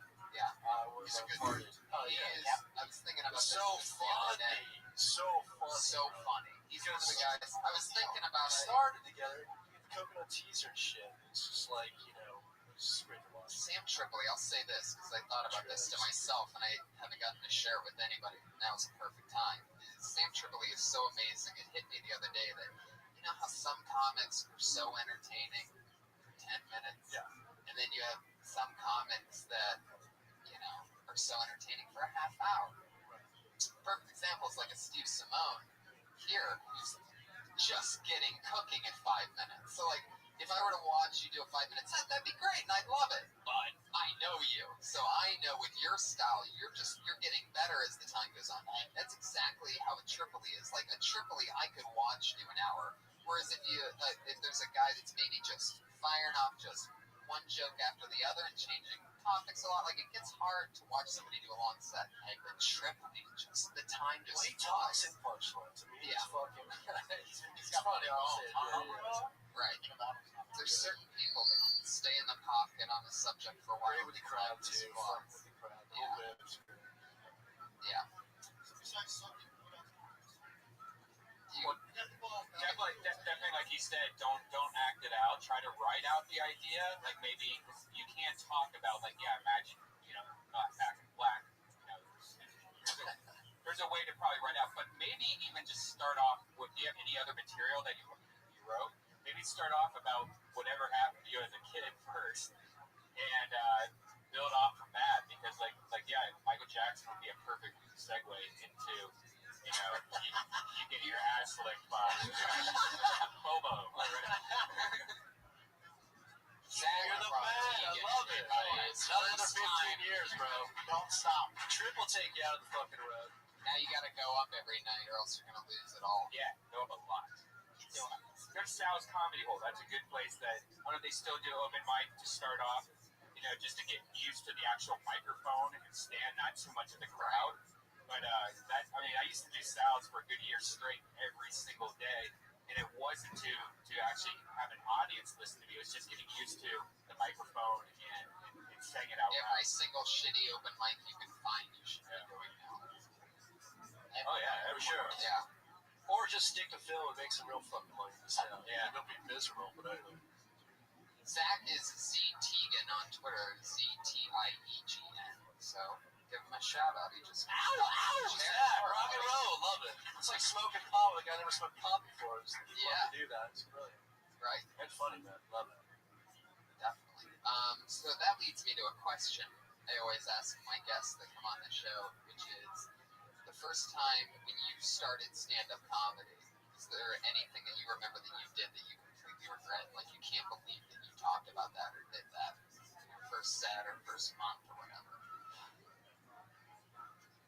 Talked about, well, when I started, like I remember in school we used to get stoned and watch Life Goes On, so I had like 10 minutes of retard jokes, which you can't fucking do now, and a whole like medley on fucking Corky, so it was flying. And now like comedy's changed so fucking much, so I mean now I like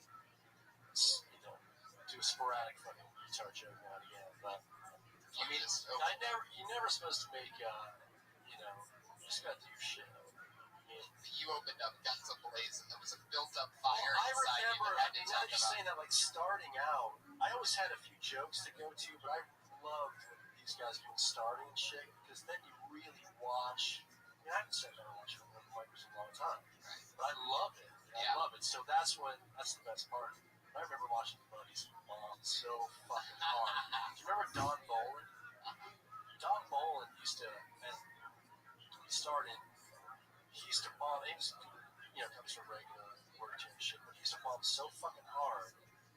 You know, when you're on stage in the OR in the back corner there, he used to just get off stage and just put his head in front of the guys like, oh, and you could feel the fucking pain of him going through that shit, but, then you just keep getting, get back up tomorrow night, bro, and fucking do it. Yeah, that's the whole point. That's it. Gotta keep the streak alive. Steve, how about you when you started? So much fun. Like it meant so much to me too. Because I grew up watching comedy and I always admired it. And I would go see comedians perform. So part of my secret weapon was I'd see Dice in concert when I was in high school. So I had a comedy outfit. I would wear a Dice t-shirt for good luck. And then I'd wear a Hawaiian shirt over it because I wanted everybody to know I liked the party. So I was like, I'm going to be the party comedian. And then this is the worst bit ever for so many reasons. This was my closer, no lie. Okay, about how comedy influences you, and I must have seen Howie Mandel as a little kid tell a story about smearing a candy bar on his hand and telling somebody reaching under the stall and saying, we're out of toilet paper over here. That must have influenced me because I do remember in 7th grade, I had a teacher, Mrs. Chandler, who tortured me because I was stinky at math. So what I did for laughs, I must have remembered the Howie Mandel thing, and this was so legendary that 10 years later, my buddy's little brother asked me if it was true because it got passed down generation to generation. Then I came out of the bathroom at a middle school dance with a smeared Snickers bar all over my hands, and I went, Mrs. Chandler, they're out of toilet paper in the bathroom, and then I ate it. She was like, ah! And then I was like, turn them out, like I was the king. So it got passed down generation. And then that was my closer when I did stand-up comedy. I was like, oh, you don't think I know how to party? 7th grade, Mrs. Chandler. Same Hawaiian shirt. And then I would close with eating the candy bar off my hand, and I was like, you'll see me on HBO next week. Wow. That's one of the greatest ever. That's a nice t-shirt. I had to have my uniform. I love that you had the dice under the Hawaiian shirt. You know all this shit? You told me. Yeah. That's adorable that you used to wear my shirt, Stevie. For who? So Tony, I don't know if this ever happened to you, but one of the reasons why stand-up is so tough is like because if you're not on stage, just being on stage is difficult, and then trying to do jokes in combination with you. Once I was doing over mic, it was a year or whatever, a few months ago, this fucking thing fell out. Right, it's probably happened to a lot of comics. And I froze. And the dude from the back is like, put it back in. So he had to tell me. So that was one thing I just remembered. That's amazing. How long do you think you were standing there quiet? It was, I don't know, a few seconds. It seemed like a fucking long time. But I had no idea. I'm like, okay, what do I do now? It's like, put the fuck, as a black dude, he's like, put it back in. I'll never forget it. Wow. Okay, good. That's amazing. So your moonwalk is brilliant compared to that fucking bullshit, bro. I had that happen to me a couple times when I was starting out where the thing would fall out because you don't know what's holding it in, you don't know the structure of it. And the worst was, I remember a couple sets, that falling out was the biggest laugh that happened during that set. Like people just, you're already 2 minutes in and they hate you, so that happens, and they have all this pent up energy, and they're just like, it's just like, oh, that's what it sounds like if they were to laugh at my joke. It's like when a waitress drops a glass at a restaurant, they're just looking for you to laugh at you. Yeah, it's fucked up. Attention. Dude, one of the things that I had to learn as a kid was that you need different energy for different environments. You can't just come out kind of energy. And I remember showcasing how Mitzi was. Like, it took me years to get past her. Like, to become a regular in this place. Because for whatever reason, like, whenever Mitzi would be in the room, I get in my head, it was an meant too much to me. And I remember at the time, I didn't have any really material at all. I realized the candy bar was probably 10 ideas. No, I got nothing. And so I would just go out and just like bring the energy, bro. And I would come out like it was the 80s heavy metal. So regardless of because I was used to like back in Philly when I was doing stuff there, and then I would come to shows and come out. And it's like the 80s heavy metal was so fun. People would come out and go, let me see your cigarette lighters, right? Who wants to party tonight? And people are like, look at this idiot. Right. So I have to showcase for Mitzi, bro. There's like 3 people and just her in the back of the room. And the way it used to work was if she liked you, she would circle you. If she didn't like you, she would scratch your name on the list. So there's probably 7 people. I'm like, we're not going to do showcases for 7. There's no crowd. How are we going to perform? There's no crowd. They're like, she's coming in. They're doing this. Right? And I'm like, oh shit. So then I gave myself the worst advice ever. And it was just do what you do. Yes.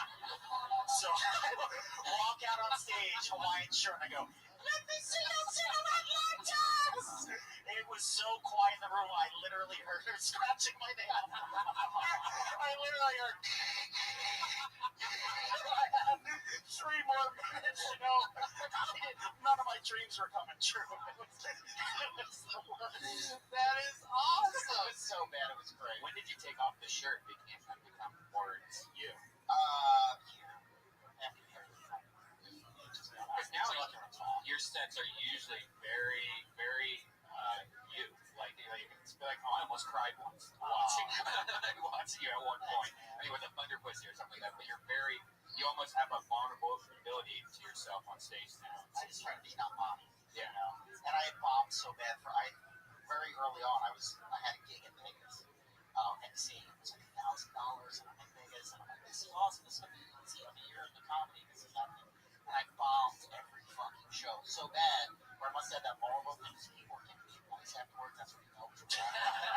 Like, no lie, this lady was like, maybe you could work with a pumpkin. They were always funny. Like, no shit, that's all real. She was like, do you know how to play guitar? I was like, no. She's like, well, that's not gonna work. Like, she felt this so was bad. The audience member? Yeah.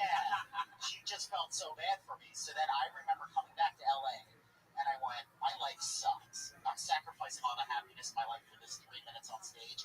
And I went, you know what? I'm just going to go have fun for that 3 minutes. And I never tried to do a joke for years. And I would just go out on stage and talk and have fun. That's so important that you're telling a lot of comics that, because I think that's what happens to most comics. Freddie Soto, when I started, I don't know if you know Freddie Soto's young comics, but rest in peace, great comic. Monster. I watched him have 0 fucking material. He used to get up like you, talk, yeah.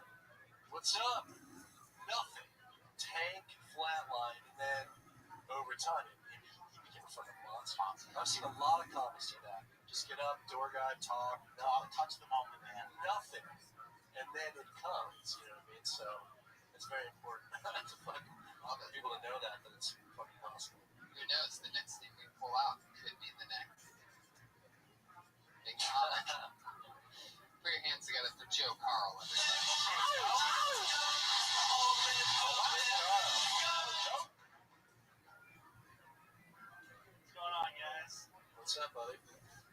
Jay-Z in the news.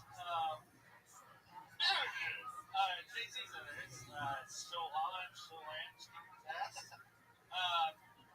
Yeah, I'm hearing a lot of people being like, oh, now he's got 100 problems. Take it easy. Jay-Z hasn't had 50 problems in the past 10 years. I mean, let's be honest, like, when you're on that level of wealth, you don't have that many problems. Like, he owns an NBA team. It's not like some private recording is going to be able to take that away from him. White guy gets it.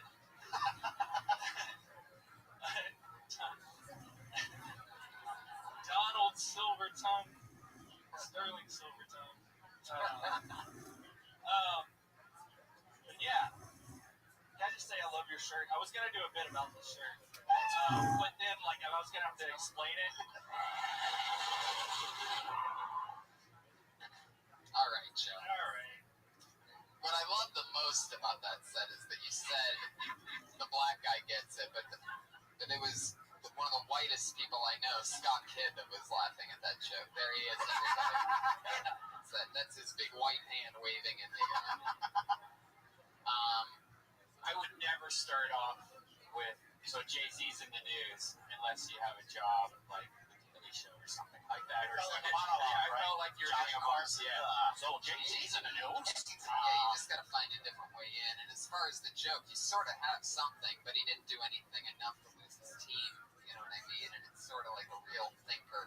You just want to be able to hit it on the head. For something like that, you're really going to have to. It's super topical. It's a double topical joke, so they have to know about that Jay-Z thing. They have to know that it's an elevator footage for the recording thing to work, and they're also going to have to know what the Sterling thing. So you're working on a joke that is, in my opinion, about a 2-week shelf life anyway. You know? Yeah. It'd be a good exercise. Right. Totally. It's a great exercise. Great to write those jokes all day. But as far as Just don't perform. right? Yeah. Unless you're doing a monologue, sort of like what Brian's saying, like unless you're in a position to perform those, it's sort of just. I mean, Well, plus, like, 99 problems. I mean, how many fucking jokes? One more problem, less problem. I mean, anytime you hear anything, any comic do anything fucking close to it, don't do it. Drop it.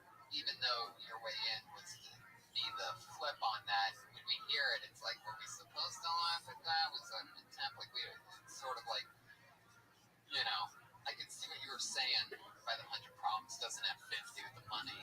But if you're going to do the joke about that, then I guess the lesson here is just to get right into the meat and potatoes of it. If you were going to do it and try to sell it, you would just want to get right into Jay-Z got beat up in an elevator and the security footage captured it. He owns a basketball team, and then find a new way in. But you really have to spell it out. So it's rough. How long have you been on stand-up? Well, I did it for almost a year in 2010 when I first moved out. And You've been back in it for 2 or 3 months. what's that? You've been back into it for 2 or 3 months. 2 weeks. 2 weeks, right? Yeah. So it's like starting out. That's brand new. Yeah. You're starting over again. Can you moon dance for us? I can't. I actually can dance. Like some some dance. Michael Jackson. Are the kids moon dancing these days? That's I saw it on the Twitter.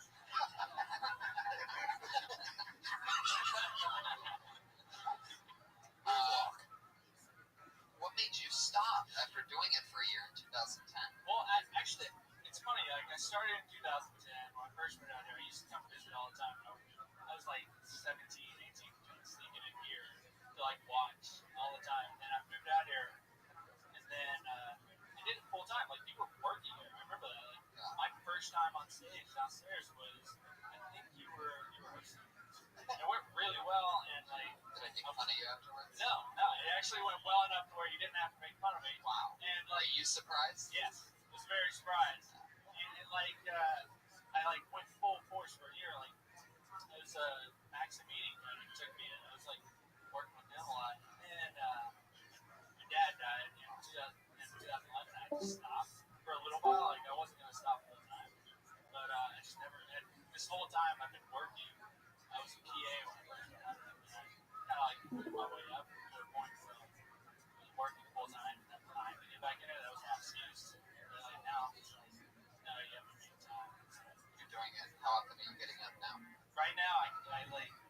force myself to do Mondays and Tuesdays. That's all I have time for. I'm with that guy. Yeah, find a buddy here, like have a workout buddy. Like instead of coming to the gym, you can go do open mics. It's amazing advice that I don't even think I've ever mentioned or anybody's ever mentioned on this show before, but it is so important to find somebody who you can sort of just roll around with to keep you sane when you're fighting the same battle as somebody else. Just like one of the open mic comic girls. That's what I used to do. I just used her for a year, and then It's a great idea. Seriously, I think you did that also. No, not at all. Not in any way, shape, or form. But I'm sorry to that's hear. the opposite of what you want to do, by the way. You don't want to hook up with a comedian. How many female. assholes did you like to get started? No, I mean I actually I did when I started off. I made it because you start. It's the people that are in the same level of you at stand up. You start seeing at every single club. So you go from one open mic to another open mic, and then there's like a group. There's girls also. So I just started dating one of them, and it made it so much easier for me because then she would watch my set, I would watch her set, get tips, and kind of write together and stuff. And Give her tips. Give her the whole thing. And it was really hard because she sucked really bad, and I act like she was great. That is definitely one of the worst parts of dating. So rape a funny comment. Sorry, ladies, but you guys, egos are out of control. So he brings up a good point for comics as well. I'm sorry to hear about your father passing. That fucking blows. But it's like if you're not feeling funny, if something fucked up happened, it's very difficult to write fucking jokes. So, yeah. Well, yeah, and the thing is, if it happens to anyone else, it's like I feel like I took some time off, and like I was only gonna take like a month or two off, and like I was fine. Like I should have came back, but it's so hard to come back. Like if you take some time off and you get back in your like, daily life, it's hard to just like decide time to go do. Yeah, to give you an escape for you, comics. Exactly. It becomes sure. an excuse. Well, the one thing that you bring up, I used to have to take breaks. Oh, Jesus. I used to have to take breaks from comedy because it was so emotionally overwhelming and such a tight thing. Like I would give up drinking or I'd give up comedy. I'd give up drinking and I'd give up comedy. But then you start to build up a momentum where I'd be afraid to do comedy. It's like getting into shape. So now the most difficult part's now getting back into shape. As soon as you get into shape, don't stop. Just at least once a week, even when I would quit comedy to work on writing, or at least one night a week. So you're always in the moment. Right? I totally agree with that. There's nothing more difficult than fucking stand-up. But I don't know. It's very difficult. Yeah, I don't believe in breaks at all.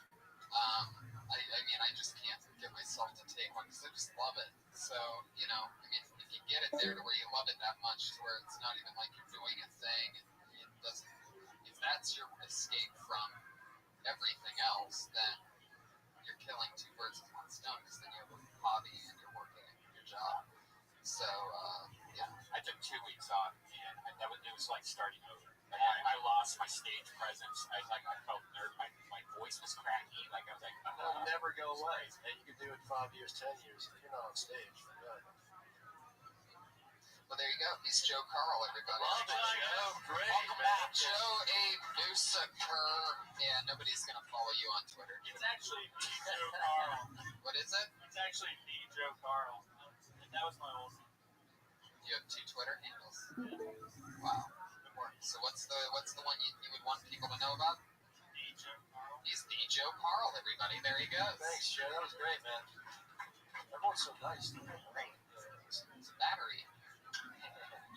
Just a little fun fact, a little behind the scenes. Iron Patriots Club. Yeah. Jam together for Tyler Mesnard.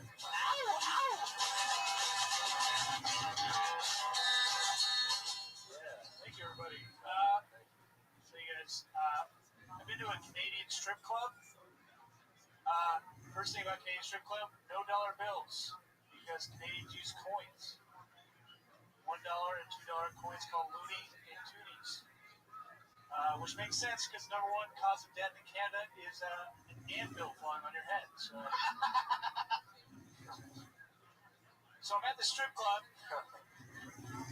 This is what they do. They have the strippers. They kneel down and they lick the coins. They put them on their nipples. Everyone lines up and like tosses to like get them off.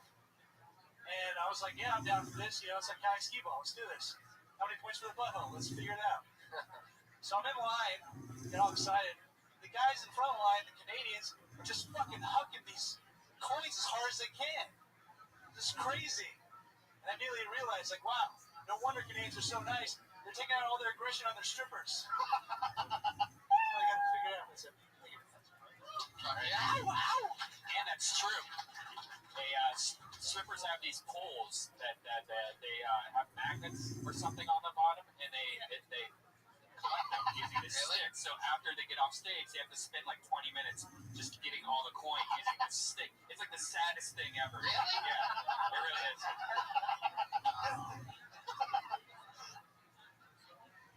Jesus. That's great. Canadian strip clubs. Yeah. Are you from Canada? Montana. It's basically the same thing. Yeah. So wow. Did you take part in it? Did you throw any loonies or toonies? I just tossed them like a nice person. Right. So you were being nicer than the Canadians. Yeah. Well, like, I'm not a big strip club guy, but I don't need to, like, make them feel shittier about their terrible job. Right. By leaving them coin bruises all over their body. Yeah. They were really pelting them at They were throwing them really hard. Yeah. Jesus Christ. I remember that. Those wacky Canadians. Yeah. Did she have a stick, a magnet stick, like Brian? Yeah, they all have that. Really? So they just walk around and sweep it up, and then the coins get stuck to the stick. There's probably like a magnet company that just sells them to strippers. Yeah. Like stripper magnets. Oh God! Imagine that shady business. Imagine the smell of that magnet. Oh yeah. Dirty, sweaty hands and stripper sweat, glitter. There's probably glitter on the pole too. Normally, if I see a Canadian chick with a stick, it's usually an ugly stick. I wonder how many girls like have chipped teeth though from that, because that has to happen. Yeah. Like chipped teeth. Well, they just win on hockey or something. Right. All right. Yeah. I'm surprised they use a magnet stick and not like a Swiffer with maple syrup on it, like a real Canadian would do. You know what I mean? Just let the maple syrup fucking stick it. Trying to help you out, buddy. I'm not really coming up with anything great right now. There's probably more to it. Also, like private dances, and there's probably you can go into the whole thing. Canadian strip clubs. I like this is the first time I actually performed that, so I wasn't sure how long it was gonna be. But I was just thinking like that whole like being a nice Canadian, like you step on his shoe, he's like, oh no problem. And the whole time he's just like in his pocket, just fingering his coin. I'm not wasting it on you, buddy. I love that. What would a champagne room of a Canadian strip club feel like? Like a penalty box in a hockey arena or something? Some kind of super polite. Are the Canadian strippers polite even though they're taking a beating? I didn't really talk to him. Really? Yeah. Not really the kind of. That's my favorite thing to do with strippers. They're like, you want to get a dance? I'm like, you just talk with me for a few minutes. I do that every time I'm at a strip club. I'm the talker. I feel bad for it. I'm the opposite. I want to get. I just go. Tell me about the touches. And then they start crying, and I start smiling like that. As my human fuel meter goes up, because I love people that are down in the dumps. You know what I mean? It just makes me feel good about myself when somebody's just at bottom.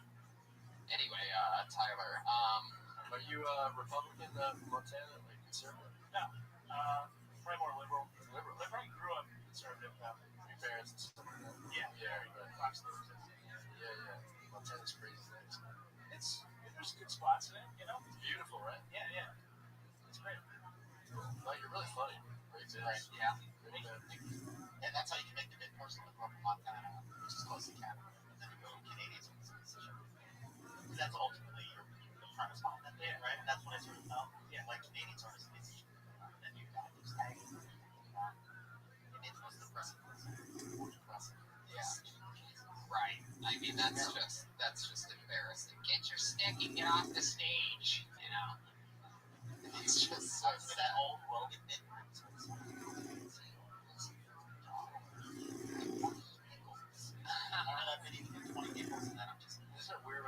someone, you remember something like, no. It's like, yeah, it's not fun.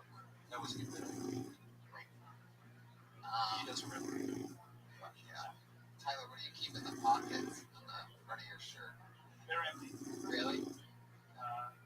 I'll say you have tits, bro. It looked like there was something in there, but now that you mention it, yeah, I guess it's just Montana Pecs. Thank you so much, Tyler. That's Tyler. Tyler, Very good. Good stuff. These are all great comics, bro. I thought he was going to be funny the way he was. Yeah. Mesnarich is Meznarich. That's Tyler Mesnarich on Twitter. We made it to the part of our show where we get our two regulars up here.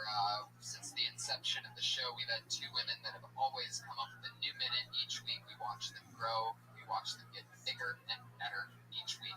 This week's no different. So put your hands together for your first comedian. She is a regular on Dysentery and Kill Tony. Super funny young lady. Put your hands together for the wacky and goofy and always weird and fun Sarah Wineshank, everybody.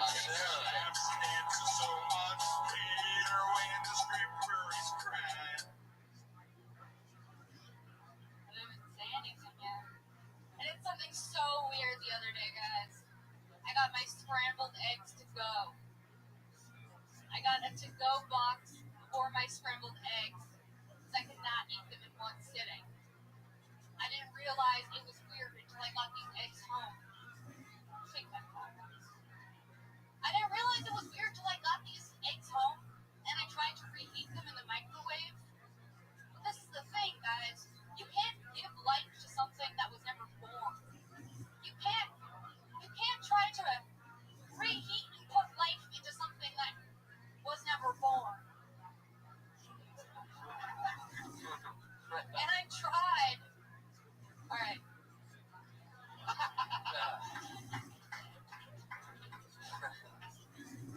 Am I short? Are you done? Perfect. Scrambled Eggs, everybody, by Sarah Wineshank.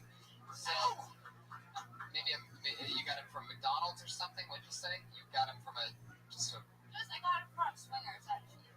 You got it to go. You got breakfast to go. I ate it, but I didn't finish it all. And then I said, I'm going to take this shit to go. And then I thought that was a cool thing until I got the food. And then what'd you do? And then I put them in the microwave, and I'm like, this is so weird. Right. Not okay. Like, what is wrong with me? Right. So then I realized that, It's a great show. Great show. Just get to a quick middle of bullshit. Really fun.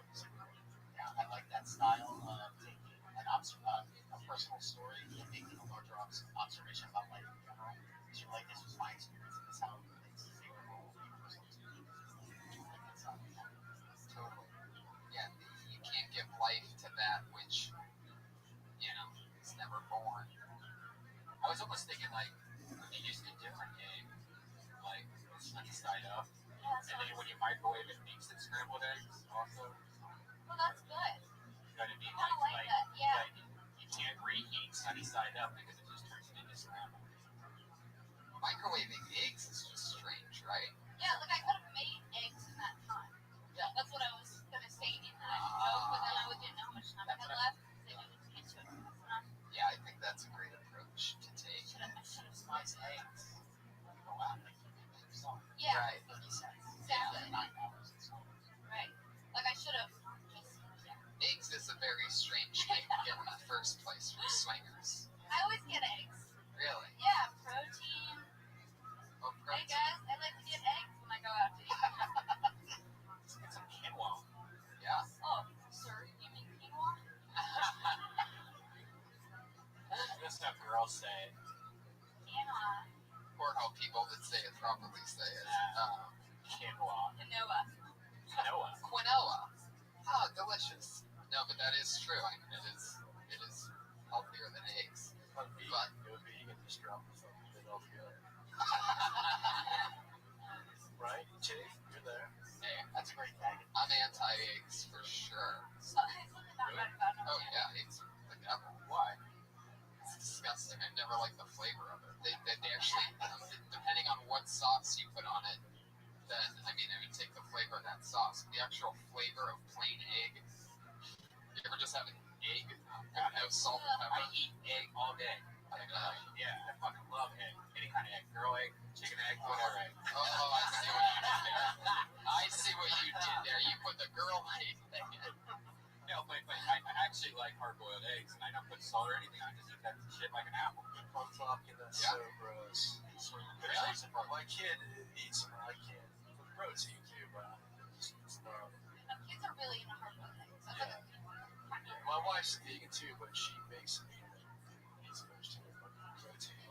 It's fucking gross. Yeah, I've never been into eggs. I guess I liked huevos rancheros for a while when I first moved here because I mean, just salsa and beans and a fajita, and then there's the egg. But even then, I mean, looking back at it, it was really the yolk part that was all right, and it was just the salsa and beans that you taste anyway. And you microwave that. It's important. Right? All that. It's a great bit though. Really super funny observation. Yeah. Great job. Another more minute for Sarah Weinshank. Love that. Love that. And last week, you got thrown off pretty fast. We didn't get to comment on last week. What were your jokes last week? Do you remember? Is it I about? don't even remember. Well, you sucked ass last The week. hedges, but how some married couples say together because it's easier to put sheets on like in a relationship. You said that last week? Yeah, but I didn't say it as funny then. Yeah. Like I think it was funnier. It's amazing when you just get to the point and try to not stretch it out for a minute. Like it's like you just got right to the point with it. That's why. There is something so sad about trying to put sheets on by yourself. Yeah, like that other fourth, side pops up. that fourth sad corner where you have the other three corners on. You're just on the bed, like moving it across. So That's maximum loneliness right there at that point. Or you're going to IKEA by yourself and you can't have somebody wait in your car while you go. You know what I mean? Or, yeah, the loading area. well, you just have to kind of like throw your shit out on your car real fast. While the thing's rolling toward you, just push the cart. Yeah, and then you get home and you have like this huge box that can't get out of your car. Yeah. You have to ask your lonely neighbor to help you. It's like, I'm in the middle of putting my sheets on. I can't. Actually, what I did is, I just happened to, that's what I said, is I just opened the box and one by one had to take one piece into that house one by one. Oh, that is sad. Wow. It's like sitting in front of a birthday cake with one kid. Yeah. Happy birthday to me. You know, Everybody. it's so lovely. Hey, have you ever gone to a restaurant by yourself and told the hostess it's your birthday? That's like some self-deprecating. Oh, never mind. And then they ask to see your. Oh, okay. All we need to do is see your ID to confirm. Forget it. It's not my birthday. That'd be awkward. Sarah, thank you so much. You're amazing. Another deep beauty minute.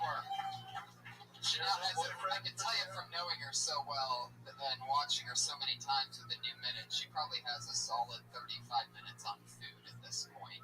All different things. Grains. Now we've got eggs taken care of. So let's keep this fun train moving along. Your final comedian of the night, and she is, of course, a regular. She dropped out of college after her first time on stage was here on Kill Tony. Wow. Almost about to graduate, too. Just about. Do you feel guilty about that? And she realized, She did the right. what do I need a degree for? And I just found what I love to do. Put your hands together for her. It's Kimberly Condon.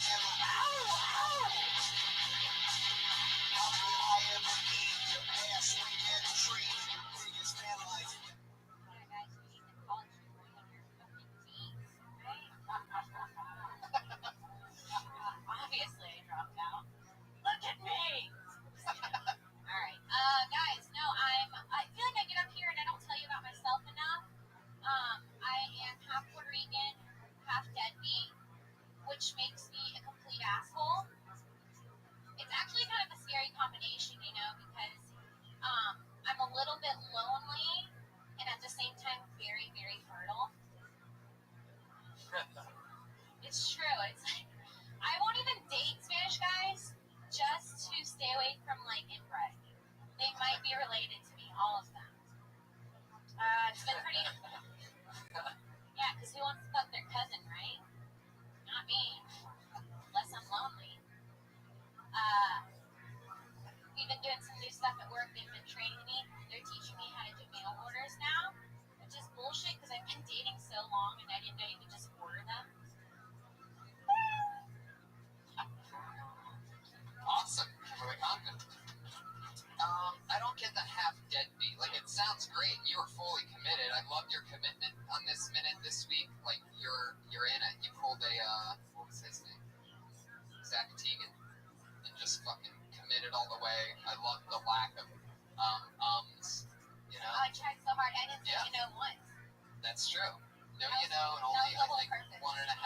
songs, which is a huge breakthrough, Yeah. and it's great.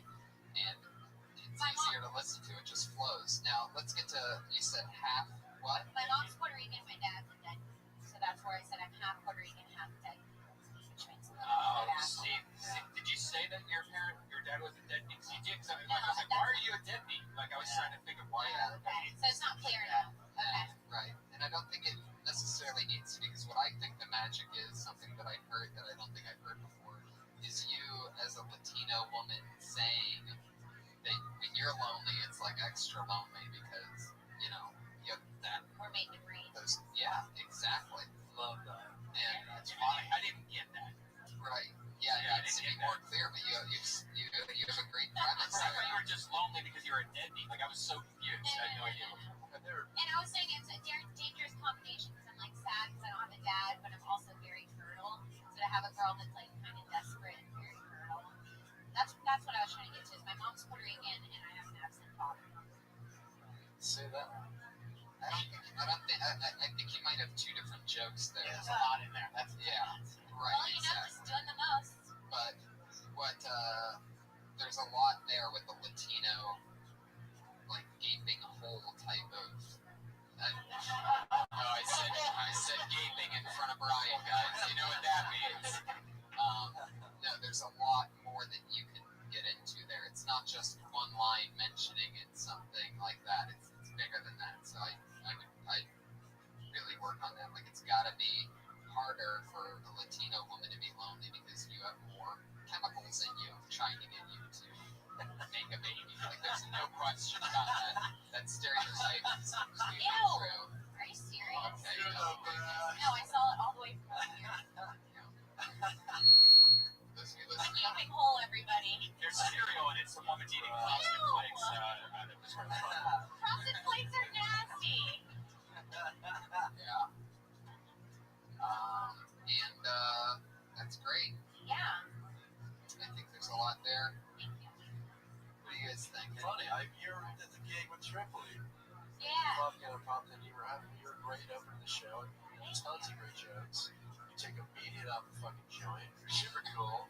You eat a fucking weed brownie while you drink half of my beer. I love it. So she parties. She's cool. She's sexy. We were in San Diego together. I know. Yeah. I think that everything you did, once you work it out and write it different and say it, like, you know, explain it a little different, I think that's great. Yeah. Yeah, something really good. And it's almost like a topic sense for probably do a half-hour special just on those two things. So personal. Yeah. Like, maybe it's, I don't know, you can compare it to other races. A Latino woman not having sex is like, a Latino woman being lonely is like a, whatever. Coke addict with weed. Yeah, there's a lot about Spanish women. Like, I feel like a lot of them marry white men. That's like a big thing. Yeah. The Asian women do that too. But that's because Because they like, that's a mail order situation, I feel like a lot of times. it's because they're attracted to power. Oh. Anyway. Too soon for the white's the number one race joke. I mean, come on, we are definitely in the lead. Anyway, thank you so much, Kim. That was awesome. Kim's great. Love it. It's Princess Shank on Twitter and Kimberly Congdon on Twitter. So follow the lovely ladies of Kill Tony.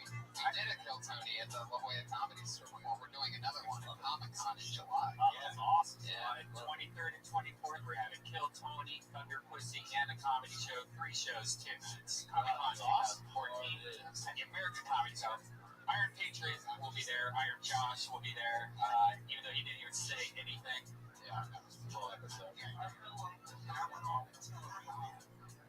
I agree, actually. I couldn't agree with you more. You were much better off if you just standing there. You know, that was the original idea for the Patriot. He was just supposed to be set decoration. Yeah. And then one day we gave him like a fucking asshole. Yeah, we changed everything. It was fun for 25 episodes, but then he blew it. I'm in Indianapolis June 4th to the 7th. I'm in Vancouver after that with Joe Rogan. And what do you guys got going on? Steve Simone? Headlining Brady Improv this Wednesday. I'm excited about that. And then I'm back there the following week with Darren Carter, which will be fun. And Helium Comedy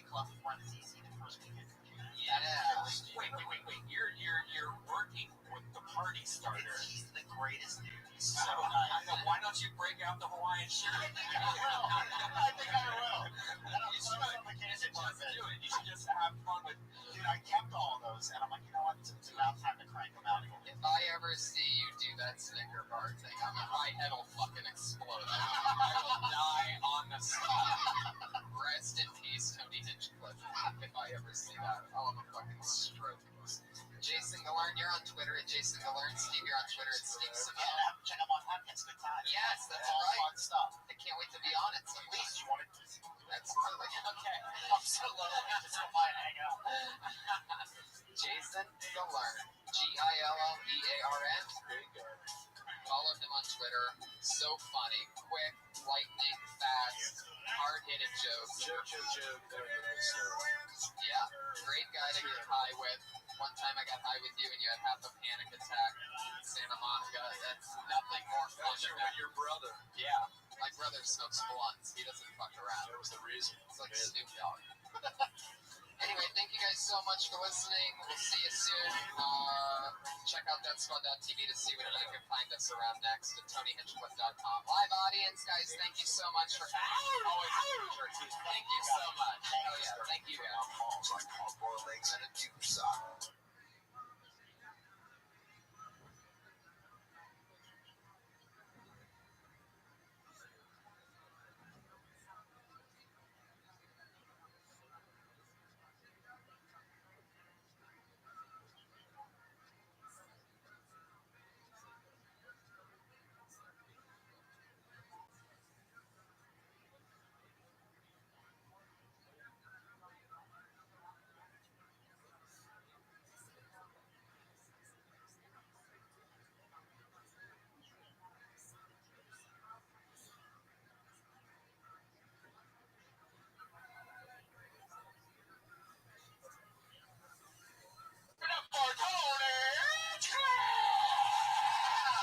Oh, snap. We did it again, everybody. Happy Monday to you, everyone.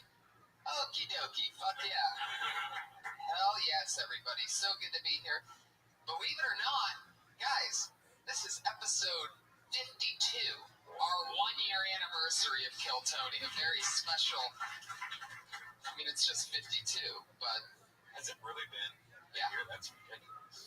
Crazy podcasting. When you're persistent, you can do anything, guys. And you can tell by the energy in this room that this whole thing is fueled with pure hope. It's actually a pretty good turnout for Memorial. Oh yeah, no, I love it. I'm so happy you guys are here. This is very exciting. It's always my favorite day of the week is Mondays now. Who's with me on that? Mondays are the best, right? Okay, but fuck yeah, so I'm happy to be here. We have two amazing guests tonight. The energy in the room is great. Did you say butt fuck yeah? I think I did. But fuck yeah. Oh, okay. But fuck yeah. That's interesting. Never realized that. Yeah. But fuck yeah. Subliminal butt fucking's going on every day. We don't even notice. True. Maybe this is a part of being gay that I didn't know about. Is that I unconsciously, deep inside, there's just this homosexual dying to get out through linguistics. Tony, any approach. You're the new Tony Hinchcliffe. You're not. That's right. You're not gay anymore. But fuck yeah, everybody. But fuck yeah. That's what the subtitle of this episode will be. But fuck yeah. It was another fun weekend. Things keep moving along. Yeah, I went to actually San Diego, hung out. Love San Diego. Went to American Comedy Company where we're going to be there for Comic-Con, July 23rd and 24th. We're going to have Kill Tony there. Oh shit. Comic-Con, we're coming. By the way, that reminds me to give a shout out to the lovely people over at McDonald's. Oh yeah. Always kicking out great products. We're very happy to have them as part of the team here on Kill Tony. So thank you, McDonald's. I'm loving it. I have to say that part or else they don't count it as a... Yeah, we loved it so much I don't even have any left to show you. Right. Oh, I don't eat McDonald's, by the way. I haven't had McDonald's in years. Right. But I think it's the best. And McDonald's, I'm loving it. It's cheaper than buying cat litter. I wouldn't know about either of those things. Cat litter's like 10. I bought cat litter today. It was $14 for what is like 1.5 boxes of litter. Like, wow. It's a scam. It is. And I poured like most of it in there because I just don't want to change it for like a couple months. I bet you have like a sandbox of kitty litter. It's pretty big. They have their own beach. It's for 6 cats, but I just leave it in there until it gets so hard and furry it looks like a cat. You have the kitty litter holder of a cat lady. Right. A 6-cat kitty litter box. Right. Holy shit. But it's more. Put your hands together for Brian, everybody. Obviously, having a litter box is one thing. Having a 6 prepared for cats. Prepared for cats, just out of pure laziness of not wanting to change cat. Right. And it's cheaper. It's more expensive than a whole meal for your family at McDonald's. Is what I was trying to get at. Oh yeah, totally. And McDonald's, thank you so much. You guys are the best. Anyway, what else? Oh yeah, you went to San Diego. I started Instagram this week. Yeah, it's about time, man. Yeah. Well, you should get on that Facebook now. What do you think's going to take off next? Because I just got on Instagram, guys, and I think that company has some potential. Yeah, you need to do more of those. You need to do more vines. You have one of the greatest Vine dogs ever. I just can't get into the Vine. Yeah, but you can fuck with your dog all day and make vines and Instagrams, and you have the cutest dog in the room. Put your hands together for Josh Martin, everybody. Be very careful around him. He's very accident prone, extremely. His entire life, he's just apologizing to people for things.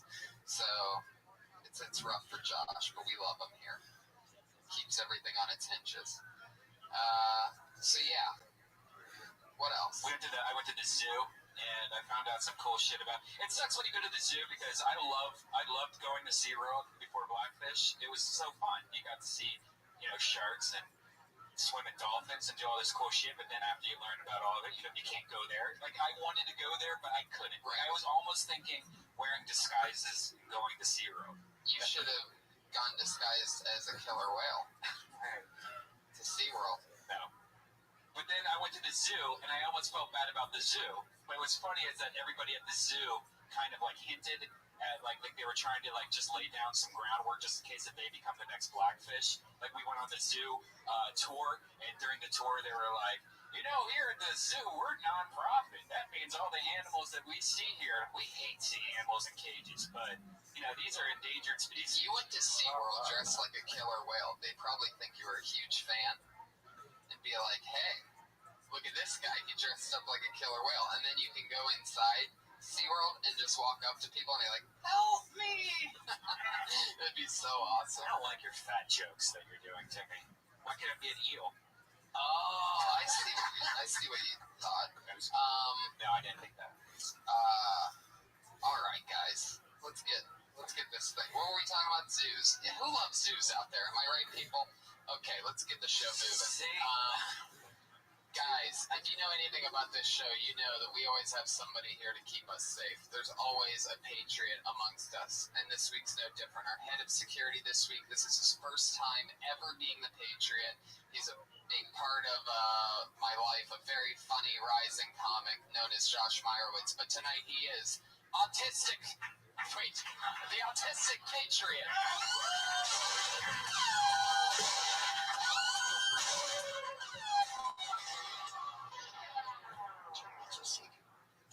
The superhero of autism, the autistic patriot, everybody. That's real autism under that suit.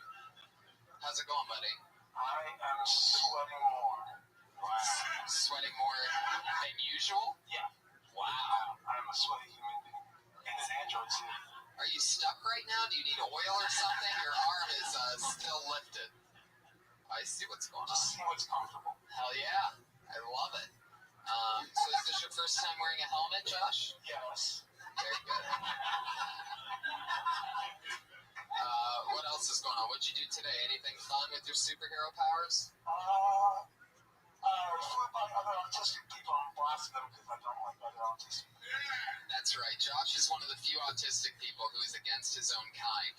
He's anti-autistic people. Why do you hate autistic people again? Because of my own feelings of inferiority. Wow. Man, you doing a podcast interviewing other autistic people would be hilarious. You just bashing them the whole time, make them nervous and all on the floor. fish out or something. Yeah, sweet combination of awkwardness, fear, and passion. Yeah, you can call it all apologies. I don't think that's been done yet. I love how he's stuck though. He looks like a G.I. Joe character. It's true. Sometimes he just turns into the Tin Man over there. Look at that. All right. I love that the vest couldn't close on you. That's awesome. Most people wear shoulder pads while wearing that outfit, and the outfit goes over a set of shoulder pads. Not only did he fill out the outfit, but his vest, if you look, isn't even strapped shut, people. That's true. That's when the autism can't even be shielded by armor. I actually made use of your sponsor, McDonald's. Oh, yes. He loved it. You gotta say the "I'm loving it" thing. I'm loving it. Fuck yeah, there you go. Cha-ching. Whale loves Every it. time you hear "I'm loving it," that's another fucking big lump sum of money that we get from McDonald's, guys. We love you, McDonald's. Thank you so much. I'm loving it. Anyway, I'm so excited to have Autistic Thunder on Twitter, Autistic Patriot here. Josh Meyerowitz is one of my favorite people. We're going to have a lot of fun tonight. Thank you so much for being part of the show. Thank you. You're going to keep us safe? Safer than autistic people can keep people. How safe is that? That seems... It's a little curious. Curious? I love it. Yeah, you never know what you're going to get. Heck yeah, buddy. How you feeling? Comfortable? I love how excited you are. You're probably the person that's been the happiest to put on a superhero suit. Sure. That's something I do every day. I love it. I'm loving it. Cha-ching! Guys, let's get this thing rolling. My two guests tonight, two of the funniest people I know, the wacky and awesome Jeremiah Watkins and the super talent himself, Jimmy Schubert. So let's get him up here. Jimmy Schubert and Jeremiah Watkins. Jimmy's on Last Comic Standing. He was just on Intel Underground. Jeremiah can be seen on many hilarious YouTube clips. All my favorite YouTube clips of Jeremiah, but it's funny because it's true. You guys are great. You've both been on the show before. Welcome back. Yes, we're alumni. Thank you. Good to We're be Kill here. Tony alumni. Hell yeah, and I love it. What have you guys been up to? How's everything going? Yeah, doing a lot of this. I saw you blowing up on YouTube, man. I saw your clip on the recent Last Comic Standing, man. You fucking killed on there, man. Have you already felt the wave of new fans? No, a couple of people follow me on Twitter and whatnot. Yeah, other than that, no, not really. That's good. You know, but it's good to be part of it. I mean, it's really cool that I think Last Comic Standing has been on the air for 3 years, so for them to bring it back, the executive producer is Wanda Sykes, who was actually a real comedian, kind of helming the project. I think it's better that a professional comedian runs that portion of it because they wanted to, this year, they wanted to kind of put everybody's process, what a comedian's process is, and kind of like, put that on display. And it would take a comedian that's done it before, somebody who's making a living as a professional comedian to kind of understand that and put it up on national television, So I was really, I didn't think I'd get it. I had to audition for it, and I got invited, and then, we got to the invitationals and made the semifinals. So, it's, I don't do a lot of television because I don't have the act for it. I'm a little filthy, but certainly it's a challenge to come up with TV spots every week that you can get past the standards and practices people. So for me, that's what it's about. And I'm just kind of like getting outside my comfort zone because I'm not really a reality show guy. I've done some acting on sitcoms and stuff, but not so much reality shows. So we'll see what happens. Congratulations, man. I was so happy to see you on here. Thanks, man. It's awesome. It's good to be a part of it. And, I think they got power in the judges. You look at Roseanne Barr. Some people don't like her, but, you can't argue with the success she's had. I watched her when I was a doorman here. Shit, almost 31 years ago. I was a kid. I watched Roseanne come out here from Denver, and I watched her in the original room. She did an amazing fucking showcase set for Mitzi there, and Mitzi took her to the main room, and she blew it up after that. And then, I saw her on the Tonight Show like 2 weeks later, and then she had her own sitcom, and she was off to the races. Yeah, I heard she got that Carson in the main room. Yeah, basically. I mean, if you saw the set, you would just go, wow. I mean, it did blow everybody away. And then Keaton Ivory Wayans, who was the producer of In Living Color, which is a groundbreaking sketch show was on Fox at the time. He's also directed movies. He's head of the Wayans family comedy dynasty. I mean, that for one family to have that much talent, I don't know if it's actually legal. And Russell Peters, the dude's the nicest guy in the world, and a real true international comedy superstar. I don't think that you can find anybody that's done what he's done in comedy that's done it internationally. I mean, Carlin and Pryor at their peak were not playing. I was in Hong Kong not too long ago doing some shows, and this guy was selling out 6,000 seat theaters 2 nights in a row. I mean, so there's a lot of star power with the judges. Wanda Sykes is helming in. They got a lot of great talent. I love what they did this year with the show is they didn't open it up to the fucking douchebags. I'm a talented guy, but I want to sleep on a sidewalk for 12 hours between a guy in a clown outfit and a guy in a fucking chicken suit to get my fucking break in show business. You know what I mean? So I love, because you can't fucking pretend that ain't Tom, Dick, and Harry's gonna walk off the fucking street and compete with professional comedians who've been doing it for 15 fucking years. Don't fucking insult me. Right. It's insulting, You go down to the Improv and fucking Meta World Peace is fucking, look, the Lakers ain't calling me in off the bench for 20 free throws. Stay in your fucking shows, you profession douchebag. I mean, it's insulting.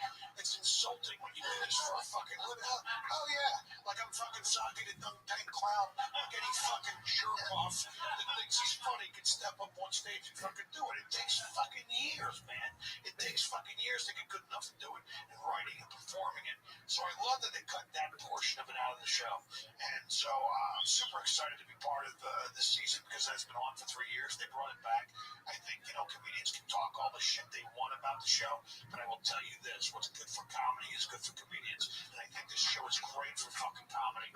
And you can argue with the judges' picks. That's another thing.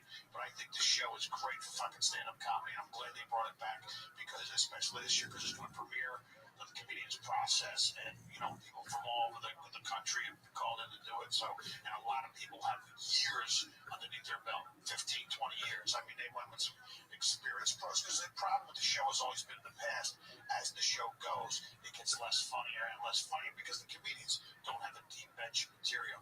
So this year is going to be different that way. It's going to be, just funny after, I mean, a lot of the guys that I've seen are really super talented and have been doing it for a long time. So it's almost like they're kind of going back to like almost season 1, or when they had, like those guys on that, that's the pilot. They had Doug Stanhope on. They had all these crazy like old school comics. Won that though, that fan, right? That fan, yeah. Isn't that insane? Doug Stanhope. Did you say Doug Stanhope? He was on the pilot of the last comic. Yeah, but I mean, that fan won it. So what does that tell you? Yeah, right. Last comic standing. I can go up against somebody that has 6 years in and probably lose. Going with the you don't really have a lot of time. You got 4 minutes and 30 seconds, and the problem is, I'm used to doing 45 minutes to 1 hour. Right. So you're then going to take a little chunkier act and make it not seem like you're starting in the middle of your act and kind of frame it the right way. And I think those shorter sets are tougher to do because you have to come out and actually put a full performance on a 4 minute and 30-second set. Where it's fucking national television. What's super awesome is that it's you telling us about it, because if you know anything about stand-up comedy in anywhere, West Coast and East Coast, Jimmy is the fucking man. So like, when the fact that they have him on that show and that he's getting to show, because you've been going before and after and destroying and burying. It just turned into fucking ego massage ball. You've been burying, but you have actually, what I'm getting at here is that you actually have a interesting spot in my comedy life, because comedians talk with each other nonstop, and you have the spot of my favorite joke. What's that? The one about the Conjoinal twins. The Mafia, the egg. Oh, the egg thing. Yeah, that was the set that I did on the first show. But that's the other thing you gotta do. You gotta think about strategically. You gotta think about what fucking pieces of your act you're gonna do throughout the competition, so that you can maintain. I mean, there's some real strategy involved in it. You don't want to come out and fuck with your strong as shit.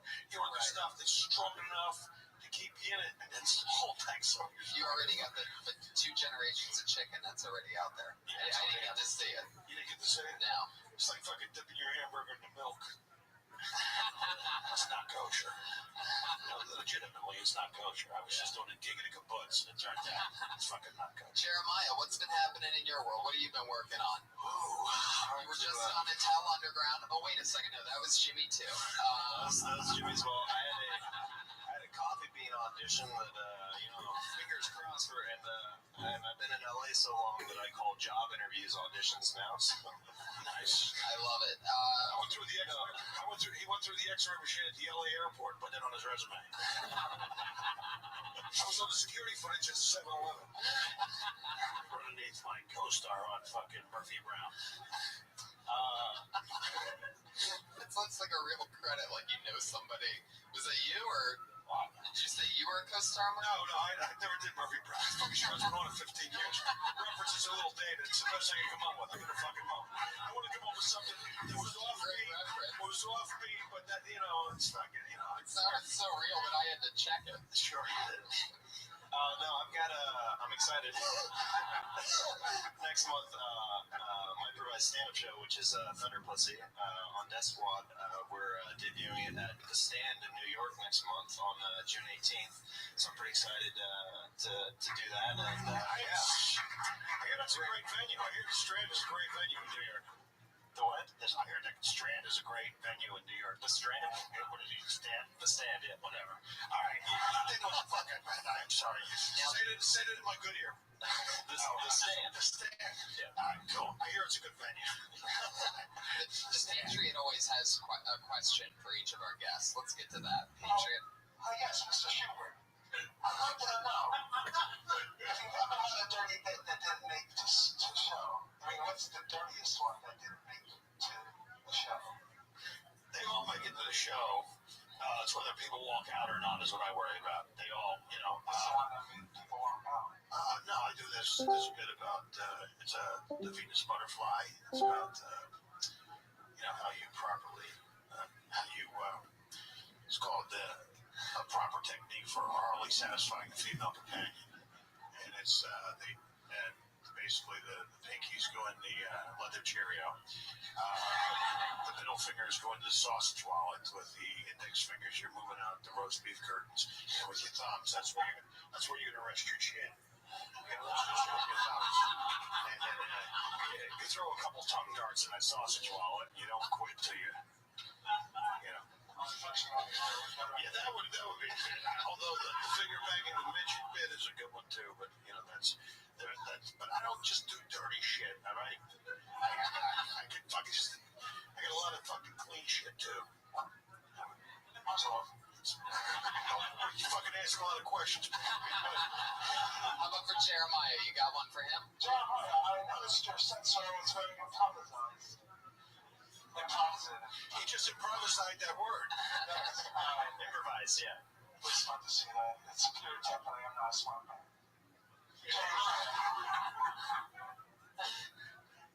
How long have you been doing improvisation? How long have you been doing? Yeah, sure about it. Come on, you can say improv. You can say improvisation. Improvisation. Thank you. Yes, from the beginning. It's been about 7-8 years since I've been doing improv. You've been doing stand-up how many years total? Coming up on 5. Sweet. Yeah. Good question, Patriot. Can I do the bit that I retired in my act that's too dirty to do? Okay, I'm gonna great. Get up to do this real quick. Jeremiah, he's very physical. He's on First Comic Falling. And you'll see why I retired this bit, but you ever see those girls that just look like dick mongrels? They're just like, they just want it. You're just looking at them, and they're just like, give me that dick. Give me that dick, yeah. Give me that dick right here, right now. Give me that dick. Give me that dick. You guys see that? You guys see those girls? It's retired. Oh, yeah. It's retired. I did it for you. Did it for you guys. Thank you so much. It's going to translate great for the podcast listeners. Pretty much, you pulled down Jimmy's pants and just started going to town.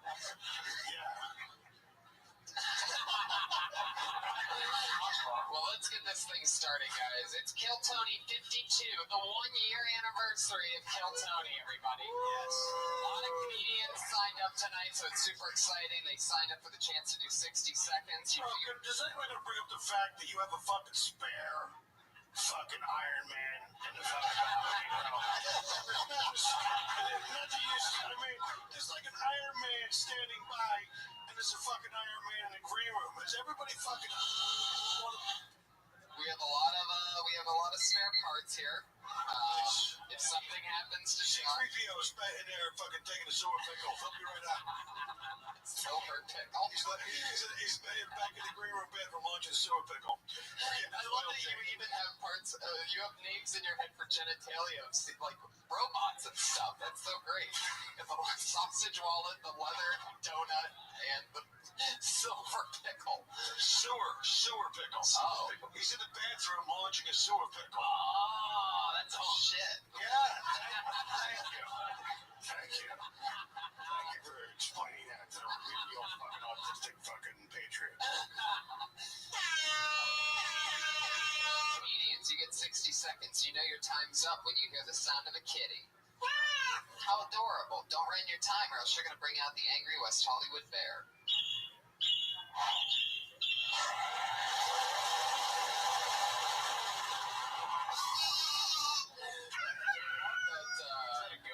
You got me with that one because I love that it started different. Normally it ended off with a little parakeet. I love that. It's like the parakeet totally got eaten by that bear. I don't know if you guys picture wild animations when you hear sound effects too, but if you didn't take acid that time, then I'm sorry. I didn't really take acid ever. I've never done acid. And Sure, you know, strike me as a guy with drop acid. yeah, I do like doing mushrooms. I've eaten ash. I fucking love mushrooms. If they came in a box like Wheaties, my picture would be on the cover. They're fucking delicious. What's your favorite thing about acid? I'm not really an acid guy. I'm more of a mushroom guy. Yeah. I love mushrooms. So fucking, like mushrooms. I like edible marijuana and fucking a glass of wine. That's as fucking nutty as I get these days. I love it. Let's get it going, everybody. Your first comedian tonight. Are you guys ready? It's Marcus Evans.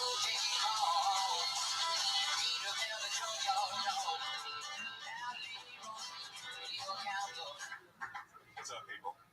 I had this main teacher growing up. She caught me and my boys talking during the test. She was like, "You boys, write -50 on the top of your papers." I'm like, -50? How the hell you gonna start with -50 for talking during the test? I didn't even get all the answers. You take it off -50. Get the answers first. You want something great. The hell you don't read about? Get the answers first. You know, the most I was aiming for was 65 to 70 anyway. Now at least be about 15 to 20%. I shouldn't have put anything down. Just got a -50 grade. Got my time. I was waiting because I know it's just a minute. That's why I was just You got 30 seconds. 30 seconds. I dropped my iPhone the other day, and I didn't do that much damage to it, so I went to AT&T store to see if they could fix it. They said they couldn't fix it. They gave me a number to a place where I can get it fixed. I didn't want to hear about going to another place to get it fixed. Then the clerk got an attitude with me. It's like, well, it's an iPhone. Just can't put crazy glue in and fix it. Now, why would you say that to an angry customer? It's like somebody telling you to relax. You feel like putting a stranglehold on somebody. You better be glad to have any crazy glue on me. Open the glue to the bone in his face. I was sorry. So, man, I got thrown out of the store. Whoa. I heard the beginning of the parakeet on that. You were so close. No, wait, Marcus, come back. Where you going? How's it going? Do you normally talk that fast? No, I only had a minute. I only had a minute, so I just wanted to go as fast as Wow, that's one approach that I've never seen before. Especially when you're doing a math joke with so many numbers. I was doing like division in my head, trying to figure out what the hell you were talking about. Yeah, exactly. What kind of test was it? Was it a math test or was it a history test? What kind of test was it? I don't even know. Those details are important. Okay. If it was a math test and she took off 50, there's no way you can fucking pass a test like that. Right. I mean, what the fuck? I'm not going to take the rest of the test. If you take it off 50, what the fuck? The best I can do is get a 50. I mean, all I can do, even if I get every fucking answer, I'm going to get a fucking 50. So why even fucking take the test now? Yeah, I think it's, I like it when you say it. Yeah, exactly. Let's number it. That's what I should have said before. I should have said that. Well, fucking take it, work on it, but I think that, I realize you're going to get a minute, but you're really going to fucking connect with an audience. You're going to take that minute and fucking connect with an audience. Every fucking shitty set I've ever had in my life is because I didn't take a minute and say hello and fucking connect with the audience. Because then you're talking at them or you're talking over them, and no one's ever going to, you just never have that connection. But, I liked it. Yeah, I liked the stage presence, and I liked your delivery. Thanks. And, when you do short sets, granted this is a minute, but it goes for all sizes of sets that are shorter. Take your time and let the people find out what you actually sound like. Like, for example, it never ends. You had to throw together short sets for both your weeks on Last Comic Standing and David's and the Attell thing. It's just, 6, 7, 8 minutes or whatever. Yeah, they're short sets, but you don't want to rush. You just want to make the quality of the set. The quality of the set is more important than the quantity of fucking jokes you're jamming in. I'd rather listen to a guy do a fucking minute and set up a great fucking premise and then get fucking belly laughs. If you start, you're talking too fast. You gotta let people get on the train before you pull out of the station. Right. There you go. What I was thinking, if you did want to stick with that joke, is that you can say something like maybe you start writing your own questions to the test, or you know what I mean, to get extra points. I don't know. That's good. And if the best you're working for is an F, then Jeremiah? Just piggybacking on what Jimmy said, really, on this one. There you go. Autistic Patriot. Anything? Just don't use that alliteration, if anything. Slow down. Don't rush. Do it how you want. Yeah. Thank you, Marcus Evans. He's on Twitter, KMark18. He's KMark18 on Twitter. Nice to meet you, Marcus. Let's get this fun train moving along. I want to wear one of them fucking Patriot suits. I want to wear that shit in the bedroom. The fucking crotch release. Crotch release. Right? Just a fucking plate pops out. Wait, has that? Masturbating while wearing that suit? Crotch release. Oh. Rabbi, has that suit been washed yet? After, I think it was somebody, who was it? Josh would know. I think it was after Earl or... Oh, it's a brand new suit. Yeah, I think we got too much queef in it or something. We just started getting... Is that a rental or is that an actual Iron Man suit? That's an Iron Man suit. You own it? Yeah, but... You don't want to rent an Iron Man suit. Your next comedian is Jason Van Glass, everybody.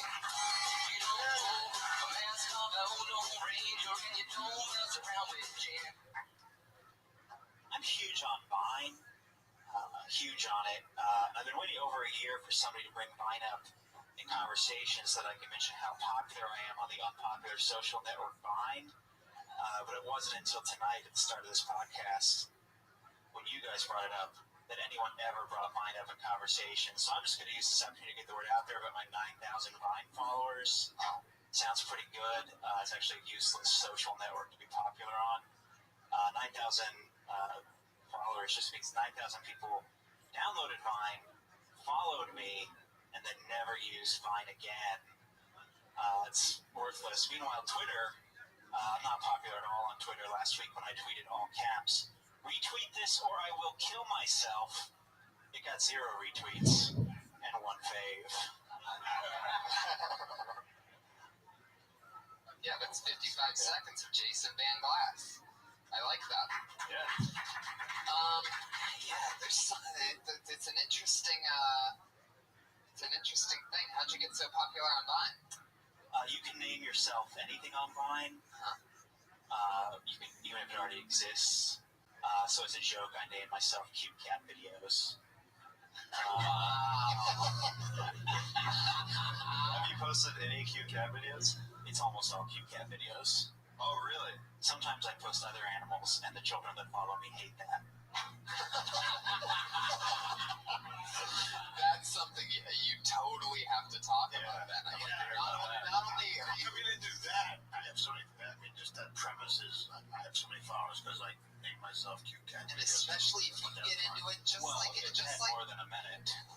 But just like how you set it up tonight, like it almost seems like there's this inevitable huge plethora of punches coming because it's the opposite of who went before you, Marcus Evans, is there was no setup with him, so we didn't know what he was really getting at, so we sort of had to write it. Your thing is completely set up for you to then tell them after you've set up that you have followers and we're wondering why and this and that you can have any name on Vine. Cute Cat Videos, and then when the children that follow you, like that's all beats of an actual joke that will progressively kill and get better as you keep staying in that pocket of just talking about Cute Cat Videos.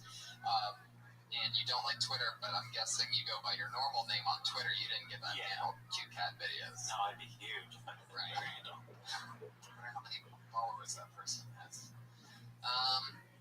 Yeah, I like the idea. Never mind. I was thinking of a math joke. Now, do you guys find yourself going to math jokes really fast? Like, I was thinking, all right, a Vine is 6 seconds long. He has 9,000 followers. How much is that? Like 4 minutes, of video. If everyone watched 6 seconds, and then so if you had one YouTube video that, never mind. Well, I was trying to compare, like, whatever you just said made me dizzy for a moment, and I almost passed out. Well, I was talking out loud, but what I was getting at is that Vine videos are so short, so if you have 10,000 Vine followers, that's like the equivalent to like somebody watching, people watching one YouTube video. Yeah. Technically, It's so short, and I have such bad ADHD, I can't even get through the whole 6 seconds. I only make about 3 seconds. Fuck this. Do you have a lot of cats, Jason? I have one cat, and my roommate has a cat as well, so there's 2 cats. Wow. Do you make them do cute things, or do you capture them doing cute things, and like you'll see them doing something, and you grab them? Sometimes I'll get like a laser pointer, or if they're doing something strange, I'll try and capture it. Yeah, the cute cat video processing hardly machine. Anyone's still on Vine, so it's not like a really active part of my day. Here's a great idea. You take saran wrap and put it in like a doorway, and then use a laser pointer so your cat runs into the kitchen and hits the saran wrap because it doesn't see it, and it bounces back like 10 feet. It's great. Awesome. Here's a good thing to do with your fucking cat. You fucking put a wire on it, and then you play Sopranos. And when you find the wire, you take him out back and pump 2 in the back of his head. Fucking rules are rules. Right? The fucker's gonna tear state's evidence for Mr. Cat. Mr. Whiskers. If Mr. Whiskers were playing the Sopranos, and the fucker was wearing a wire. What happened? My cat died. How'd he fucking die? We were playing Border Patrol, and he didn't have his papers, so I fucking shot him. Playing Border Patrol. What I have a friend of mine spends $900 a month in medication for his fucking diabetic cat. It's how fucked up we are. We don't know how to eat ourselves, but yet, our fucking bad dietary habits spill over to our fucking animals. Now, cat has fucking diabetes, and you're dropping $900 a fucking month on fucking cat has no social life. He's gonna shoot the fucking cat up twice a day. Hey, we're gonna take the extra ticket to the Kings game. You want a cat? I gotta get home to the fucking cat. Dude, that would be one dead fucking cat. That's a diabetic cat. I mean, you know what I mean? Fuck, you put another bowl of milk out, there'll be another cat come along any fucking second. One that doesn't have diabetes. We're looking at your most recent video is especially unpopular because it's of ducks. Yeah, there's just ducks in the scene. Wow. Look up his mind. That must drive people crazy. A video of ducks under Cute Cat Videos. The children don't. I tell you what, if I had to watch fucking anymore, is that from his mind? Yeah, you should do like fucked up shit once in a while where like there's a cat outside and it's playing, you just see like a hand kind of poking out of the ground or something like that, like there's a body in the bushes, so you never draw any attention to it. Hey, you want to be popular on Vine? Why don't you try bestiality? Fuck one of them bugs. Let's see how many tune in for that. It's nothing. All right. Jeremiah, any input on this? I know you only had a minute, but I definitely would like to hear more about you tweeting out, retweet this, or I'm going to kill myself. Like, I don't know, like, if you saw people, if you knew the people who were posting around that same time, like, whenever you saw them the next day or the same day or whatever, like, where were you? I don't know, that kind of thing. Right, or you could also tag that after you say it got one fave, you could say, and then you decided to tweet, please don't retweet this or I'll kill myself, and you now have or I could take a 6-fucking-second video of you actually fucking chewing on a large caliber round and fucking see how many fucking people follow you there. That'd be a lot of followers. Yeah, that'd be a lot of followers. Jason, thank you so much. Thanks, Jason. Fun time. Yeah. Jason Van Glass is on Twitter at Jason Van Glass. 2 weeks in a row, he was on last week. Jason Van Glass. Sounds like an action hero. It does, doesn't it, Jason Van Glass? Jason Van Glass. This summer, if you love Broken Glass, starring Jason Van Glass and his cat videos. It's very exciting. This guy's first time on Kiltony, and I know this because I know him, and he just started stand-up comedy tonight. Everybody, his name is Jordan Lee. Everybody, there you go. Here we go.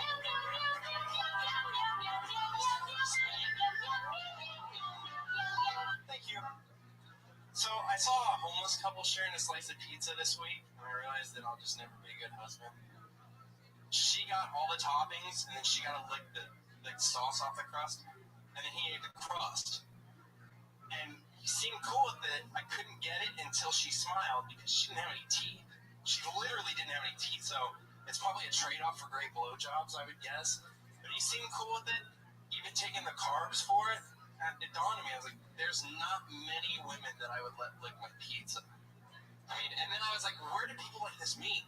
Like, do they do this everywhere they go? How do they split a Big Mac? They're pretty much the perfect couple, and they're homeless. They figured out how to make it work. I actually have a job, and I can't make anything work. There you go. Good. Good job, George. I'll tell you the thing that I thought of in the middle of it. I'll just jump right into it. It's your first time to stand-up? Remarkably That's awesome. Great Absolutely. stage presence. Absolutely. Yeah, remarkably comfortable for first time. Yeah, I love that premise, and the thing that I was thinking is that you'd probably let your girlfriend eat your ass, but you won't let her lick the sauce and cheese off of the slice of pizza. I mean, just take the dough. What kind of bullshit is that? Or I would say, if you want this fucking cheese and toppings, you're gonna have to eat it out of my ass. What? That's not cool. There you go. You can Listen, you're gonna have to eat it out of my Harry Boss bucket. You're gonna have to pry it out of my. I swear to God, I would buy your coffee table book of just Jimmy Schubert, names I have for asshole. I would just and you flip the page and each one is a rubber wallet, the fucking, each page should be a new one with a little animation. You should totally write this book. It should be a pop-up book. Or a pop-down book. Everyone looks like an asshole. I like your observational thing, so I thought it was good. Obviously, you gotta put some punchlines in there. I mean, but I thought it was. I like the premise too, and I thought your stage presence was great. Thank you very much. Yeah, I've known you for years, Jordan, and you're a big fan of comedy, and you have good taste in it. So it's no surprise to find out that you came out with a good premise, and the trick now is just going to be wanting that feeling, this summoning, knowing how to summon that feeling of getting that pop, those moments in between where you're going to leave for gaps for the audience to laugh, and you're going to bank on those moments. Yeah. Is the only thing you're missing there. And also, I think you need to grow on a Don Quixote beard so you can praise some of the old rooms. Yeah, that'd be great. I don't know if you need glasses, but glasses He's got the turn you into a flannels. star. Exactly. Yeah.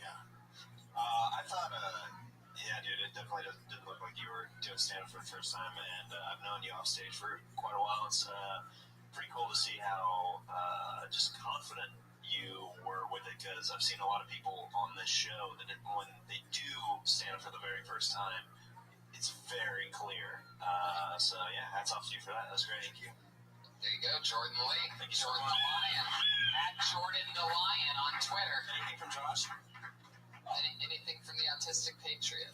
Welcome to hell. Yeah, it's a real sword. Heck yeah. I think Josh is the whitest Iron Patriot there's been, because he has New Balance sneakers for his shoes. Tony helped you pick them up. That's right. Nice. When I first met Josh, he wore autistic shoes with the kind of that just have the Velcro You closure. wore autistic shoes. Velcro's on right No, now. you wore autistic shoes, which are regular shoes, except you wear them with the wrong feet. Is that what I mean? No, it's great. Yeah. And then we met at the Grove, and I told him, "You're gonna love these shoes." Next thing you know, what happened? Boom. Saving feet one day at a time. Fuck yeah, guys. Podiatrist Tony Hinchcliffe. Well, I mean, I just knew that there was no way that those shoes could actually be helping him. You know what I mean? Right. It's like, girl's not like, I want to suck you on dick, or everyone sees your Velcro shoes. Yeah. Yeah, right, but just wearing the Velcro shoes. There's something absurd to that, man. Something just like a dude who has orthopedic walking boots. Fuck yeah. Some of that.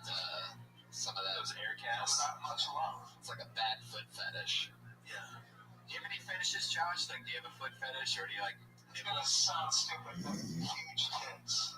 huge tits? Do you have any areola preference? Do you like the bikini ones, or the... I'm not on either one. So you like a big areola? Do you subscribe to Dark Nipple Weekly? I like all nipples, so huge breasts? huge. I don't get it. I don't... Do I need to? Yeah, I mean, you know, it's such a weird, it's such a weird thing. Yeah, I don't... For a dude to like, you know what I mean? That's weird, man. Fucking weird. I don't like having like a big fucking dick with a giant nipple. People are weird, man. Yeah. Do you ever do any dirty shit? You know, like smell the toilet seat after, like a... Pretty simple if you can't tell by the fetish. What kind of masturbation material do you have? Usually chicks with huge tits, preferably in terms of money shot, blonde, low, and hard set tits. Wow. That's pretty descriptive. That's pretty good. All right. He did it. I think we got the answer we were looking for there. I can roll with the D-cups up here. Fuck yeah. Josh loves watching a guy blow a load on another girl's tits. Yeah, 50% cum. It's a fantasy. So if you saw cum, you'd still get hard. Without the tits. That's a fucking weird turn, man. He only watches the first half of the video. It's So funny. you actually like the extra coming out of your head. Do you like a big ball with thin on the penis? It reminds you of whoa. Would you like little loads or big loads? Which one? It doesn't matter. What kind of tent? You like a yellow tent or a white tent? Look, you like a guy who's trying to blow a nut but can't, and all that's coming out is fucking air. Or do you more like more liquid, more juice, less solid? What is it about the load being shot all over tits exactly? Hey, listen, Josh, you're not a copper lagniac, are you? What's that? You know, you lay underneath the fucking table and have a chick fucking defecate over top. As long as she has big tits, I guess she can do whatever she wants. Carte blanche. Do you trim your bush? No, it doesn't grow out that big. You said that so sadly. No, he's not only is he autistic, but he has a fucking disease that makes his genitalia look like he's 13. That's true. Damn, so you don't do any manscaping on your bush. It's just a fucking jungle. Yeah, there is.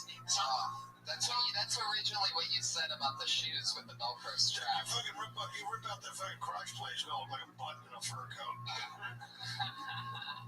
Yeah, you don't want to have the autistic bush, man. Does it look like you're choking Josh Martin in between your legs when you pull? You don't want to drop trout and have your fucking balls look like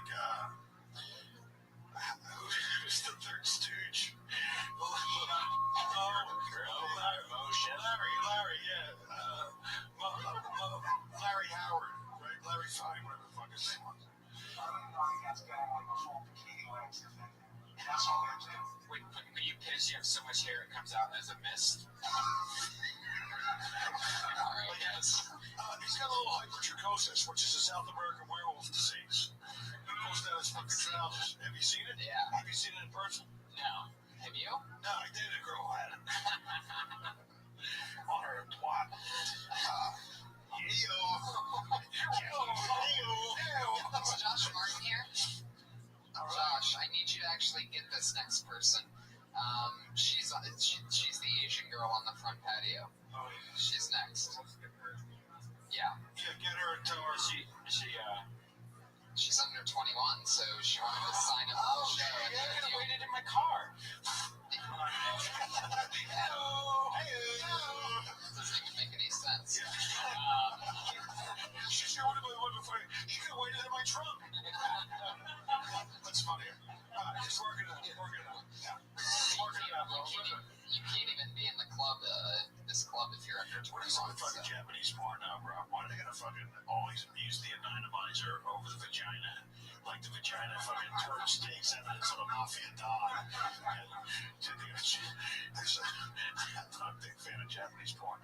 Anyway, next guest. Who's that? So you're talking about the blurry thing. The blurry thing, yeah. What the fuck is that? That drives me insane. Yeah. Drives me crazy. Really?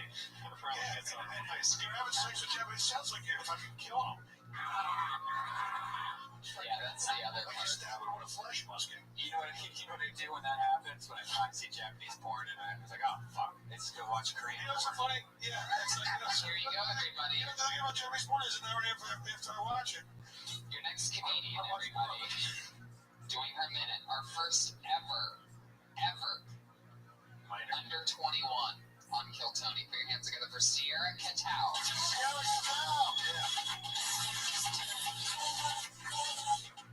Hey guys. So yeah, I'll get right into this. I actually, a few months ago, I saw the Lego movie with my boyfriend. That was really fun. It was actually really great for us, though. Yeah, because it's about inanimate objects coming to life, right? And sometimes he has trouble getting hard. Yeah. No, I like telling that joke because I have a boyfriend in it. It's really fun.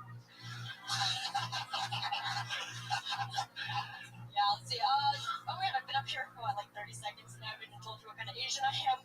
So rude. So rude. So actually, I'm half Chinese, half Japanese, and I guess part American because I was born here, so I think I earned it. But yeah, and coming from a mixed background, I feel like there's a lot of conflict, especially when it comes to dating, because the Chinese side of me is like, oh, Sierra, find a nice Chinese boy to date. And then the Japanese side of me is like, no, find a nice Japanese boy to date. And then like the American part of me is like, I don't know, they're all yelling at me, like just choose one. Like, what's the problem? There's like a bajillion of you guys. You do the math, you're typically better at that. So, all right, yeah. Thank you. Yeah, there you go, Sierra Cattow. So Sierra, how long have you been doing stand-up? Oh, all right.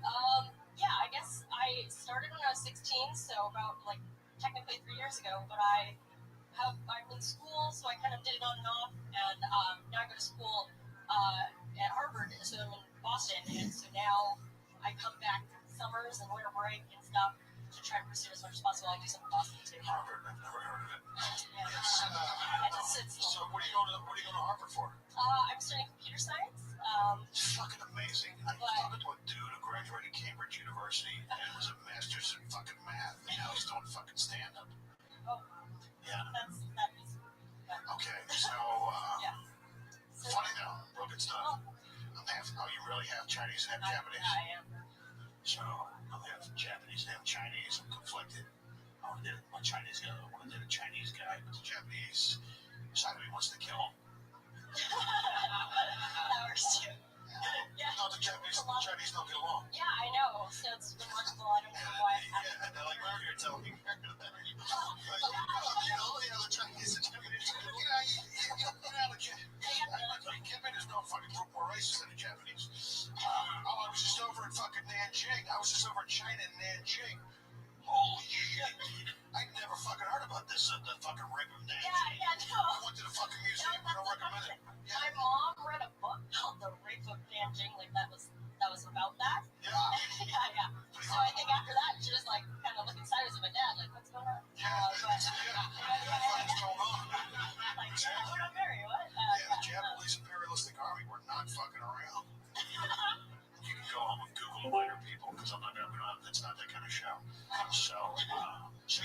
then. Yeah. How long you been in college? I guess I just finished up my second year, so I'm going to be a junior, so I'm about halfway. Oh my god. What? Oh my god. Me and my boyfriend went to go see the new Lego movie because he's 12. And, it's not an object. I mean, you had a lot of great starts to jokes, but there was a couple punchlines. You get a fucking boom, boom, boom. You know, but yeah. I mean, but. I don't like the boyfriend part at 9 seconds, 9.42 seconds, but then you brought it back at 21 seconds by saying you didn't have one, so that was a cool part. No, I like the joke because in that joke I have a boyfriend. Right. So you really don't have a boyfriend? Okay, so I wrote the joke before I did, but So now you do. But I still tell the joke. Okay. I just make sure he's not here. Okay. And it's okay because it's like Boston, right? So it's up. Ryan, relax, buddy. This is a 19-year-old Harvard student, Ryan. If you're ever going to control yourself, now's the time. Yeah, Brian. You and your GED get a real good chance with the fucking Harvard grad over here. Do you go in the clubs in Boston? Because they have a pretty their scene I heard's coming back. But no. So I do. There's a lot in there's one right in Harvard Square called the Comedy Studio that I do sometimes. I'm also on campus. We have a group. I'm also in the Harvard Lampoon, which is like the humor magazine. Tell no Brad. It's awesome. BJ. All those guys, when they go to Harvard, what do they get their degrees in? Different stuff, and it doesn't really matter. Why computer science? For me, I don't know. I've been doing that for a while, so I was like, that's kind of like how I got in. So I was like, I should probably pursue this, even though I really want to do comedy. So I will do comedy after graduate, but if I want to eat, I might need to. That's a long way to drive to find out the diner's closed. That's all I'm saying. Holy shit. We're gonna get a PhD, down no hanging, smoking in clubs with a bunch of fucking comedy perverts and tell jokes. Hey, That's awesome, Sierra. Whatever works, yeah. Pretty sure that in a few years we're all going to be hoping that you hire us for something. So keep it up and keep doing a lot of spots because you don't want to get stuck after having this much fun. You definitely don't want to get stuck in computer science. What are you doing out here? Are you from out here? I'm from out here, yeah. So that's how I started out here. Out here doing comedy every time there's a break. Do your parents know about you sneaking out of town? Yeah, I know. Don't fucking know. Don't lie to us. We're paying for a good education, and you're out there fucking squandering. Right. As long as I stay in school, I think they're gonna give me the car. Legally, she's allowed to stay on stage for as long as until we're done. Right. Yeah, she's allowed to stay on stage as long as Brian gets that rubber one out underneath the table. Jesus. I feel so bad right now, Sierra. I'm sorry. Normally, I don't give a shit about anything, but I mean, even if you were 19, that'd be enough. She is 19. But you're 19 and going to Harvard, so I'm very, very protective right now. Listen, dude, she's gonna get in fucking comedy. She better fucking, No, I know. You want a toy? You can have it. Man. Bro, why don't you fucking put her, if you're gonna fucking be like that, put her in a priest outfit, will you? I'm just kidding. You were awesome. You had great stage presence. Seriously, good luck with you. But, fucking kick ass in school because that's awesome. Absolutely. Keep doing a a lot of Harvard degree. Yeah. And keep doing jokes. Yeah, comedy second. Do what you're doing. Yeah, sort of. But at the same time, don't stop doing spots, whatever you do. Just keep going up as many times as you possibly can while getting a degree. Because in the end, the degree is just a piece of paper and a title anyway. So the growth that you have between now and then is what's most important. Because you're way too likable and well-spoken. And you have your own thing, too. And you've started so soon. It's so important. The game changer in people that start young and later it's blatant. So do Vine videos in between those. Grow your audience on Vine and Instagram. So, right. So everybody, put your hands together for the great Sierra Katow. She's on Twitter at Sierra Katow, KATOWSIERRA Katow, KATOW. Oh my! Hell yeah! How exciting! She's adorable. Yeah, she's gonna be huge. Yeah. Yeah. She's been doing it for 3 years and she's 19. Yeah, she's got a little bit of a jump in it. Once she's old enough to actually go in clubs, she'll be really funny. Yeah. Yeah, exactly. She's got another couple of years. Just rushed her out.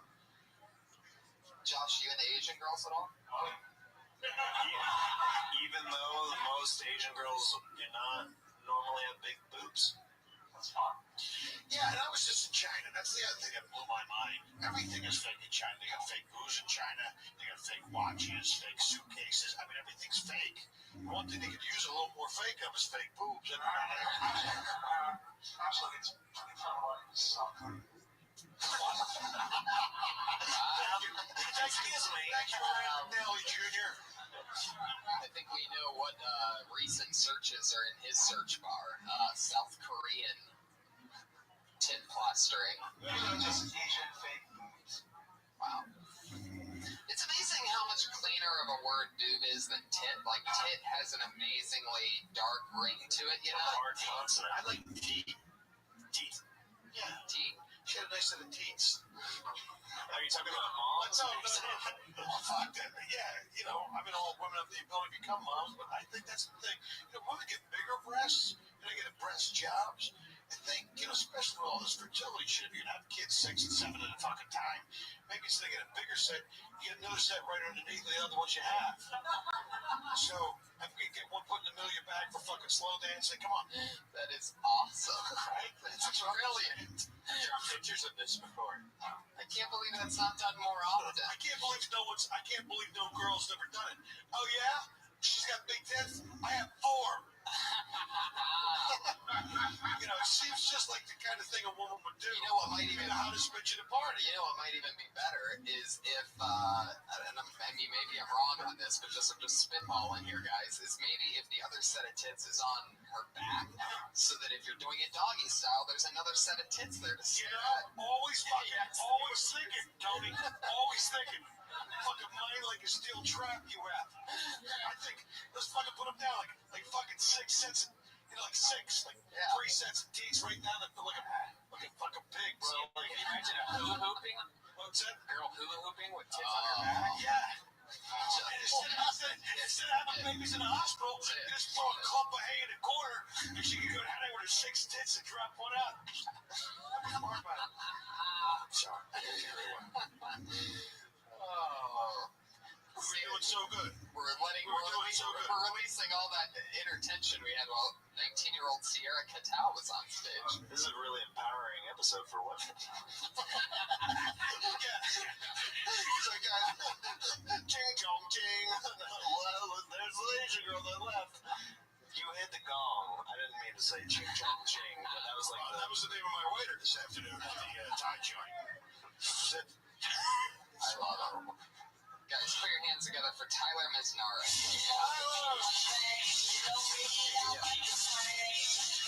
Hey guys, let me tell you, I used to like cake. But then I had ice cream cake, and I was like, fuck cake. It sucks, you know? Like, cake sucks. It's just moist bread with frosting on it. It's worthless. Like, if I go to a party, they serve me cake, I get upset. Like, you can't afford the extra $5 to put ice cream in this?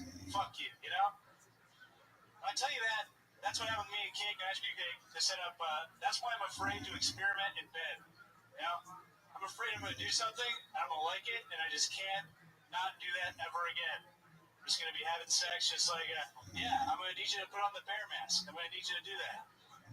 No, I know you don't like it. That's part of it. Not supposed to like it. Oh, the guy in the corner with the banjo? Don't worry about it, you know?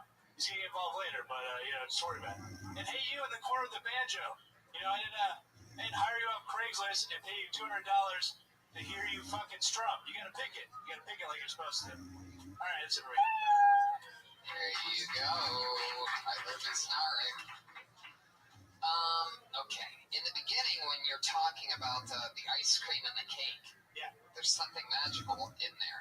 I don't know what it is, but it's true. Ice cream cake is better than regular cake, and it's better than cake and ice cream, right? One could say. Who prefers their cake and ice cream separate by round of applause? People and one autistic, so 2.5.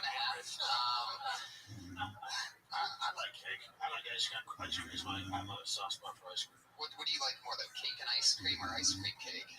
Well, Like it's it all really, in one? I mean, who's having cake with ice cream on it? What are you, a savage? What are you, a filthy animal? It's like having a piece of pie without a scoop of vanilla on it. Who does that? Yeah. I can't even talk to somebody who doesn't like ice cream. Well, I mean, Let me say that. pie or cake? What's that? Pie or cake? Fucking pie. Yeah, pie all the way. Fuck cake. I'm agreeing with you. I hate cake. Cake's one of those things that as I got older, I totally got out of the cake game. Yeah, everybody does after your 9th birthday. Now, what's the, just trying this, hold that.